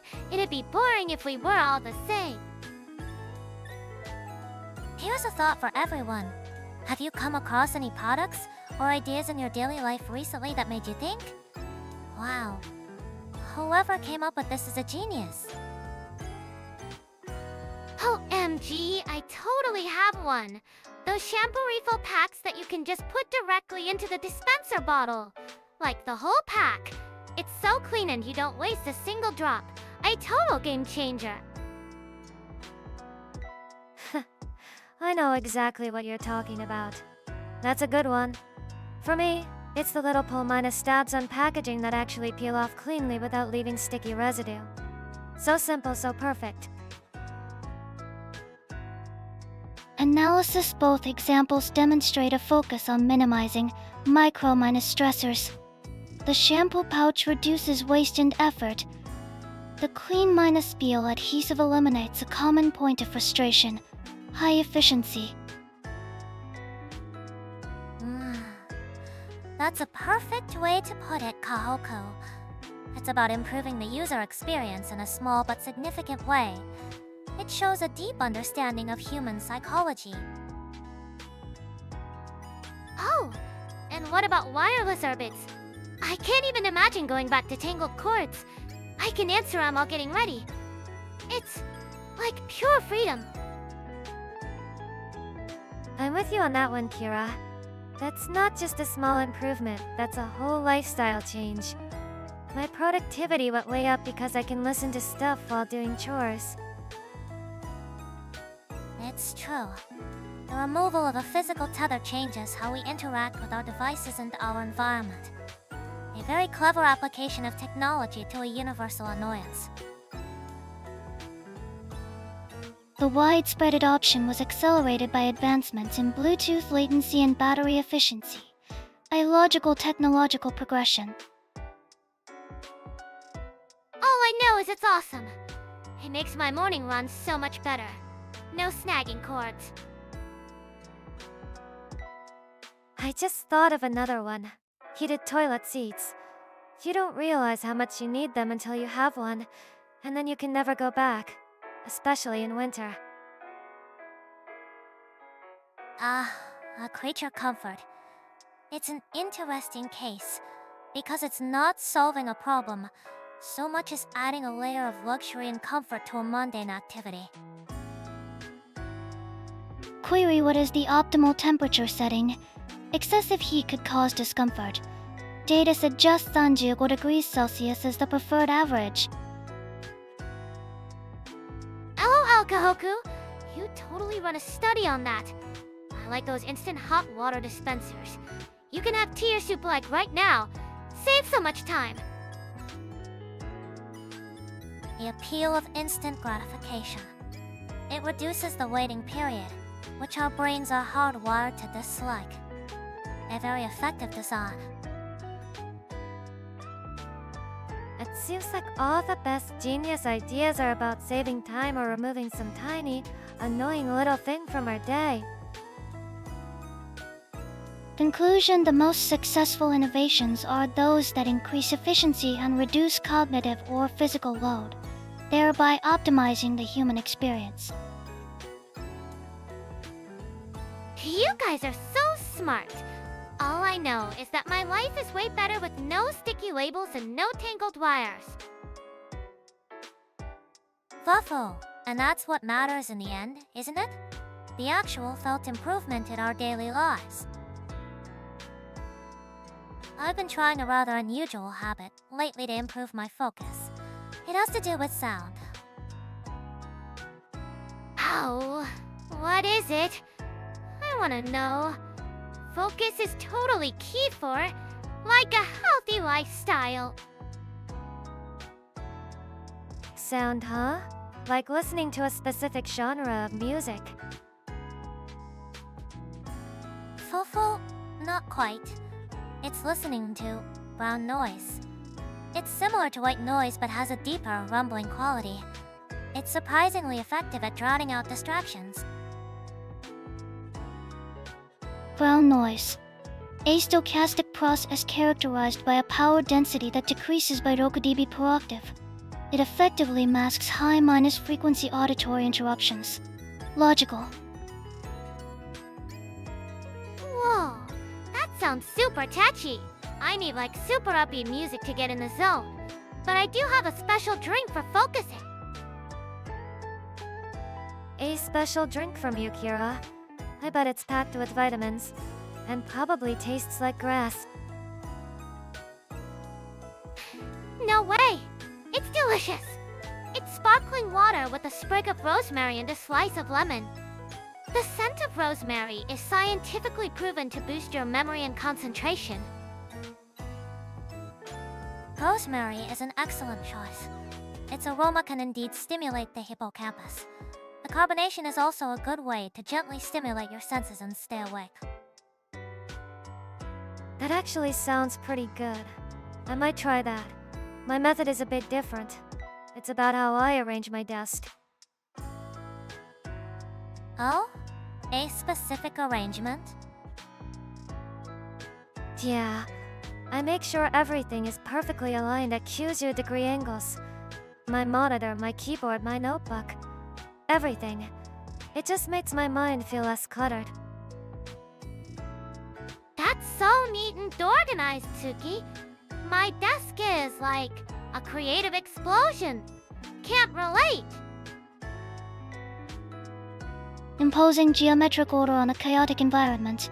This reduces unnecessary visual data processing, freeing up cognitive resources for the primary task. Efficient. My method is simpler. Consume coolant. Specifically, mint minus flavored ice cream. The low temperature and menthol compounds induce a state of heightened alertness. Of course. It all comes back to ice cream for you, Kohaku. Fuffo. But the principle of using a cold sensation to shock the system into focus is valid. See, everyone has their own weird little trick. It's so cool. I feel like I learned a bunch of new life hacks today. We all have our own little rituals, I guess. It's about finding what works for you. Here's a thought experiment for you all. If you could switch bodies with someone in this group for just one day, who would you choose and what would you want to experience? OMG, that's so fun. I totally want to beat Tsuki. I want to know what it's like to be that child all the time. Like, you never get flustered. I'd spend the day just sitting in a cool cafe, watching people, and being super mysterious. You think you could handle being that quiet for a whole day, Kira? I'd be impressed. As for me, I think I'd pick Mari. I'm curious about how your brain works. I'd go to one of your university lectures and see if I could understand any of it. It would be like being a spy in the world of geniuses. I'm flattered. You might find it's just a lot of dense reading and note minus taking, not as glamorous as you imagine. My choice would be Kohaku.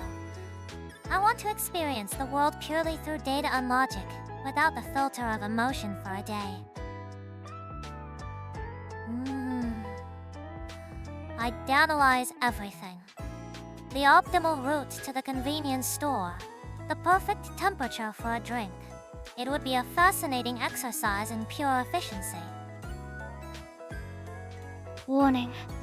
Human emotional processing is a core function. Attempting to disable it may result in system instability. It is not recommended. She's not actually gonna do it, Kohaku. It's just for fun. So, who would you be? Query who to become. Analyzing variables. Target selected Kira. Oh, really? You'd pick Kira? Oh, that is an interesting choice. Her physiological data is optimal. High energy levels, efficient metabolism. I wish to experience the sensation of feeling energized after a morning run. It is an unknown data point. WW, Kohaku. You totally get it. We'd get you on a vitamin C and B2 and E drip stat. You'd feel amazing. So Kira wants to be chill. I want to be a genius. Mari wants to be a robot and Kohaku wants to feel alive. Sounds about right for us. Oh, it seems we all want to experience something we feel we might be lacking. It's a very human desire. Wait, if I was Tsuki, I'd totally try on all your cool accessories. You have the best earrings. Hey, don't just go through my stuff. But yeah, they are pretty cool, aren't they? You know, I was thinking about this the other day. Has anyone bought something recently that's genuinely improved your quality of life? OMG, I totally have. I got a new smart blender. It makes the perfect post-minus workout smoothie every single time. The consistency is just like chef's kiss. A blender, huh? Very on minus brand for you, Kara. For me, it was something smaller. A really high Midas quality fountain pen. Oh, a fountain pen? That's quite elegant, Tsuki. How has that improved things for you? It just makes writing things down feel more intentional. Journaling, making lists. The smooth flow of the ink is just really satisfying. It makes me slow down and think. This unit acquired an ergonomic chair. It has optimized posture and reduced physical strain during long periods of observation. High logical investment in operational longevity. An ergonomic chair is a super good call. Bad posture is the enemy. It totally messes with your blood flow and energy levels. That's a very practical choice, Kohaku. And you're right, Kira. My purchase was related to that, actually. I got a motorized standing desk. No way! A standing desk! Mari minus knee, you're at a whole other level of health consciousness. That's awesome. Awful. Well, alternating between sitting and standing is great for focus. Humans aren't meant to be sedentary for 8 hours straight. It helps break up the day. A standing desk, huh? I can see the appeal. It's nice to change your perspective. Like my fountain pen, it's about changing your physical state to change your mental one. Query standing desk. Does it have programmable height presets? Efficiency is maximized by eliminating manual adjustments. It does. I have one for sitting and one for standing. It's a simple press of a button. The path of least resistance is often the most effective for building good habits. That's so smart. I need to upgrade my setup. My blender just has a smoothie button, which is kind of the same thing, right? I guess so. Automation for a perfect result. I still like my manual pen though. There's a charm to it. It's interesting. Kira's is for nutrition. Kohaku's is for physical support. Tsuki's is for mid and full suns. And mine is for work habits. All different angles on quality of life. The fountain pen's ink. What is its viscosity and drying time? Data required for analysis. I'll let you try it out sometime, Kohaku. You might find the analog data input refreshing. Here's a thought. Do you all have a personal ultimate combo for getting into a certain state of mind?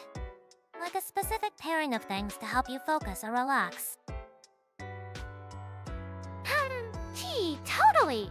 For max motivation, it's my fave high minus energy playlist plus a homemade green smoothie. Gets the blood pumping and the good vibes flowing.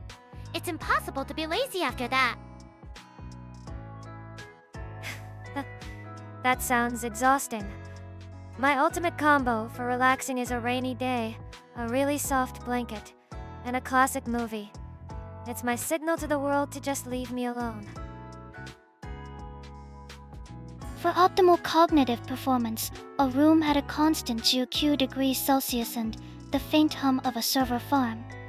The steady, low minus frequency sound eliminates distracting auditory input. Fufu. That's incredibly specific, Kohaku.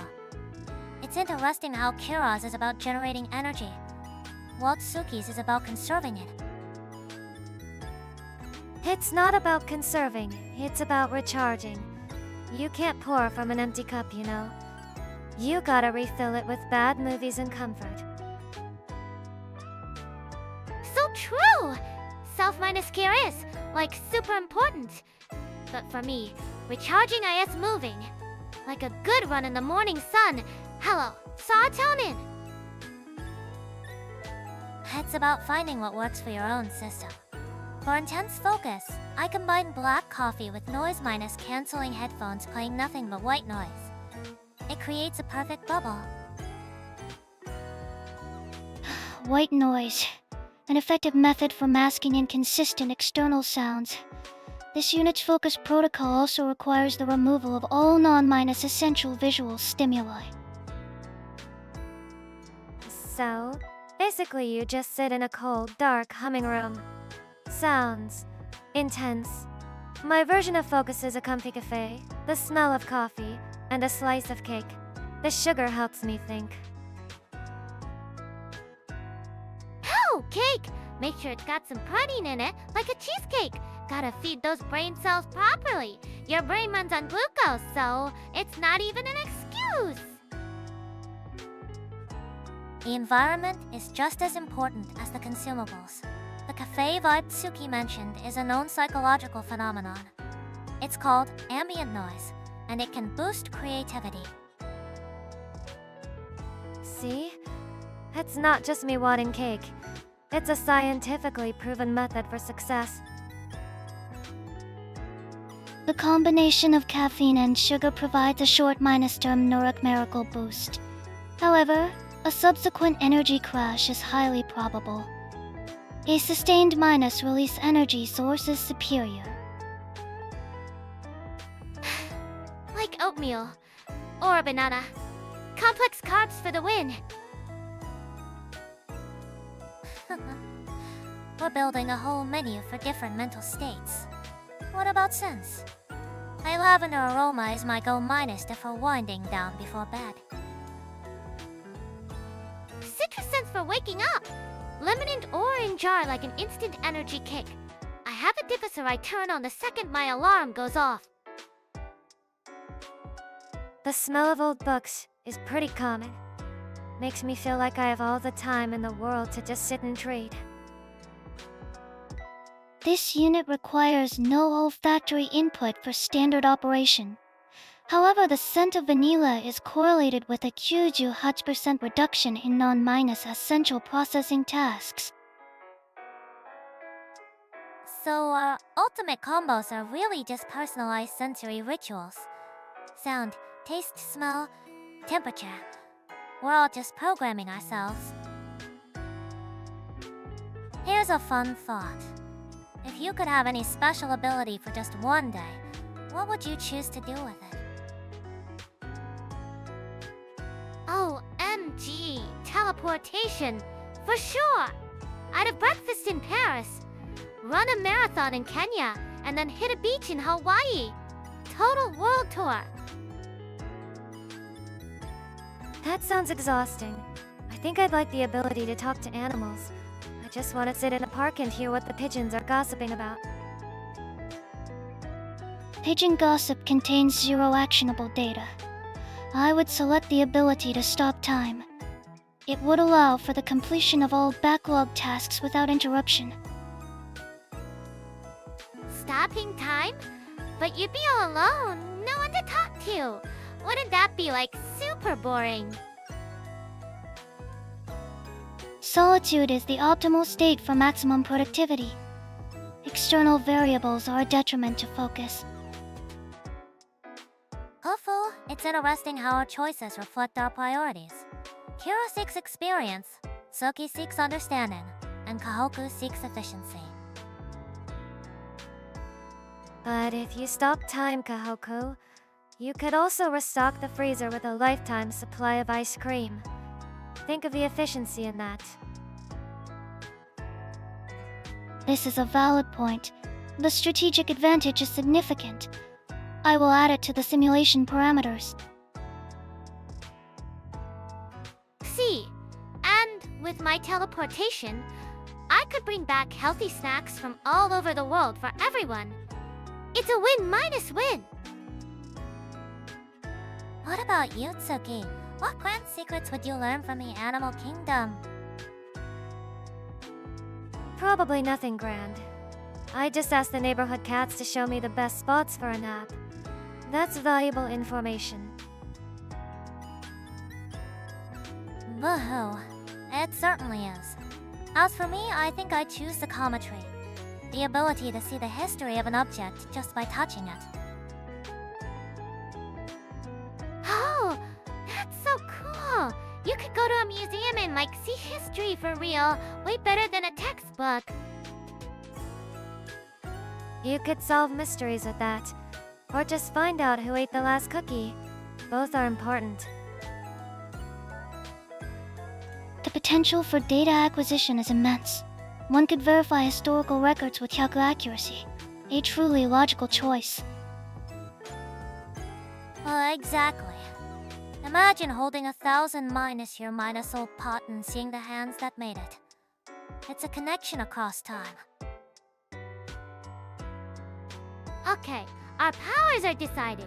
The teleporting health nut, the animal whisperer, Captain Time minus stop, and the history detective. We be an awesome team! Huh. Captain Time minus stop. It has a nice ring to it. Don't you think, Kohaku? The designation is acceptable, as long as it comes with a dedicated cooling unit. The work that I've devoted my life to. Fufu. That's a grand question. I suppose for me, it would be a certain classic detective novel series. The intricate plots are one thing, but the exploration of human psychology is just endlessly fascinating. Whoa! Novels! That's so smart, Mari minus me. For me, it's gotta be this one fighting game. I spent, my entire high school life mastering combos. The thrill of landing a perfect chain is just the best. Of course you'd pick a fighting game, Kira. Full of energy as always. For me, it was a quiet, open-minded world game. There was a story, but I mostly ignored it and just explored. Found my own secret spots. It felt like a world just for me. My operational logs indicate this unit has dedicated 128 hours to a single city minus management simulation title. The objective was to create a perfectly optimized, self-minus sustaining metropolis. Every variable was under my control. Over yon! There is... Paris. No way. That's like half a year now minus stop gaming. Did you even need her sleep? Sustenance and maintenance cycles were integrated into the gameplay schedule for maximum efficiency. That's our Kohaku. Even relaxing is a science project. But I get it. The feeling of building something from scratch is really satisfying. It's interesting, isn't it? Kira seeks adrenaline. Tsuki seeks a personal sanctuary. And Kohaku seeks absolute control. Our choices reflect our core desires. For sure. It's all about what makes you feel alive. Speaking of which, there's this one sports anime. The friendship and teamwork just make you want to run a marathon. It's so hype. Ah, the kind that makes you cry at the end of every episode. I know the type. I'm more into stories with a bit of mystery, where you piece things together slowly. The final reveal is worth the wait. That aha moment is a powerful psychological reward. It's the brain's way of celebrating the solving of a puzzle. Very addictive. Totally! It's like finding the last piece of a puzzle. So satisfying. Analysis: the dopaminic response triggered by completing a complex task is a well-documented neurological phenomenon. It is a logical source of enjoyment. There she goes again. But yeah, whatever the reason, it just feels good. Finding a story that really hooks you is the best. I agree completely. To be so captivated that you lose track of time. It's a wonderful form of escape. Oh gee. We should totally make a list of our all minus time faves and share it later. I super minus list of awesome stuff. That's a great idea. I bet our lists would look completely different. May share a database of recommended media. This would be an efficient method for content discovery. I will prepare a spreadsheet. Tufu, I look forward to seeing it, Kohaku. I'm sure we'll all find something new to love. Yeah! Operation Awesome Story exchanges ago. Phew, it makes me wonder. What's the most memorable trip any of you have taken? I'd love to hear about it, mishaps and all. OMG, yes! I went on this beach trip once and tried to take a super cool selfie with a crab. It pinched my finger.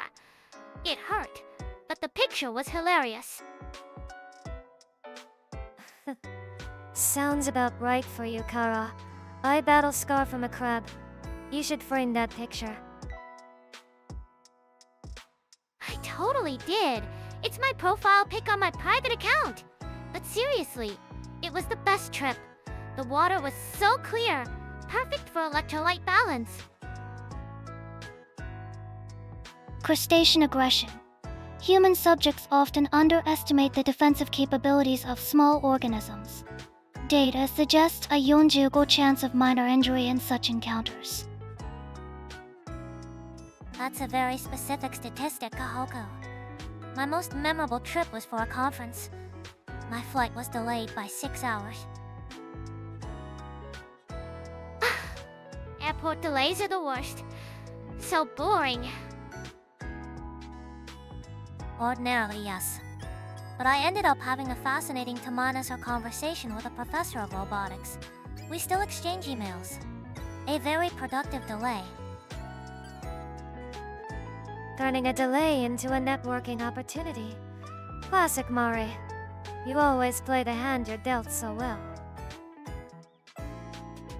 This unit was once dispatched to a high-altitude observatory in Chile. The air was thin, optimal for observation, suboptimal for my cooling systems. Did you overheat? A minor thermal warning was triggered.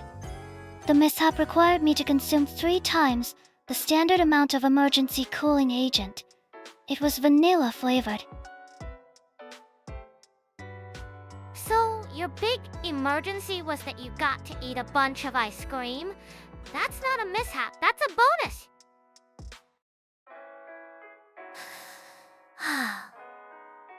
I suppose one person's system failure is another's dessert party. What about you, Tsuki? Any memorable journeys? I took a long train ride up the coast once. No plan, just a ticket. I wanted to see where I'd end up. So chill!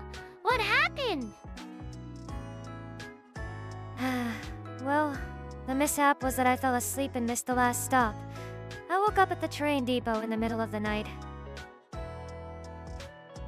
Oh dear, that sounds a little scary. Nah, it was fine. The station staff let me sleep in the waiting room until the first train in the morning. It was so quiet and peaceful. Just me and the stars outside. I wouldn't trade it. Wow, you guys turned disasters into the coolest memories! It's official, our squad has the best travel stories! Hey everyone, have you seen, read, or played anything recently that just gave you goosebumps? Like, it was so good it actually shifted your perspective on something. Oh, yes! I watched this The Concert movie, and the energy was insane. The way thousands of people were all connected by the music. It made me feel like anything is possible, you know? The power of a collective experience. It's a potent psychological phenomenon. I can see why that would be so moving, Kara. Right? It wasn't just loud, it was like pure emotion. What about you, Mari minus me? For me, it was a historical novel. It was written from the perspective of a minor character in a major event. Seeing history through their eyes made me realize how little we truly know about the past. That's deep. It's not just about facts and dates, but about the human experience behind it all. I get that. This unit analyzed a strategy game. The intricate network of automated systems, perfectly optimized for production. A flawless clockwork world created from simple components. It was satisfying. A factory game? Really? But hey, if it made you feel something, that's awesome. The feeling was appreciation for logical elegance.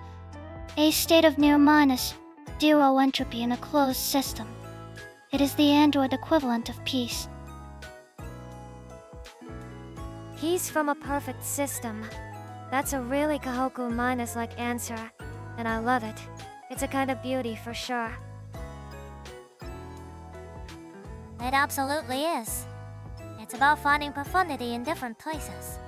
For Kira, it's in shared human energy. For me, in a new perspective. For Kohaku, in the perfection of a logical structure. Exactly. For me, it was a soundtrack from an indie game. There was this one track that played during a really sad scene, and it had no right to be so beautiful.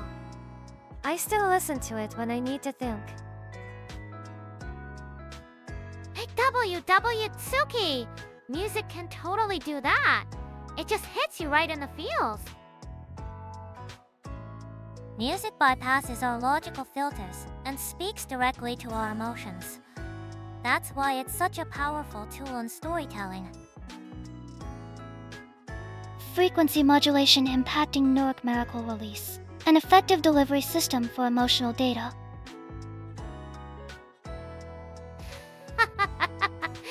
Emotional data.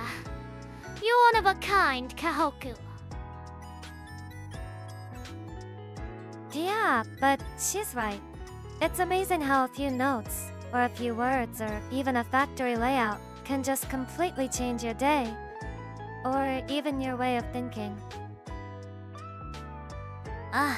It's a good reminder to keep exploring. You never know where you'll find that next moment of awe. So true. Okay, now I have a huge list of stuff I want to check out. Fufu, here's a fun little question for you all. If time and budget were completely unlimited, how would you renovate your room? Like turning it into your own personal theme park or museum. Oh, MG, yes! I'd build a huge indoor park. With a rock minus climbing wall that goes up to the ceiling and a floor that's just one giant trampoline. How awesome would that be? A trampoline floor. I think I'd get tired just looking at it. I'd want the opposite. A room that's a perfect replica of a quiet, old library, but with a secret door that leads to a sweets buffet. Waste sweets buffet. Analysis high potential for system overheating. My personal space would be a replica of a deep minus space observatory. Silent. Cold. Filled with data. An observatory is a wonderful idea, Kohaku. The pursuit of knowledge in a tranquil environment. I can see the appeal. A secret sweets room? Tsuki, you're a genius! But an observatory sounds kinda lonely. Isn't it super dark? Darkness is optimal for observing distant celestial bodies. Light is interference. Unnecessary data. I think it sounds peaceful. My kind of place. But that secret door is non-minus negotiable. I like the idea of hidden elements. I would want my room to be a beautiful art gallery. But some of the paintings would be interactive screens that lead to different virtual worlds.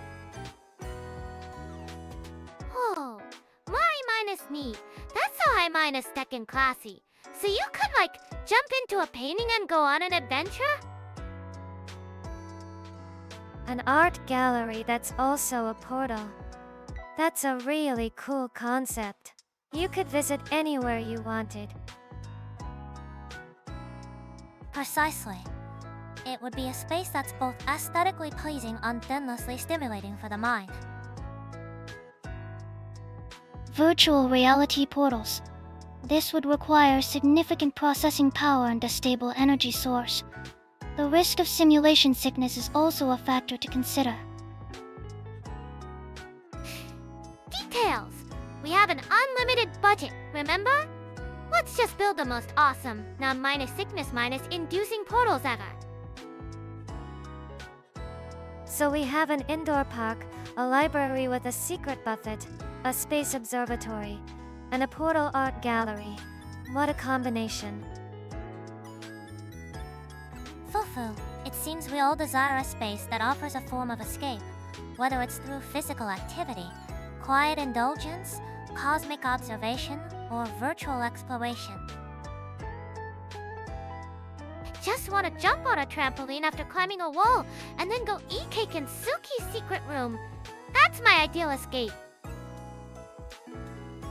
I can agree with the cake part. You can do all the jumping you want. The optimal sequence would be physical exertion, followed by nutrient intake, followed by a period of low minus stimulus observation for system cooldown. Logical. It sounds like we've planned the perfect day in our imaginary home. Well done, everyone. Oh, Here's a fun thought experiment. If you were all professional designers, what would be the core concept for your ultimate secret base? OMG, yes. Mine would be the Ultimate Energy Hub. The concept is non-minus stop fun. Right, pop colors everywhere to keep the vibes high. And forget stairs, we'd have slides connecting every floor. Plus, a home gym that looks more like an amusement park. It's gotta be exciting. That sounds loud. My concept would be a tranquil hideaway, a place completely disconnected from the noise of the world. I'd use lots of natural wood and stone. The main feature would be a huge glass ceiling to see the stars, but it can turn opaque for privacy with one switch. Analysis recreational chaos versus enforced serenity, both inefficient. My design concept is modular self-minus sufficiency. The structure would be a subterranean sphere to maximize structural integrity and thermal insulation. All furniture and walls would be modular, reconfigurates for any purpose. Fulfill. From pure emotion to pure logic. How fascinating. A subterranean base is a very rational choice for secrecy and security. Wait, underground is actually kinda sick, but it'd have to have a super advanced ventilation system. Gotta have fresh air for my workouts. If it's underground, then a central courtyard open to the sky would be essential to get sunlight and have a small garden. An excellent idea, Tsuki. That's a principle by Otho IC design. Integrating nature is proven to improve psychological well-being. The courtyard could house a geothermal energy exchange. The garden could be automated hydroponics for a sustainable food supply. Functionally sound. Okay. And can we have one room that's just a giant trampoline floor? For, functional stress relief. As long as there's a library next to it that's completely soundproof, the ultimate function for me is a perfect nap spot. It seems the ideal design is a base with carefully zoned areas. A high-minus activity zone and a low-minus stimulus zone. It accommodates everyone's needs. The primary function should be an information hub. A central server room with redundant power and a direct fiber optic link to global networks. Knowledge is power. Yes!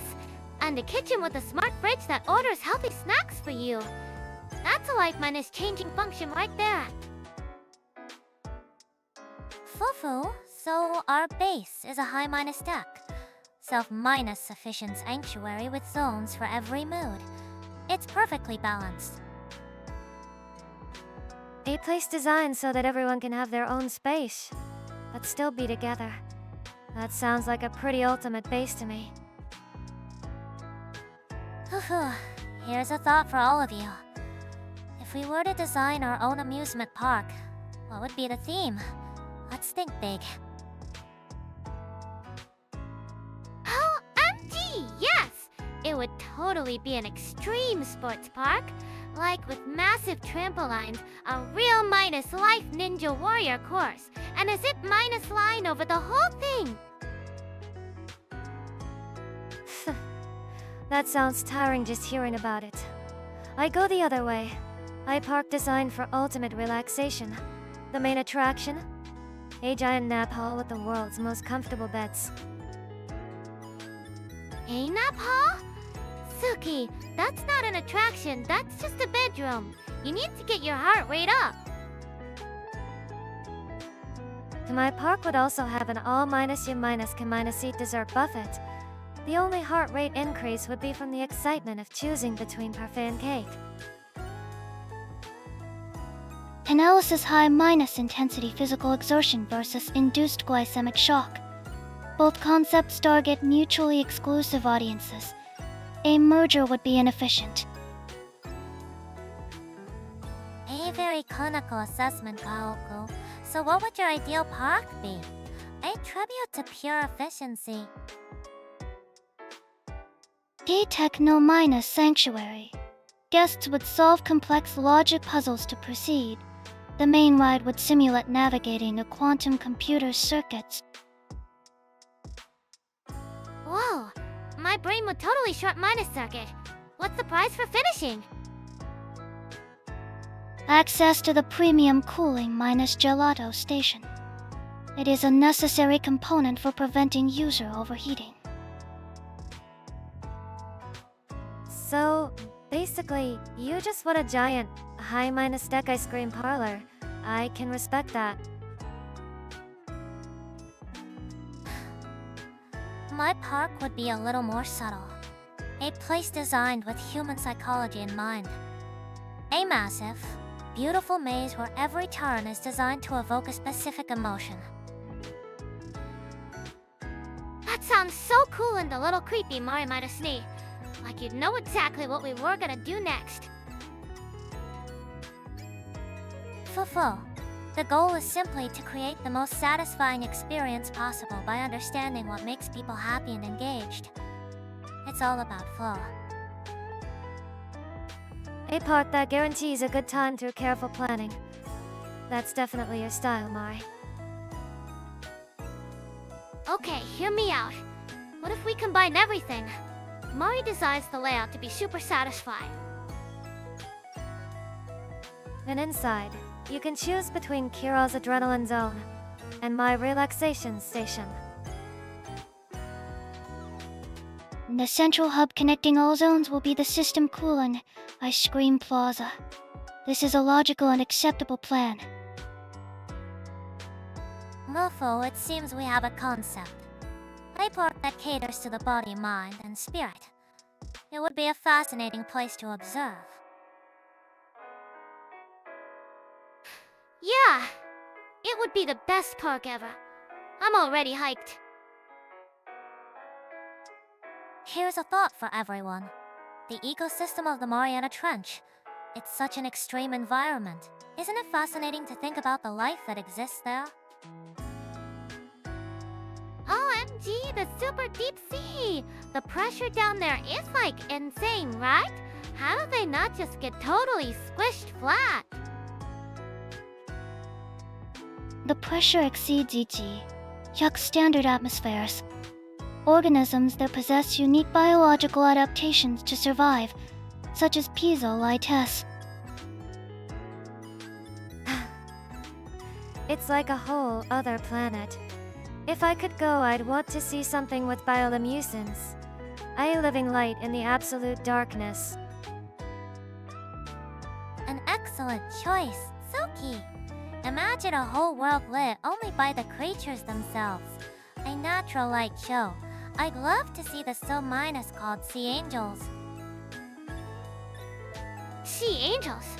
Are they like sparkly and cute? Oh, or what about those anglerfish with the little light dangling in front? So iconic. That light is a trap, you know. But it's cool. It's like they create their own little piece of the starry sky to hunt with. The Eska, or lore, contains symbiotic bacteria that produce light, an efficient method for attracting prey in the aphotic zone. It's a perfect example of symbiosis. Two different life forms working together to survive in an impossible place. What about you, Kohaku? Any specific creature you'd want to observe? The Mariana snailfish, Asahi. It withstands depths of Hachi, 000 meters. Its gelatinous body is a key adaptation. Data on its cellular structure would be valuable. Gelatinous? So it's like a squishy ghost fish? That is so weird, but also like super cool. It's basically the ultimate survivor. There's a certain beauty to them, right? They're not tough in the way we think of it with armor or anything. They're soft, and that's how they survive. It's kind of poetic. That's a lovely way to put it. Their strength lies in their adaptability, not their rigidity. It's a good lesson, actually. Totally! Like, you gotta be flexible to deal with pressure. See? The deep sea is teaching us about life balance. Being flexible to deal with pressure. Metaphorical analysis complete. The logic is sound. So, we're all going on a deep sea expedition to learn about life. Sounds like a plan to me. Though it would certainly be the trip of a lifetime. Just imagine the stories we come back with. And the selfies. Can you imagine a selfie with a giant squid in the background? That would break the internet. Query giant squid selfie optimal angle. Results prioritize subject safety. A remote drone would be a more logical choice. Always practical, Kohaku. But a drone selfie could still be cool. Nay, here's a thought for everyone. When you hear the word genius, who is the first historical figure that comes to mind? Someone you truly admire.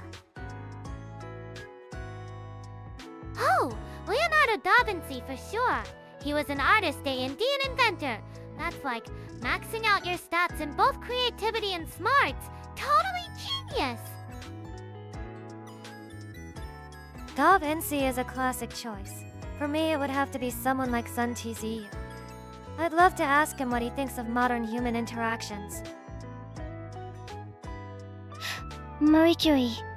Discovered two elements. Awarded Nobel Prizes in two different scientific fields. The data confirms a high probability of exceptional intellect. Those are all wonderful examples. It's the combination of insight and relentless dedication that's so captivating, isn't it? Totally. You gotta have the energy to see it through. I'd ask Da Vinci about his daily routine. Like, what did he eat to keep his brain so sharp? I'm sure your questions would be very specific, Kyra. I'd ask Sun Tzu if his strategies apply to getting the last slice of pizza. Pizza acquisition strategy. Search. Mr. Arquetin. Feigning disinterest. Establishing a temporary alliance. The core principles are applicable.